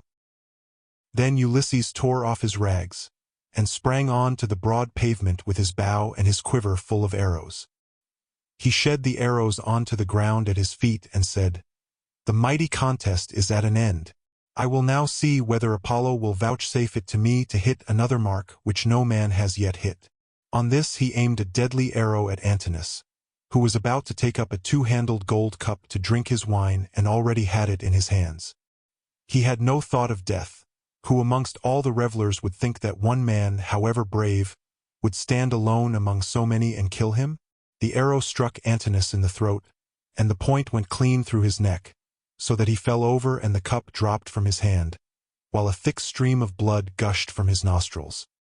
He kicked the table from him and upset the things on it, so that the bread and roasted meats were all soiled as they fell over onto the ground. 166. The suitors were in an uproar when they saw that a man had been hit. They sprang in dismay, one and all of them, from their seats and looked everywhere towards the walls, but there was neither shield nor spear, and they rebuked Ulysses very angrily. "Stranger," said they, "you shall pay for shooting people in this way. You shall see no other contest. You are a doomed man. He whom you have slain was the foremost youth in Ithaca, and the vultures shall devour you for having killed him." Thus they spoke, for they thought that he had killed Antinous by mistake, and did not perceive that death was hanging over the head of every one of them. But Ulysses glared at them and said, "Dogs, did you think that I should not come back from Troy? You have wasted my substance. 167. Have forced my women servants to lie with you, and have wooed my wife while I was still living. You have feared neither God nor man, and now you shall die." They turned pale with fear as he spoke, and every man looked round about to see whither he might fly for safety, but Eurymachus alone spoke. "If you are Ulysses," said he, "then what you have said is just. We have done much wrong on your lands and in your house. But Antinous, who was the head and front of the offending, lies low already. It was all his doing. It was not that he wanted to marry Penelope. He did not so much care about that. What he wanted was something quite different, and Jove has not vouchsafed it to him. He wanted to kill your son and to be chief man in Ithaca. Now, therefore, that he has met the death which was his due, spare the lives of your people. We will make everything good among ourselves, and pay you in full for all that we have eaten and drunk. Each one of us shall pay you a fine worth 20 oxen, and we will keep on giving you gold and bronze till your heart is softened. Until we have done this, no one can complain of your being enraged against us." Ulysses again glared at him and said, "Though you should give me all that you have in the world, both now and all that you ever shall have, I will not stay my hand till I have paid all of you in full. You must fight or fly for your lives, and fly not a man of you shall." Their hearts sank as they heard him, but Eurymachus again spoke, saying, "My friends, this man will give us no quarter. He will stand where he is and shoot us down till he has killed every man among us. Let us then show fight. Draw your swords and hold up the tables to shield you from his arrows. Let us have at him with a rush, to drive him from the pavement and doorway. We can then get through into the town, and raise such an alarm as shall soon stay his shooting." As he spoke, he drew his keen blade of bronze, sharpened on both sides, and with a loud cry sprang towards Ulysses. But Ulysses instantly shot an arrow into his breast that caught him by the nipple and fixed itself in his liver. He dropped his sword and fell doubled up over his table. The cup and all the meats went over onto the ground as he smote the earth with his forehead in the agonies of death, and he kicked the stool with his feet until his eyes were closed in darkness. Then Amphinomus drew his sword and made straight at Ulysses to try and get him away from the door, but Telemachus was too quick for him and struck him from behind. The spear caught him between the shoulders and went right through his chest, so that he fell heavily to the ground and struck the earth with his forehead. Then Telemachus sprang away from him, leaving his spear still in the body, for he feared that if he stayed to draw it out, some one of the Achaeans might come up and hack at him with his sword, or knock him down. So he set off at a run, and immediately was at his father's side. Then he said, "Father, let me bring you a shield, 2 spears, and a brass helmet for your temples. I will arm myself as well, and will bring other armor for the swineherd and the stockman, for we had better be armed." "Run and fetch them," answered Ulysses, "while my arrows hold out, or when I am alone they may get me away from the door." Telemachus did as his father said, and went off to the storeroom where the armor was kept. He chose 4 shields, 8 spears, and 4 brass helmets with horsehair plumes.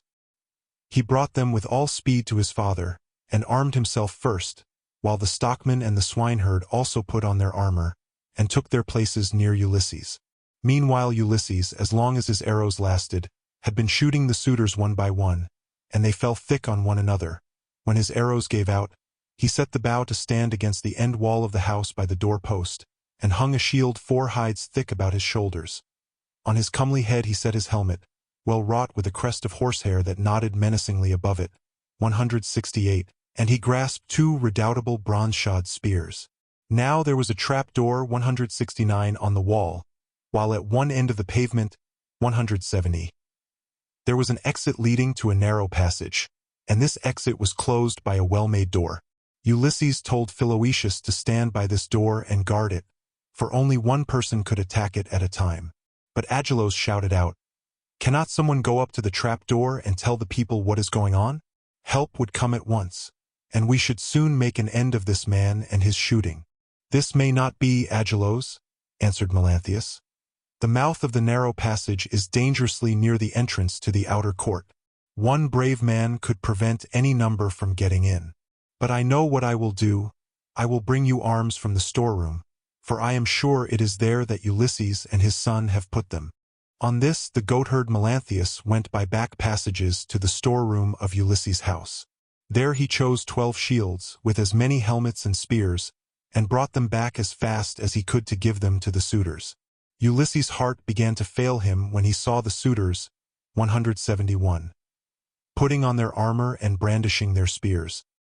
He saw the greatness of the danger and said to Telemachus, "Some one of the women inside is helping the suitors against us, or it may be Melanthius." Telemachus answered, "The fault, father, is mine and mine only. I left the storeroom door open, and they have kept a sharper lookout than I have. Go, Eumaeus, put the door to, and see whether it is one of the women who is doing this, or whether, as I suspect, it is Melanthius the son of Dolius." Thus did they converse. Meanwhile Melanthius was again going to the storeroom to fetch more armor. But the swineherd saw him and said to Ulysses, who was beside him, "Ulysses, noble son of Laertes, it is that scoundrel Melanthius, just as we suspected, who is going to the storeroom. Say, shall I kill him, if I can get the better of him? Or shall I bring him here that you may take your own revenge for all the many wrongs that he has done in your house?" Ulysses answered, "Telemachus and I will hold these suitors in check, no matter what they do. Go back both of you and bind Melanthius' hands and feet behind him. Throw him into the storeroom and make the door fast behind you. Then fasten a noose about his body, and string him close up to the rafters from a high bearing post. 172, that he may linger on in an agony." Thus did he speak, and they did even as he had said. They went to the storeroom, which they entered before Melanthius saw them, for he was busy searching for arms in the innermost part of the room. So the two took their stand on either side of the door and waited. By and by Melanthius came out with a helmet in one hand, and an old dry-rotted shield in the other, which had been borne by Laertes when he was young, but which had been long since thrown aside, and the straps had become unsewn. On this the two seized him, dragged him back by the hair, and threw him struggling to the ground. They bent his hands and feet well behind his back, and bound them tight with a painful bond as Ulysses had told them. Then they fastened a noose about his body and strung him up from a high pillar till he was close up to the rafters, and over him did you then vaunt, O swineherd Eumaeus, saying, "Melanthius, you will pass the night on a soft bed as you deserve. You will know very well when morning comes from the streams of Oceanus, and it is time for you to be driving in your goats for the suitors to feast on." There, then, they left him in very cruel bondage, and having put on their armor they closed the door behind them and went back to take their places by the side of Ulysses, whereon the 4 men stood in the cloister, fierce and full of fury. Nevertheless, those who were in the body of the court were still both brave and many. Then Jove's daughter Minerva came up to them, having assumed the voice and form of Mentor. Ulysses was glad when he saw her and said, "Mentor, lend me your help, and forget not your old comrade, nor the many good turns he has done you. Besides, you are my age-mate." But all the time he felt sure it was Minerva, and the suitors from the other side raised an uproar when they saw her. Agelaus was the first to reproach her. "Mentor," he cried, "do not let Ulysses beguile you into siding with him and fighting the suitors. This is what we will do. When we have killed these people, father and son, we will kill you too. You shall pay for it with your head, and when we have killed you, we will take all you have, indoors or out, and bring it into Hotchpot with Ulysses' property. We will not let your sons live in your house, nor your daughters, nor shall your widow continue to live in the city of Ithaca." This made Minerva still more furious, so she scolded Ulysses very angrily. 173.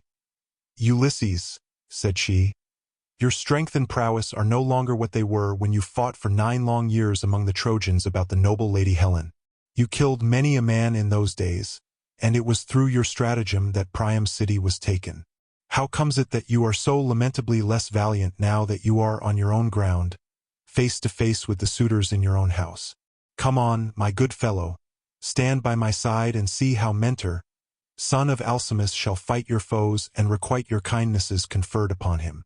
But she would not give him full victory as yet, for she wished still further to prove his own prowess and that of his brave son. So she flew up to one of the rafters in the roof of the cloister and sat upon it in the form of a swallow.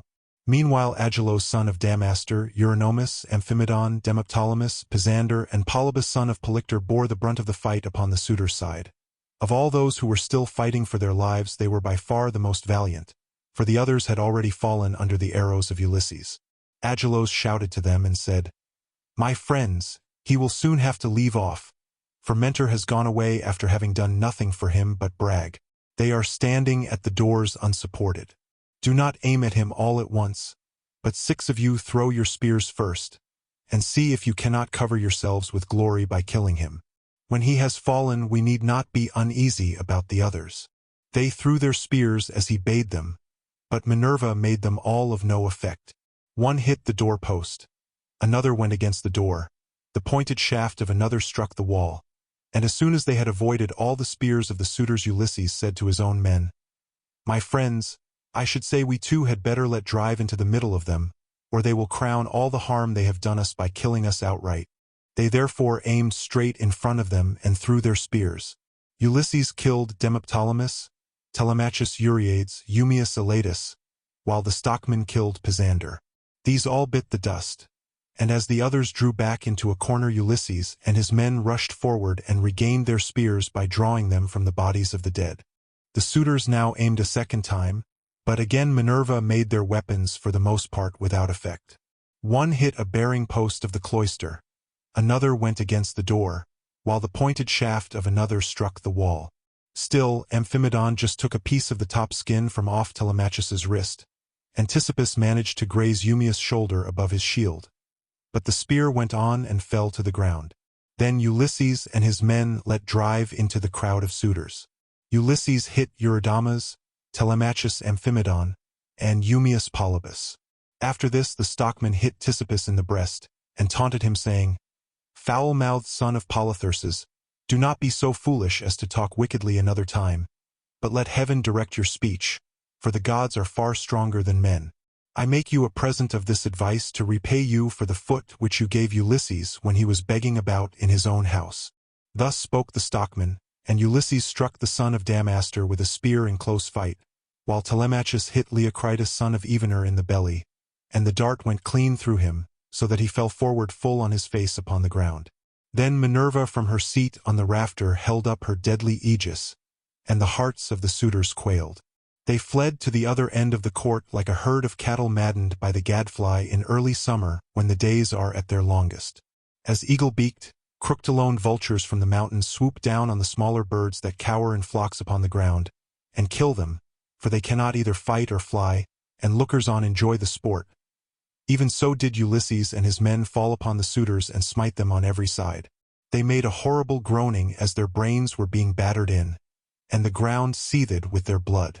Leodes then caught the knees of Ulysses and said, "Ulysses, I beseech you have mercy upon me and spare me. I never wronged any of the women in your house either in word or deed, and I tried to stop the others. I saw them, but they would not listen, and now they are paying for their folly. I was their sacrificing priest. If you kill me, I shall die without having done anything to deserve it, and shall have got no thanks for all the good that I did." Ulysses looked sternly at him and answered, "If you were their sacrificing priest, you must have prayed many a time that it might be long before I got home again, and that you might marry my wife and have children by her. Therefore you shall die." With these words he picked up the sword that Agelos had dropped when he was being killed, and which was lying upon the ground. Then he struck Leodes on the back of his neck, so that his head fell rolling in the dust while he was yet speaking. The minstrel Phemius son of Terps, he who had been forced by the suitors to sing to them, now tried to save his life. He was standing near towards the trap-door, 174, and held his lyre in his hand. He did not know whether to fly out of the cloister and sit down by the altar of Jove that was in the outer court, and on which both Laertes and Ulysses had offered up the thigh bones of many an ox, or whether to go straight up to Ulysses and embrace his knees, but in the end he deemed it best to embrace Ulysses' knees. So he laid his lyre on the ground between the mixing bowl, 175, and the silver-studded seat. Then going up to Ulysses he caught hold of his knees and said, "Ulysses, I beseech you have mercy on me and spare me. You will be sorry for it afterwards if you kill a bard who can sing both for gods and men as I can. I make all my lays myself, and heaven visits me with every kind of inspiration. I would sing to you as though you were a god. Do not therefore be in such a hurry to cut my head off. Your own son Telemachus will tell you that I did not want to frequent your house and sing to the suitors after their meals, but they were too many and too strong for me, so they made me." Telemachus heard him, and at once went up to his father. "Hold," he cried. "The man is guiltless, do him no hurt, and we will spare Medon too, who was always good to me when I was a boy, unless Philoetius or Eumaeus has already killed him, or he has fallen in your way when you were raging about the court." Medon caught these words of Telemachus, for he was crouching under a seat beneath which he had hidden by covering himself up with a freshly flayed heifer's hide.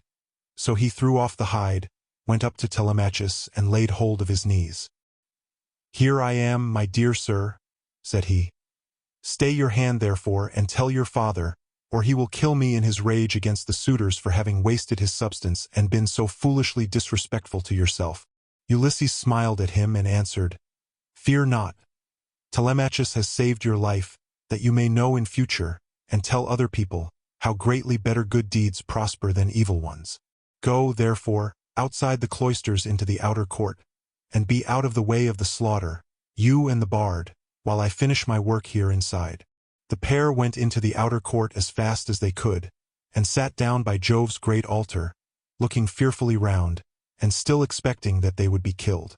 Then Ulysses searched the whole court carefully over, to see if anyone had managed to hide himself and was still living, but he found them all lying in the dust and weltering in their blood.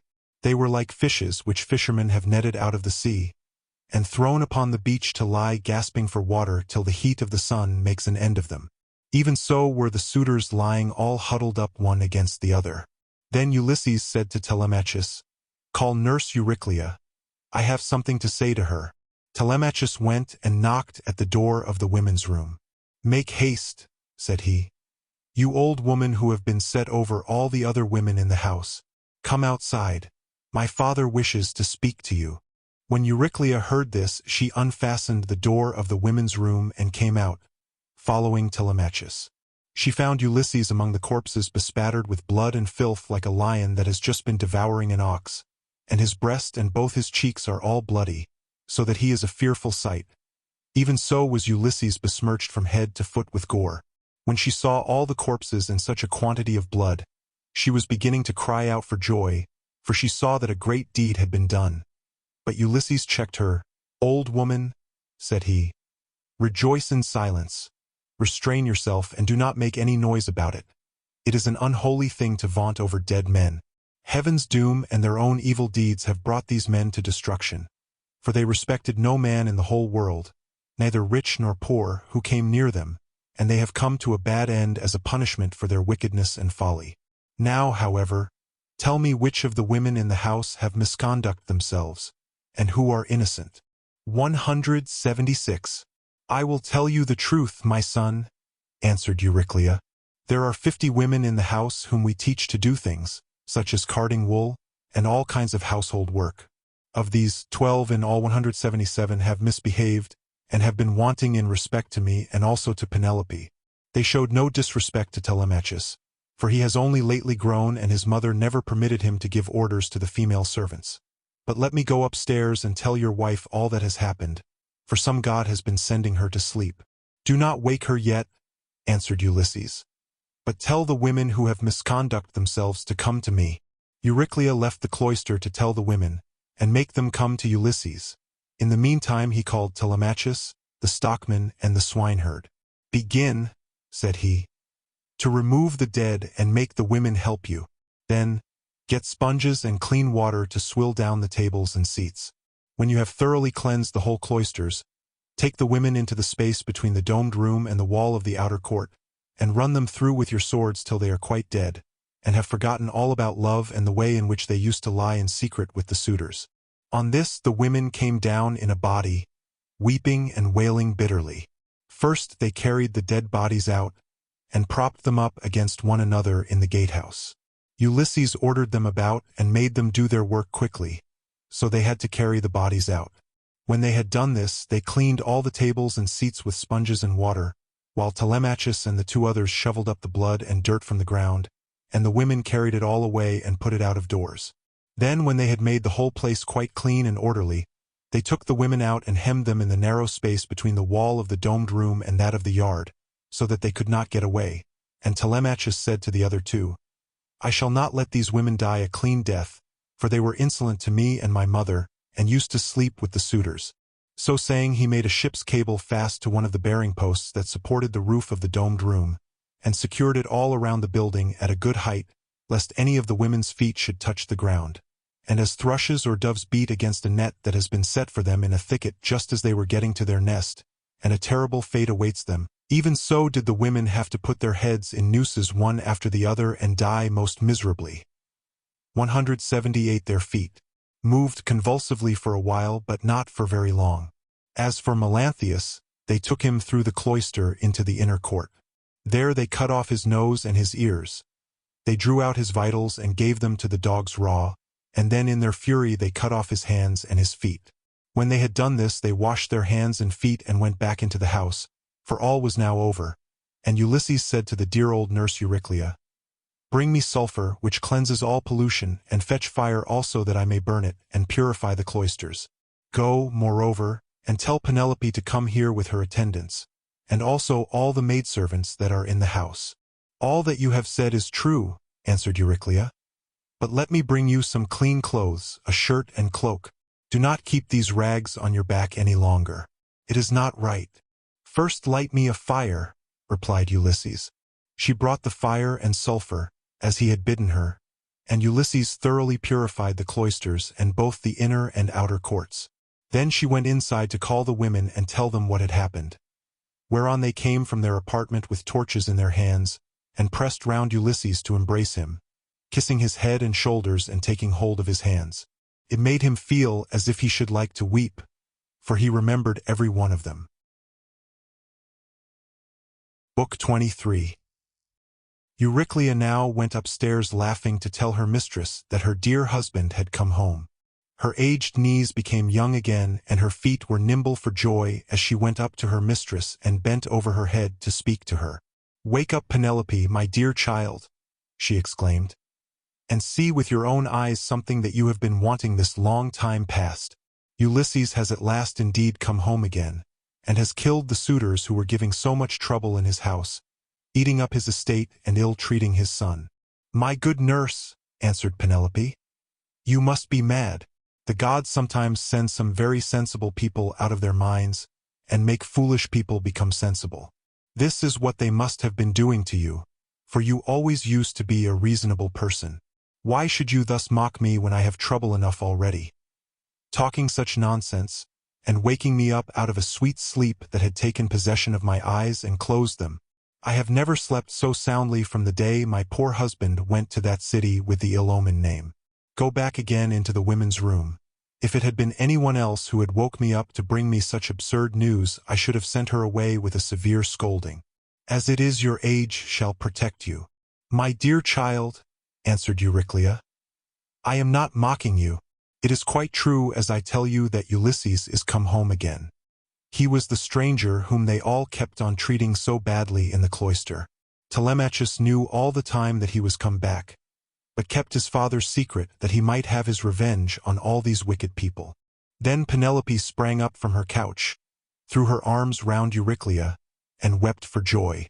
"But my dear nurse," said she, "explain this to me. If he has really come home as you say, how did he manage to overcome the wicked suitors single-handed, seeing what a number of them there always were?"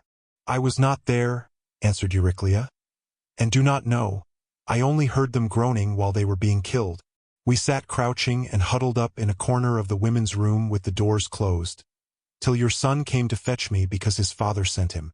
Then I found Ulysses standing over the corpses that were lying on the ground all round him, one on top of the other. You would have enjoyed it if you could have seen him standing there all bespattered with blood and filth, and looking just like a lion. But the corpses are now all piled up in the gatehouse that is in the outer court, and Ulysses has lit a great fire to purify the house with sulfur. He has sent me to call you, so come with me that you may both be happy together after all. For now at last the desire of your heart has been fulfilled. Your husband is come home to find both wife and son alive and well, and to take his revenge in his own house on the suitors who behaved so badly to him. My dear nurse, said Penelope, do not exult too confidently over all this. You know how delighted everyone would be to see Ulysses come home. More particularly myself and the son who has been born to both of us. But what you tell me cannot be really true.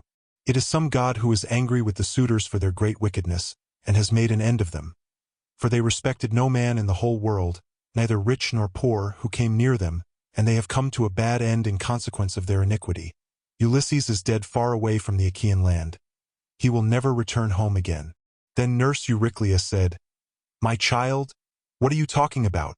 But you were all hard of belief and have made up your mind that your husband is never coming, although he is in the house and by his own fireside at this very moment. Besides, I can give you another proof.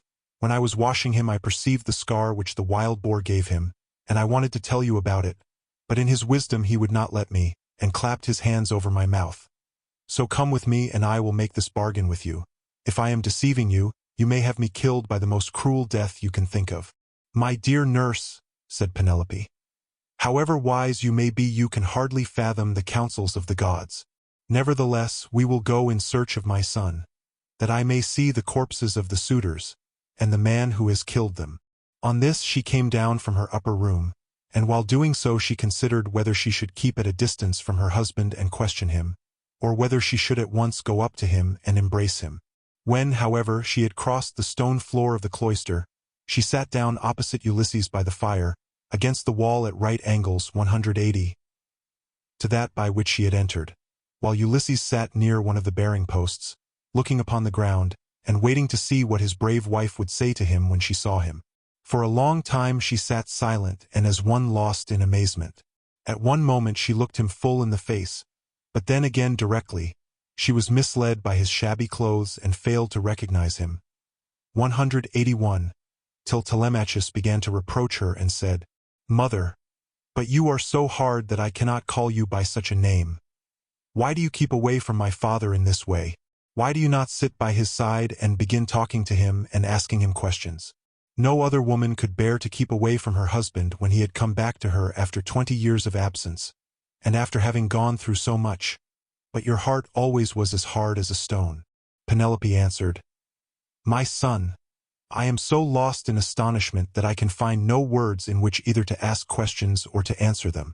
I cannot even look him straight in the face. Still, if he really is Ulysses come back to his own home again, we shall get to understand one another better by and by, for there are tokens with which we two are alone acquainted, and which are hidden from all others. Ulysses smiled at this and said to Telemachus, Let your mother put me to any proof she likes. She will make up her mind about it presently. She rejects me for the moment and believes me to be somebody else, because I am covered with dirt and have such bad clothes on. Let us, however, consider what we had better do next. When one man has killed another, even though he was not one who would leave many friends to take up his quarrel, the man who has killed him must still say goodbye to his friends and fly the country, whereas we have been killing the stay of a whole town and all the picked youth of Ithaca. I would have you consider this matter. Look to it yourself, father, answered Telemachus. For they say you are the wisest counselor in the world, and that there is no other mortal man who can compare with you. We will follow you with right good will, nor shall you find us fail you in so far as our strength holds out. I will say what I think will be best, answered Ulysses. First wash and put your shirts on. Tell the maids also to go to their own room and dress. Eumaeus shall then strike up a dance tune on his lyre, so that if people outside here or any of the neighbors or someone going along the street happens to notice it, they may think there is a wedding in the house, and no rumors about the death of the suitors will get about in the town, before we can escape to the woods upon my own land. Once there, we will settle which of the courses heaven vouchsafes us shall seem wisest. Thus did he speak, and they did even as he had said. First they washed and put their shirts on while the women got ready. Then Eumaeus took his lyre and set them all longing for sweet song and stately dance. The house re-echoed with the sound of men and women dancing, and the people outside said, "I suppose the queen has been getting married at last. She ought to be ashamed of herself for not continuing to protect her husband's property until he comes home." 182. This was what they said, but they did not know what it was that had been happening. The upper servant Eurynomé washed and anointed Ulysses in his own house and gave him a shirt and cloak, while Minerva made him look taller and stronger than before. She also made the hair grow thick on the top of his head and flow down in curls like hyacinth blossoms. She glorified him about the head and shoulders just as a skillful workman who has studied art of all kinds under Vulcan or Minerva, and his work is full of beauty, enriches a piece of silver plate by gilding it. He came from the bath looking like one of the immortals, and sat down opposite his wife on the seat he had left. "My dear," said he, "heaven has endowed you with a heart more unyielding than woman ever yet had. No other woman could bear to keep away from her husband when he had come back to her after 20 years of absence, and after having gone through so much. But come, nurse, get a bed ready for me. I will sleep alone, for this woman has a heart as hard as iron." "My dear," answered Penelope, "I have no wish to set myself up nor to depreciate you, but I am not struck by your appearance, for I very well remember what kind of a man you were when you set sail from Ithaca. Nevertheless, Euryclea, take his bed outside the bedchamber that he himself built. Bring the bed outside this room, and put bedding upon it with fleeces, good coverlets, and blankets." She said this to try him, but Ulysses was very angry and said, "Wife, I am much displeased at what you have just been saying. Who has been taking my bed from the place in which I left it? He must have found it a hard task, no matter how skilled a workman he was, unless some god came and helped him to shift it. There is no man living, however strong and in his prime, who could move it from its place, for it is a marvelous curiosity which I made with my very own hands." There was a young olive growing within the precincts of the house, in full vigor, and about as thick as a bearing post. I built my room round this with strong walls of stone and a roof to cover them, and I made the doors strong and well-fitting. Then I cut off the top boughs of the olive tree and left the stump standing. This I dressed roughly from the root upwards and then worked with carpenter's tools well and skillfully, straightening my work by drawing a line on the wood, and making it into a bed prop. I then bored a hole down the middle and made it the center post of my bed, at which I worked till I had finished it, inlaying it with gold and silver. After this I stretched a hide of crimson leather from one side of it to the other. So you see I know all about it, and I desire to learn whether it is still there, or whether anyone has been removing it by cutting down the olive tree at its roots." When she heard the sure proofs Ulysses now gave her, she fairly broke down. She flew weeping to his side, flung her arms about his neck, and kissed him. "Do not be angry with me, Ulysses," she cried. "You who are the wisest of mankind, we have suffered, both of us. Heaven has denied us the happiness of spending our youth, and of growing old together. Do not then be aggrieved or take it amiss that I did not embrace you thus as soon as I saw you. I have been shuddering all the time through fear that someone might come here and deceive me with a lying story, for there are many very wicked people going about. Jove's daughter Helen would never have yielded herself to a man from a foreign country, if she had known that the sons of Achaeans would come after her and bring her back. Heaven put it in her heart to do wrong, and she gave no thought to that sin, which has been the source of all our sorrows. Now, however, that you have convinced me by showing that you know all about our bed, which no human being has ever seen but you and I and a single maidservant, the daughter of Actor, who was given me by my father on my marriage, and who keeps the doors of our room, hard of belief though I have been, I can mistrust no longer." Then Ulysses in his turn melted, and wept as he clasped his dear and faithful wife to his bosom. As the sight of land is welcome to men who are swimming towards the shore, when Neptune has wrecked their ship with the fury of his winds and waves. A few alone reach the land, and these, covered with brine, are thankful when they find themselves on firm ground and out of danger. Even so was her husband welcome to her as she looked upon him, and she could not tear her two fair arms from about his neck. Indeed, they would have gone on indulging their sorrow till rosy-fingered morn appeared, had not Minerva determined otherwise, and held night back in the far west, while she would not suffer dawn to leave Oceanus, nor to yoke the two steeds Lampus and Phaeton that bear her onward to break the day upon mankind. At last, however, Ulysses said, "Wife, we have not yet reached the end of our troubles.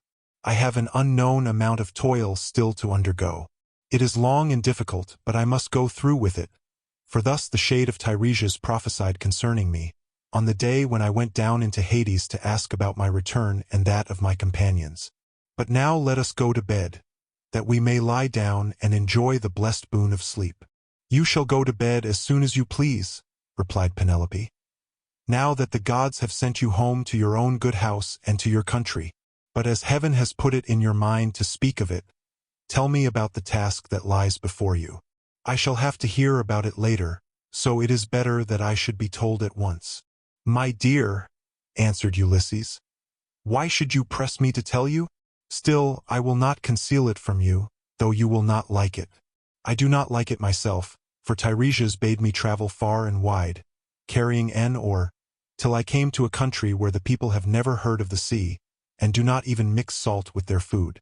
They know nothing about ships, nor oars that are as the wings of a ship. He gave me this certain token which I will not hide from you. He said that a wayfarer should meet me and ask me whether it was a winnowing shovel that I had on my shoulder. On this, I was to fix my oar in the ground and sacrifice a ram, a bull, and a boar to Neptune, after which I was to go home and offer hecatombs to all the gods in heaven, one after the other. As for myself, he said that death should come to me from the sea, and that my life should ebb away very gently when I was full of years and peace of mind, and my people should bless me. All this, he said, should surely come to pass. And Penelope said, "If the gods are going to vouchsafe you a happier time in your old age, you may hope then to have some respite from misfortune." Thus did they converse. Meanwhile Eurynomé and the nurse took torches and made the bed ready with soft coverlets. As soon as they had laid them, the nurse went back into the house to go to her rest, leaving the bedchamber woman Eurynomé, 183, to show Ulysses and Penelope to bed by torchlight. When she had conducted them to their room she went back, and they then came joyfully to the rights of their own old bed. Telemachus, Philoetius, and the swineherd now left off dancing, and made the women leave off also. They then laid themselves down to sleep in the cloisters. When Ulysses and Penelope had had their fill of love, they fell talking with one another. She told him how much she had had to bear in seeing the house filled with a crowd of wicked suitors who had killed so many sheep and oxen on her account, and had drunk so many casks of wine. Ulysses in his turn told her what he had suffered, and how much trouble he had himself given to other people. He told her everything, and she was so delighted to listen that she never went to sleep till he had ended his whole story. He began with his victory over the Cicons, and how he thence reached the fertile land of the lotus eaters.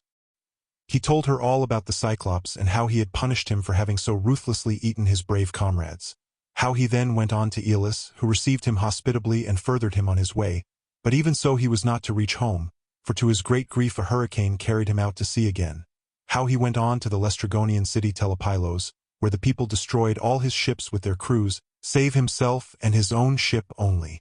Then he told of cunning Circe and her craft, and how he sailed to the chill house of Hades, to consult the ghost of the Theban prophet Tiresias, and how he saw his old comrades in arms, and his mother who bore him and brought him up when he was a child. How he then heard the wondrous singing of the sirens, and went on to the wandering rocks and terrible Charybdis and to Scylla, whom no man had ever yet passed in safety. How his men then ate the cattle of the sun god, and how Jove therefore struck the ship with his thunderbolts, so that all his men perished together, himself alone being left alive. How at last he reached the Ogygian island and the nymph Calypso, who kept him there in a cave and fed him and wanted him to marry her, in which case she intended making him immortal so that he should never grow old, but she could not persuade him to let her do so. And how after much suffering he had found his way to the Phaeacians, who had treated him as though he had been a god, and sent him back in a ship to his own country after having given him gold, bronze, and raiment in great abundance. This was the last thing about which he told her, for here a deep sleep took hold upon him and eased the burden of his sorrows. Then Minerva bethought her of another matter. When she deemed that Ulysses had had both of his wife and of repose, she bade golden-throned Dawn rise out of Oceanus that she might shed light upon mankind. On this, Ulysses rose from his comfortable bed and said to Penelope, "Wife, we have both of us had our full share of troubles, you, here, in lamenting my absence, and I in being prevented from getting home, though I was longing all the time to do so. Now, however, that we have at last come together, take care of the property that is in the house. As for the sheep and goats which the wicked suitors have eaten, I will take many myself by force from other people, and will compel the Achaeans to make good the rest till they shall have filled all my yards. I am now going to the wooded lands out in the country to see my father who has so long been grieved on my account, and to yourself I will give these instructions, though you have little need of them. At sunrise it will at once get abroad that I have been killing the suitors. Go upstairs, therefore, and stay there with your women. See nobody and ask no questions." As he spoke he girded on his armor. Then he roused Telemachus, Philoetius, and Eumaeus, and told them all to put on their armor also. This they did and armed themselves. When they had done so, they opened the gates and sallied forth, Ulysses leading the way. It was now daylight, but Minerva nevertheless concealed them in darkness and led them quickly out of the town. Book 24. Then Mercury of Cyllene summoned the ghosts of the suitors, and in his hand he held the fair golden wand with which he seals men's eyes in sleep or wakes them just as he pleases. With this he roused the ghosts and led them, while they followed whining and gibbering behind him. As bats fly squealing in the hollow of some great cave, when one of them has fallen out of the cluster in which they hang, even so did the ghosts whine and squeal as Mercury the healer of sorrow led them down into the dark abode of death. When they had passed the waters of Oceanus and the rock Lucas, they came to the gates of the sun and the land of dreams, whereon they reached the meadow of Asphodel where dwell the souls and shadows of them that can labor no more. Here they found the ghost of Achilles son of Peleus, with those of Patroclus, Antilochus, and Ajax, who was the finest and handsomest man of all the Danaans after the son of Peleus himself. They gathered round the ghost of the son of Peleus, and the ghost of Agamemnon joined them, sorrowing bitterly. Round him were gathered also the ghosts of those who had perished with him in the house of Aegisthus. And the ghost of Achilles spoke first. "Son of Atreus," it said, "we used to say that Jove had loved you better from first to last than any other hero, for you were captain over many and brave men, when we were all fighting together before Troy, yet the hand of death, which no mortal can escape, was laid upon you all too early. Better for you had you fallen at Troy in the heyday of your renown, for the Achaeans would have built a mound over your ashes, and your son would have been heir to your good name, whereas it has now been your lot to come to a most miserable end. Happy son of Peleus," answered the ghost of Agamemnon, "for having died at Troy far from Argos, while the bravest of the Trojans and the Achaeans fell round you fighting for your body. There you lay in the whirling clouds of dust, all huge and hugely, heedless now of your chivalry. We fought the whole of the livelong day, nor should we ever have left off if Jove had not sent a hurricane to stay us. Then, when we had borne you to the ships out of the fray, we laid you on your bed and cleansed your fair skin with warm water and with ointments. The Danaans tore their hair and wept bitterly round about you. Your mother, when she heard, came with her immortal nymphs from out of the sea, and the sound of a great wailing went forth over the waters so that the Achaeans quaked for fear. They would have fled panic-stricken to their ships had not wise old Nestor, whose counsel was ever truest, checked them, saying, 'Hold, Argives, fly not, sons of the Achaeans. This is his mother coming from the sea with her immortal nymphs to view the body of her son.' Thus he spoke, and the Achaeans feared no more. The daughters of the old man of the sea stood round you weeping bitterly, and clothed you in immortal raiment. The 9 muses also came and lifted up their sweet voices in lament, calling and answering one another. There was not an Argive but wept for pity of the dirge they chaunted. Days and nights 7 and 10 we mourned you, mortals and immortals. But on the 18th day we gave you to the flames, and many a fat sheep with many an ox did we slay in sacrifice around you.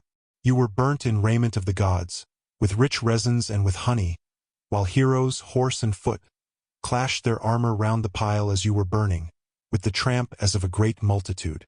But when the flames of heaven had done their work, we gathered your white bones at daybreak and laid them in ointments and in pure wine. Your mother brought us a golden vase to hold them, gift of Bacchus and work of Vulcan himself. In this we mingled your bleached bones with those of Patroclus who had gone before you, and separate we enclosed also those of Antilochus, who had been closer to you than any other of your comrades now that Patroclus was no more. Over these the host of the Argives built a noble tomb, on a point jutting out over the open Hellespont, that it might be seen from far out upon the sea by those now living and by them that shall be born hereafter. Your mother begged prizes from the gods, and offered them to be contended for by the noblest of the Achaeans. You must have been present at the funeral of many a hero, when the young men gird themselves and make ready to contend for prizes on the death of some great chieftain. But you never saw such prizes as silver-footed Thetis offered in your honor, for the gods loved you well. Thus even in death your fame, Achilles, has not been lost, and your name lives evermore among all mankind. But as for me, what solace had I when the days of my fighting were done? For Jove willed my destruction on my return, by the hands of Aegisthus and those of my wicked wife. Thus did they converse, and presently Mercury came up to them with the ghosts of the suitors who had been killed by Ulysses. The ghosts of Agamemnon and Achilles were astonished at seeing them, and went up to them at once. The ghost of Agamemnon recognized Amphimedon son of Menelaus, who lived in Ithaca and had been his host, so it began to talk to him. Amphimedon, it said, what has happened to all you fine young men, all of an age too, that you are come down here under the ground? One could pick no finer body of men from any city. Did Neptune raise his winds and waves against you when you were at sea? Or did your enemies make an end of you on the mainland when you were cattle lifting or sheep stealing, or while fighting in defense of their wives and city? Answer my question, for I have been your guest. Do you not remember how I came to your house with Menelaus, to persuade Ulysses to join us with his ships against Troy? It was a whole month ere we could resume our voyage, for we had hard work to persuade Ulysses to come with us. And the ghost of Amphimedon answered, Agamemnon, son of Atreus, king of men, I remember everything that you have said, and will tell you fully and accurately about the way in which our end was brought about. Ulysses had been long gone, and we were courting his wife, who did not say point-blank that she would not marry, nor yet bring matters to an end, for she meant to compass our destruction. This, then, was the trick she played us. She set up a great tambour frame in her room and began to work on an enormous piece of fine needlework. Sweethearts, said she, Ulysses is indeed dead. Still, do not press me to marry again immediately. Wait, for I would not have my skill in needlework perish unrecorded, till I have completed a pall for the hero Laertes, against the time when death shall take him. He is very rich, and the women of the place will talk if he is laid out without a pall. This is what she said, and we assented, whereupon we could see her working upon her great web all day long, but at night she would unpick the stitches again by torchlight. She fooled us in this way for 3 years without our finding it out, but as time wore on and she was now in her 4th year, in the waning of moons and many days had been accomplished, one of her maids who knew what she was doing told us, and we caught her in the act of undoing her work, so she had to finish it whether she would or no, and when she showed us the robe she had made after she had had it washed, 186, its splendor was as that of the sun or moon. Then some malicious god conveyed Ulysses to the upland farm where his swineherd lives. Thither presently came also his son, returning from a voyage to Pylos, and the two came to the town when they had hatched their plot for our destruction. Telemachus came first, and then after him, accompanied by the swineherd, came Ulysses, clad in rags and leaning on a staff as though he were some miserable old beggar.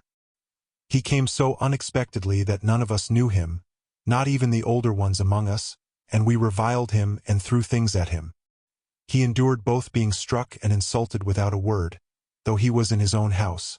But when the will of aegis-bearing Jove inspired him, he and Telemachus took the armor and hid it in an inner chamber, bolting the doors behind them. Then he cunningly made his wife offer his bow and a quantity of iron to be contended for by us ill-fated suitors. And this was the beginning of our end, for not one of us could string the bow, nor nearly do so. When it was about to reach the hands of Ulysses, we all of us shouted out that it should not be given him, no matter what he might say, but Telemachus insisted on his having it. When he had got it in his hands, he strung it with ease and sent his arrow through the iron.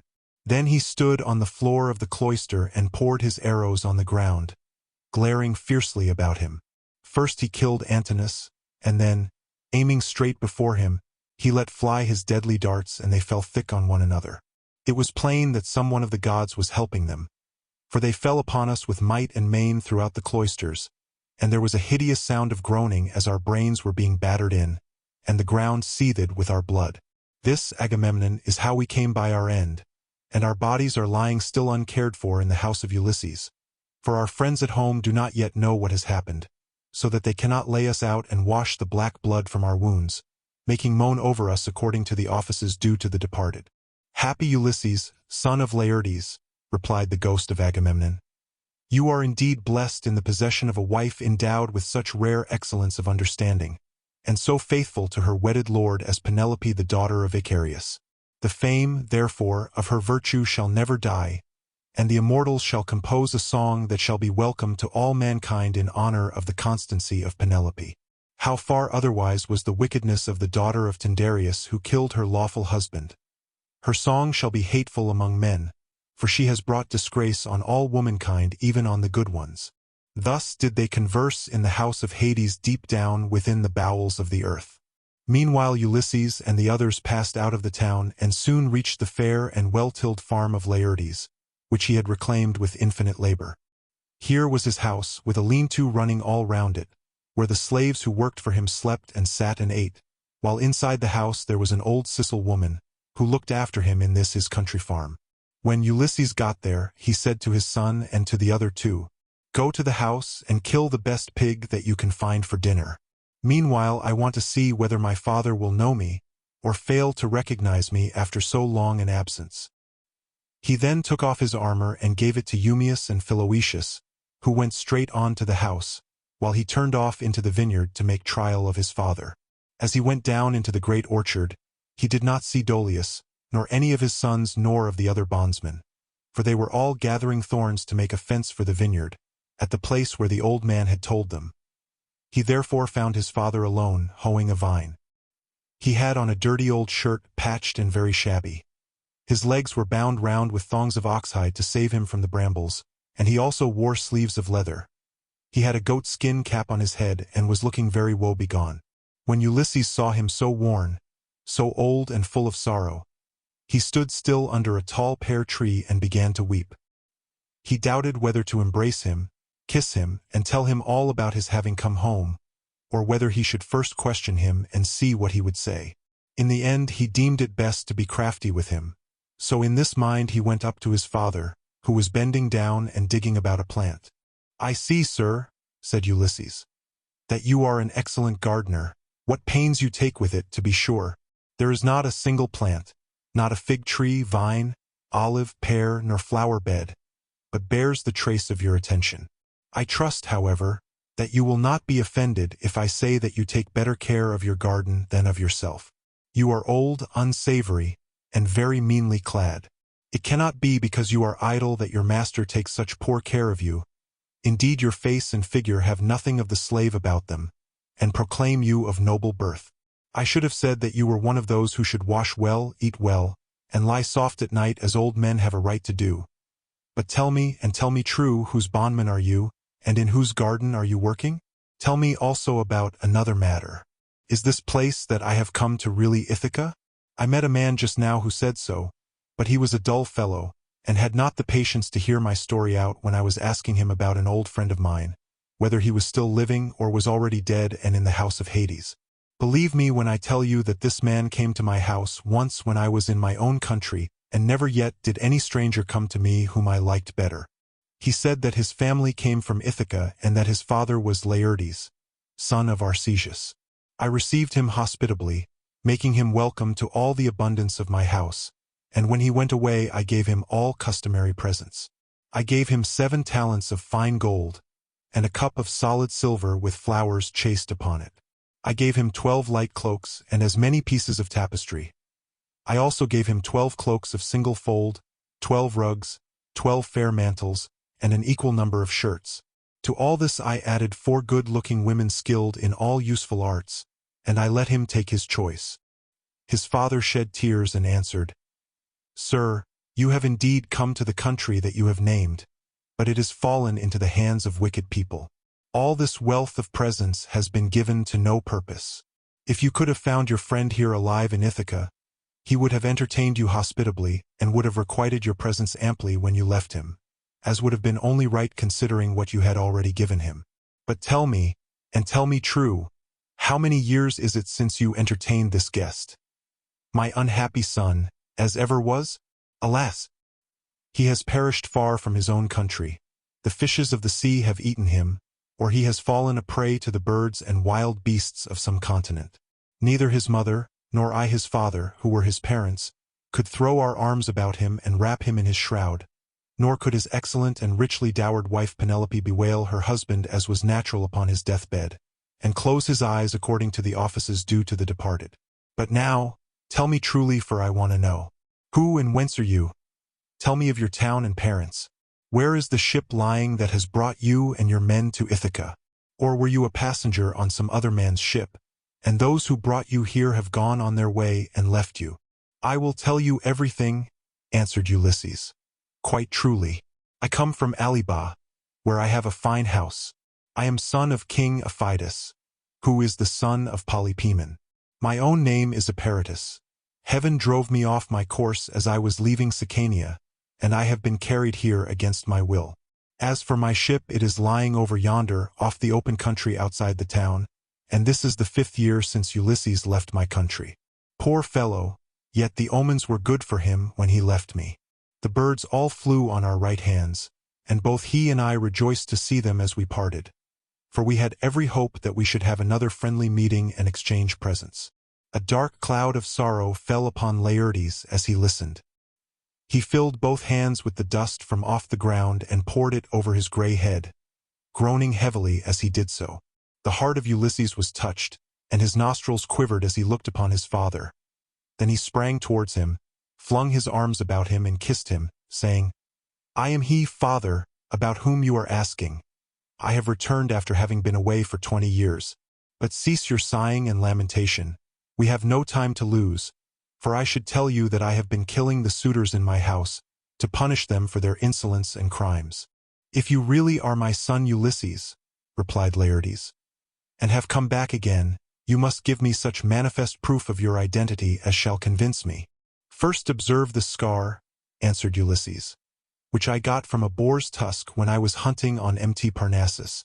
You and my mother had sent me to Autolycus, my mother's father, to receive the presents which when he was over here he had promised to give me. Furthermore, I will point out to you the trees in the vineyard which you gave me, and I asked you all about them as I followed you round the garden. We went over them all, and you told me their names and what they all were. You gave me 13 pear trees, 10 apple trees, and 40 fig trees. You also said you would give me 50 rows of vines. There was corn planted between each row, and they yield grapes of every kind when the heat of heaven has been laid heavy upon them. Laertes' strength failed him when he heard the convincing proofs which his son had given him. He threw his arms about him, and Ulysses had to support him, or he would have gone off into a swoon. But as soon as he came to and was beginning to recover his senses, he said, O Father Jove, then you gods are still in Olympus after all, if the suitors have really been punished for their insolence and folly. Nevertheless, I am much afraid that I shall have all the townspeople of Ithaca up here directly, and they will be sending messengers everywhere throughout the cities of the Cephallenians. Ulysses answered, Take heart and do not trouble yourself about that, but let us go into the house hard by your garden. I have already told Telemachus, Philoetius, and Eumaeus to go on there and get dinner ready as soon as possible. Thus conversing, the two made their way towards the house. When they got there, they found Telemachus with the stockman and the swineherd cutting up meat and mixing wine with water. Then the old Sicel woman took Laertes inside and washed him and anointed him with oil. She put him on a good cloak, and Minerva came up to him and gave him a more imposing presence, making him taller and stouter than before.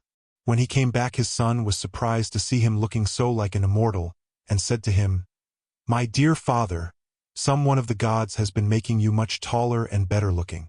Laertes answered, Would, by Father Jove, Minerva, and Apollo, that I were the man I was when I ruled among the Cephallenians, and took Nericum, that strong fortress on the foreland. If I were still what I then was, and had been in our house yesterday with my armor on, I should have been able to stand by you and help you against the suitors. I should have killed a great many of them, and you would have rejoiced to see it. Thus did they converse. But the others, when they had finished their work and the feast was ready, left off working, and took each his proper place on the benches and seats. Then they began eating.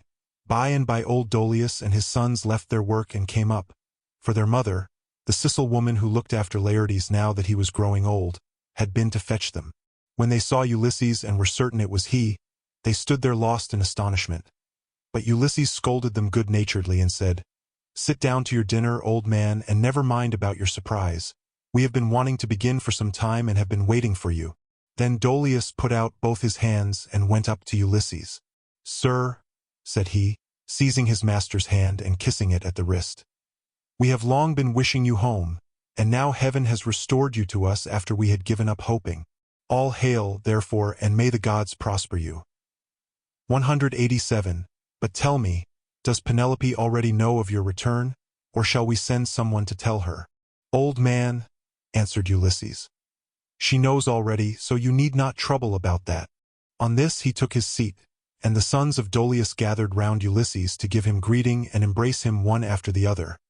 Then they took their seats in due order near Dolius their father. While they were thus busy getting their dinner ready, rumor went round the town, and noised abroad the terrible fate that had befallen the suitors.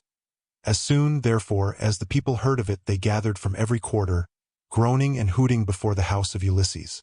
They took the dead away, buried every man his own, and put the bodies of those who came from elsewhere on board the fishing vessels, for the fishermen to take each of them to his own place. They then met angrily in the place of assembly, and when they were got together Eumaeus rose to speak. He was overwhelmed with grief for the death of his son Antinous, who had been the first man killed by Ulysses, so he said, weeping bitterly, "My friends, this man has done the Achaeans great wrong. He took many of our best men away with him in his fleet, and he has lost both ships and men. Now, moreover, on his return he has been killing all the foremost men among the Cephallenians. Let us be up and doing before he can get away to Pylos or to Elis where the Epeans rule, or we shall be ashamed of ourselves forever afterwards. It will be an everlasting disgrace to us if we do not avenge the murder of our sons and brothers. For my own part, one should have no more pleasure in life, but had rather die at once. Let us be up, then, and after them, before they can cross over to the mainland." He wept as he spoke, and everyone pitied him. But Medon and the bard Phemius had now woke up, and came to them from the house of Ulysses. Everyone was astonished at seeing them, but they stood in the middle of the assembly, and Medon said, "Hear me, men of Ithaca. Ulysses did not do these things against the will of heaven. I myself saw an immortal god take the form of Mentor and stand beside him.